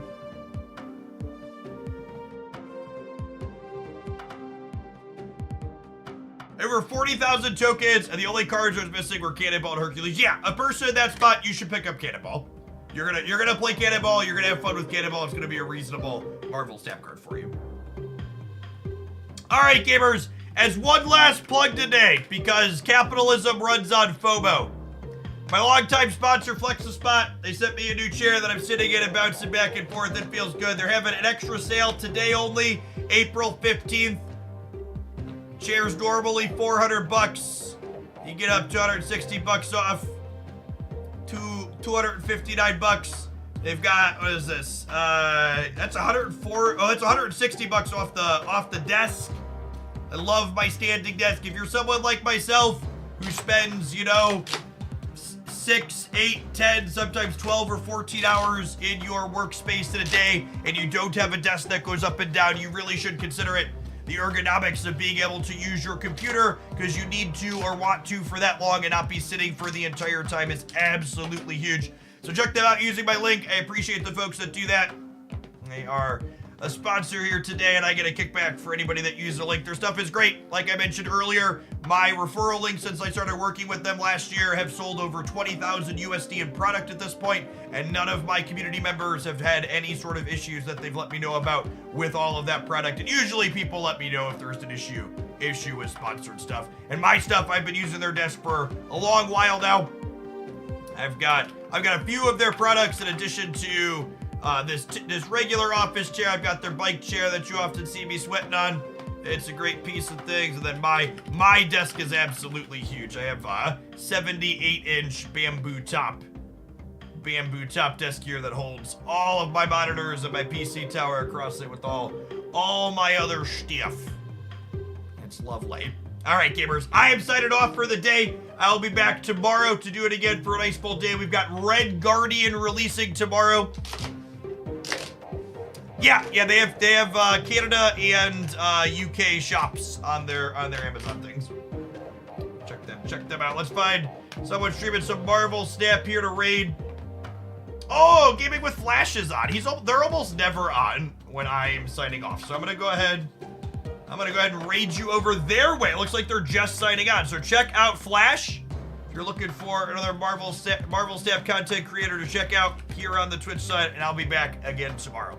Oh, also, last plug for me. If you missed it, I reviewed the upcoming June card releases that were leaked, including Aeroshim, who's gonna be sweet. Check that out on the YouTube side. All right, sending you over to Flash.